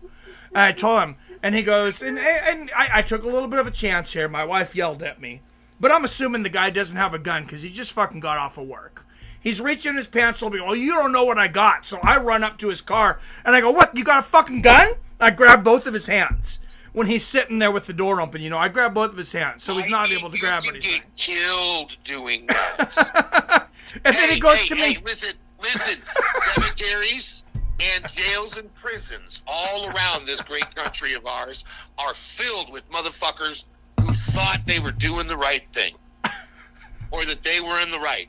Man, Mikey, you get killed doing that, Mikey. It's still going. So I tell the guy, I go, how fucking stupid would you feel? I'm backing up my phone talking. I said, how fucking stupid would you feel if you got fired after I beat your ass in the parking lot? He goes, "Oh, I won't get fired. My dad's one of the managers." I'm just I'm like, you're lucky I'm not a snitch. I'll beat your ass, but I won't snitch on you. Oh, no. Mikey. Oh, wow. Wow. I was just amazed at the whole thing, though, that an employee would get so mad over pickles that the employee's threatening to beat my ass in the parking lot. When did this happen? I'm trying to think of when I was heading on. This is probably about a week ago. I'm trying to remember the exact day. I carry a 13-inch Bowie knife made in the 1940s. Yeah. And I carry a 9-inch meat cleaver that I turned into a Bowie fighting style knife. Yeah. From the early 1900s. It's about an 1/8 of an inch thick steel, and it's way faster than the Bowie. Yeah. And I carry them openly. I'll carry them openly. And people ask me, "What's that for?" "Oh, I'm an electrician." Yeah. Hey, there you go. I'm an electrician. It's for work. It's for work. But if I carry anything, that's what I carry. But normally I've not been I use my brain for most situations like that. Yeah. And my brain would tell me that if it's close to the end of shift and I see people stocking or packing or whatever, I just leave them be. Well, I've got extensive. Oh, Jesus, probably had a man bun. No, it was slick back. It was slick back. OG, he was a wannabe. He was a wannabe gangster. Oh, he was one of them. Oh yeah. Then why would you want to stick your boot in a pile of shit in the first place, Mikey? Because I like to fight. You got a fucking mortgage, dude. Shit. I get it. I get it. But is there any better feeling in the world than having some jackass challenge you on the street and beating them into oblivion? Dude, it's the best goddamn feeling in the world. You can pay homeless people to fight you without worrying about getting shot, stabbed, or going to jail. Nah, you can't pay. What's the fun in that, though? Well, it's called security. There's assurances in a situation like that. You know what I'm saying? Yeah. You don't have to worry about Dad, the manager, coming out with a fucking assault shotgun. Yeah, no, and sometimes I don't think, and yeah. Well, the wife yelled at me for that one, like I said. You've never done time in prison. You've never done time in prison for something you haven't done, so you don't have to think about shit like that. No, I've never been to prison. You know? I'm white. Sorry. It's like, you don't pour gasoline onto an open fire anymore because you've done that before. Yeah. And you know what happens. Yeah. You've never been snatched up and had to do like a fucking 10-piece because you righteously beat the shit out of some snot-nosed fucking piece of shit in the parking lot. Yeah. But as far as the law is concerned, on camera, you initiated contact, you initiated fucking conversation. Oh, he drove up to me. I thought he was going to run me over. He drove up to you? He drove up to you? He drove up to me in his car, yeah. Oh, fuck that motherfucker. Exactly. That's what I'm saying. I'm hearing somebody yelling, motherfucker. Jumped on his car, set that shit on fire, and started screaming Black Lives Matter, bro. What the fuck are you talking? Oh, yeah, you assumed he was black, you racist asshole.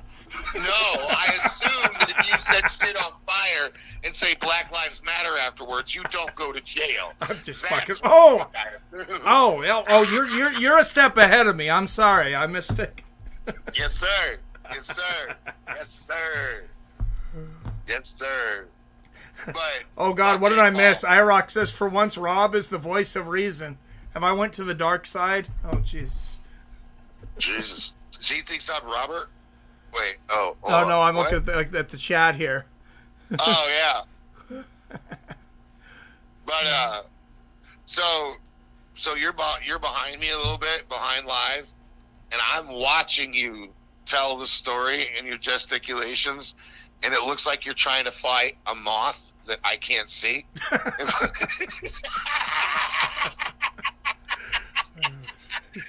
Be honest. You had a good 30% fucking chance in your head that you thought fucking Mikey was gonna knock out fucking Jake Paul. Oh yeah, I was hoping he could. Yeah, I thought if he hit him right, man. I thought he was gassing out. To be honest, I thought he was gonna gas out, and I thought Mike would just, he was just gonna be right for the taking. But didn't Mike Perry beat Kevin fucking Lee? I believe so. For fuck's sake? Yeah, I believe so. Now, be honest. Peak Kevin Lee versus Jake Paul tonight. Standing up, hands. What do you think? Probably Paul, because Kevin Lee's just as small as Perry, if not smaller. He's a 155er. Remember, he fought Ferguson at 155. Yeah. He could never make fucking weight. I remember that dude almost died like 19 times. Yeah. Did you when you were watching the Uriah Hall shot, dude? I could see his hips switching. Yeah. And his brain telling his body, "No, you can't wheel kick this motherfucker." Oh yeah, that had to have been so hard. Oh my God. I was just wishing when I knew he wasn't going to win, though, I was kind of wishing he would. No, because there's got to be penalties and shit written into Oh yeah. Do you imagine if he landed that spinning wheel kick with those boxing shoes on? Oh yeah. What was it? I think for the Mayweather McGregor fight, it was like $1 million fine for every kick McGregor threw if he threw a kick. I think is what it was. Oh yeah. I remember hearing a clause like that. Yeah. Also, point of order. If Tommy Hearns was fighting our boy Marvin, right? Marvin Hagler. Yeah. And if Tommy Hearns was beating Marvin Hagler so bad that Marvin turned his back to Tommy and just covered his head, would or would not the ref wave his hands and call the fight? Probably. Okay.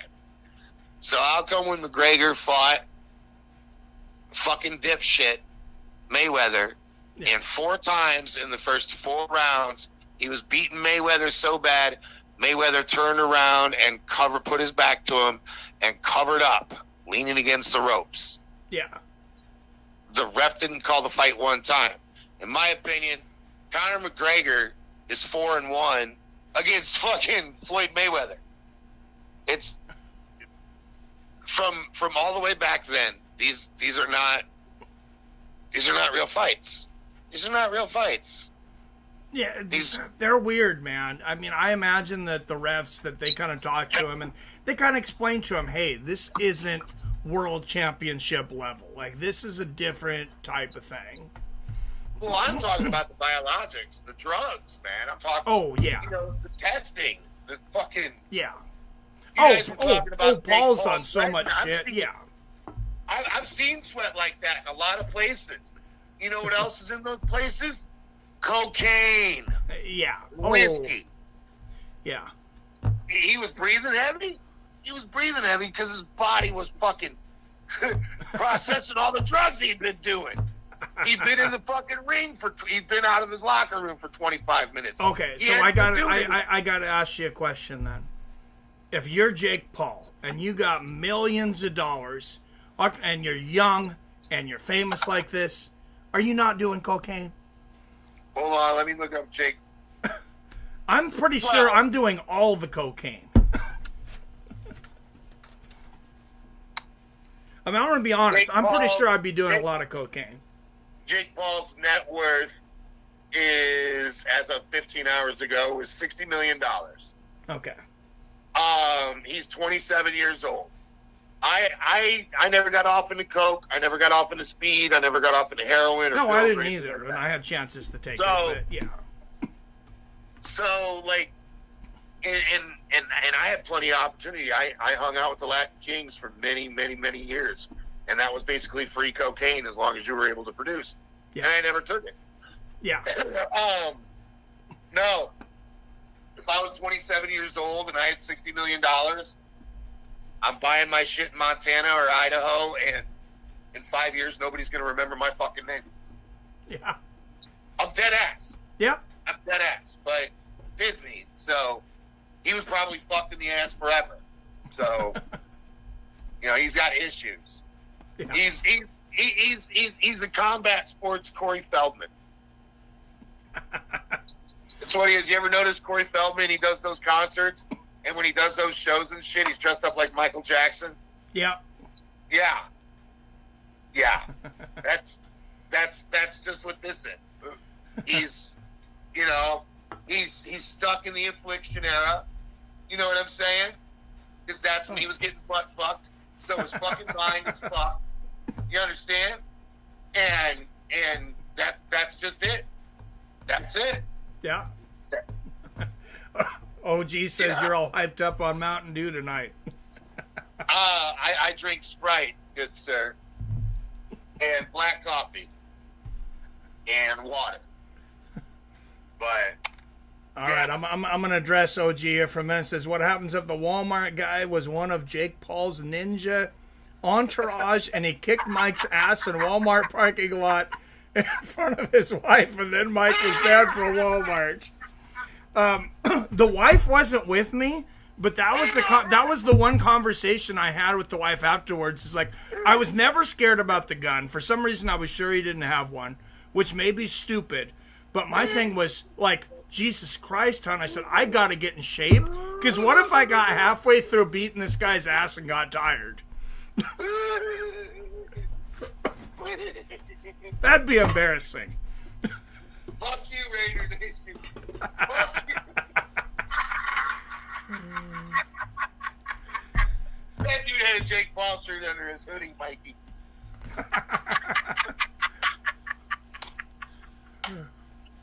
Jake Paul, Kamala Harris, 2024. Let's fucking go. Let's fucking go. Hey, I'd fight Jake Paul, but just because I'd make a ton of money. I'd fight Jake Paul with a 12 gauge full of rock salt. That's what I would do.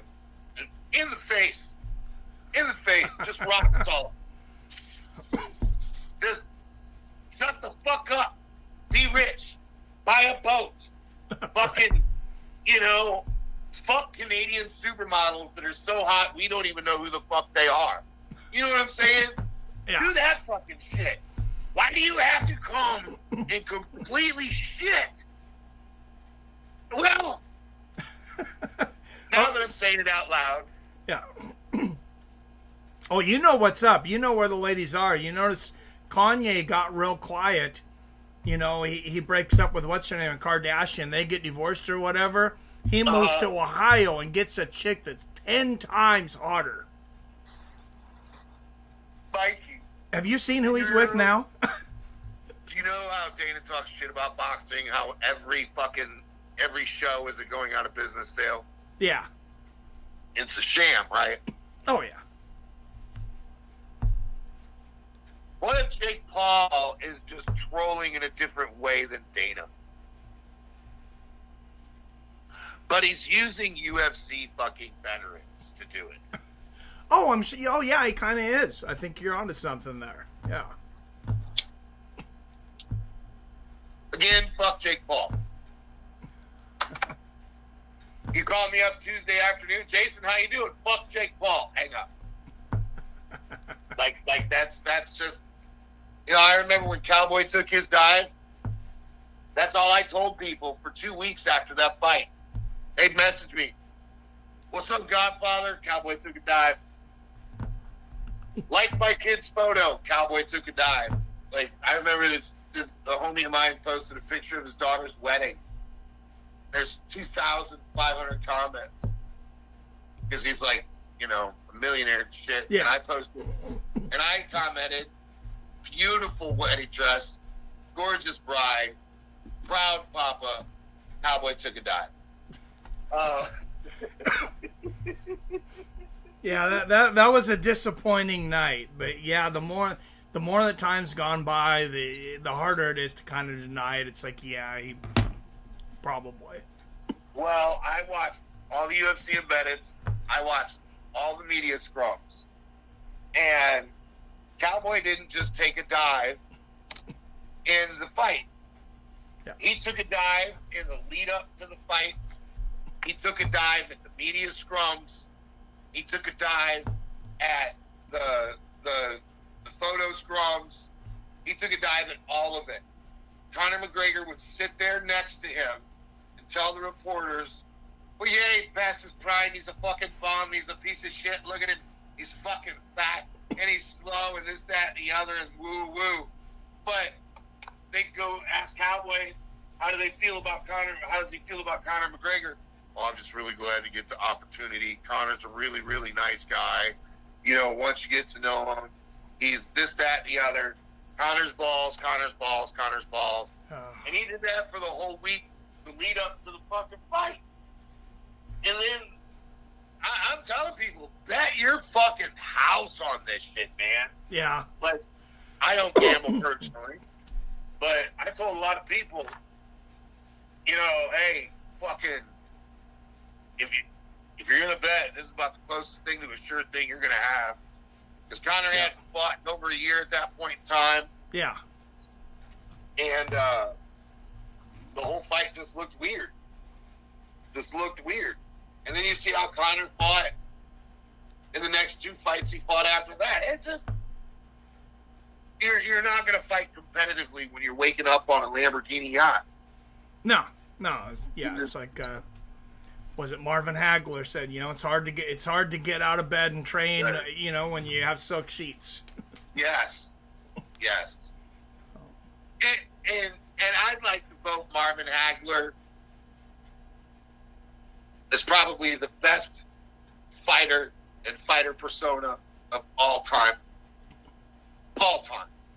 That guy went in there, beat the fuck out of everybody. He got victim of one funky decision. He said, "Fuck you, I'm out." Yeah. I'm gonna go to Italy and bang fucking Lamborghini level supermodels. He went to Italy and made spaghetti westerns, which is fucking hilarious. Yes. Fuck yeah. But yeah. Jesus Christ. Walmart, Jake Paul mentions. Mikey, that's a great story. That's a great story. Well, Bob, it is 12:39 in the a.m. I am going to let you go. All right. Hey, well, thanks for calling, man. Well, Mikey, before I hang up, I want to let you know that I seriously fucking appreciate what you do. I really fucking do. That's why I left you the fucking voicemail I left you. And, you know, I've got access to all the fucking streams I want. And if you're doing a fight companion on it, I'll mute that and I'll turn you up and fucking, I'll just watch the fight 2 minutes ahead of you every time. And I just shut the fuck up because I love your reactions. And like I said, you're like a throwback to back in the day when people used to listen to boxing on the radio. Couldn't see what was going on, but you could feel the intensity through the announcer. And that's what you do. And I appreciate what you do, Mikey. Well, thank you for the kind words. I appreciate you, Jason. We love you, Mikey. You have a good night. All right, you too. Later. Jason Kagan, everyone. All right, let's go through the chat here. I've eaten Mexican food here. Just ate the same. I think the wife is waiting downstairs for me. But let's run through some comments here. Phone line's still up if anybody else wants to call in, too.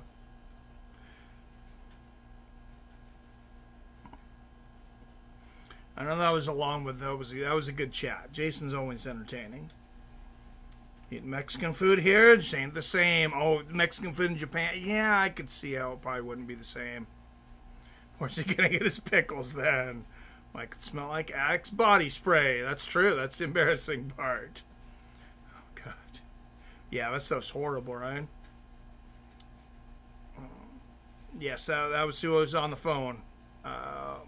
Robert. I should have put that up there where the phone number is. Sorry about that. If anybody didn't follow that was Jason on there. I should have repeated it. What's up, Brock Crusher Kennels? Good to see you, man. Hey, fellas, I'm going to crash now. It's almost 2 a.m. Cool. If I ever try that place, tell me how the hot chili is. See you, Rob, next weekend. Let's go. All right, guys. Thanks, everybody, for tuning in. I agree with Jason Kagan on this one. Fuck Jake Paul, but he got the win.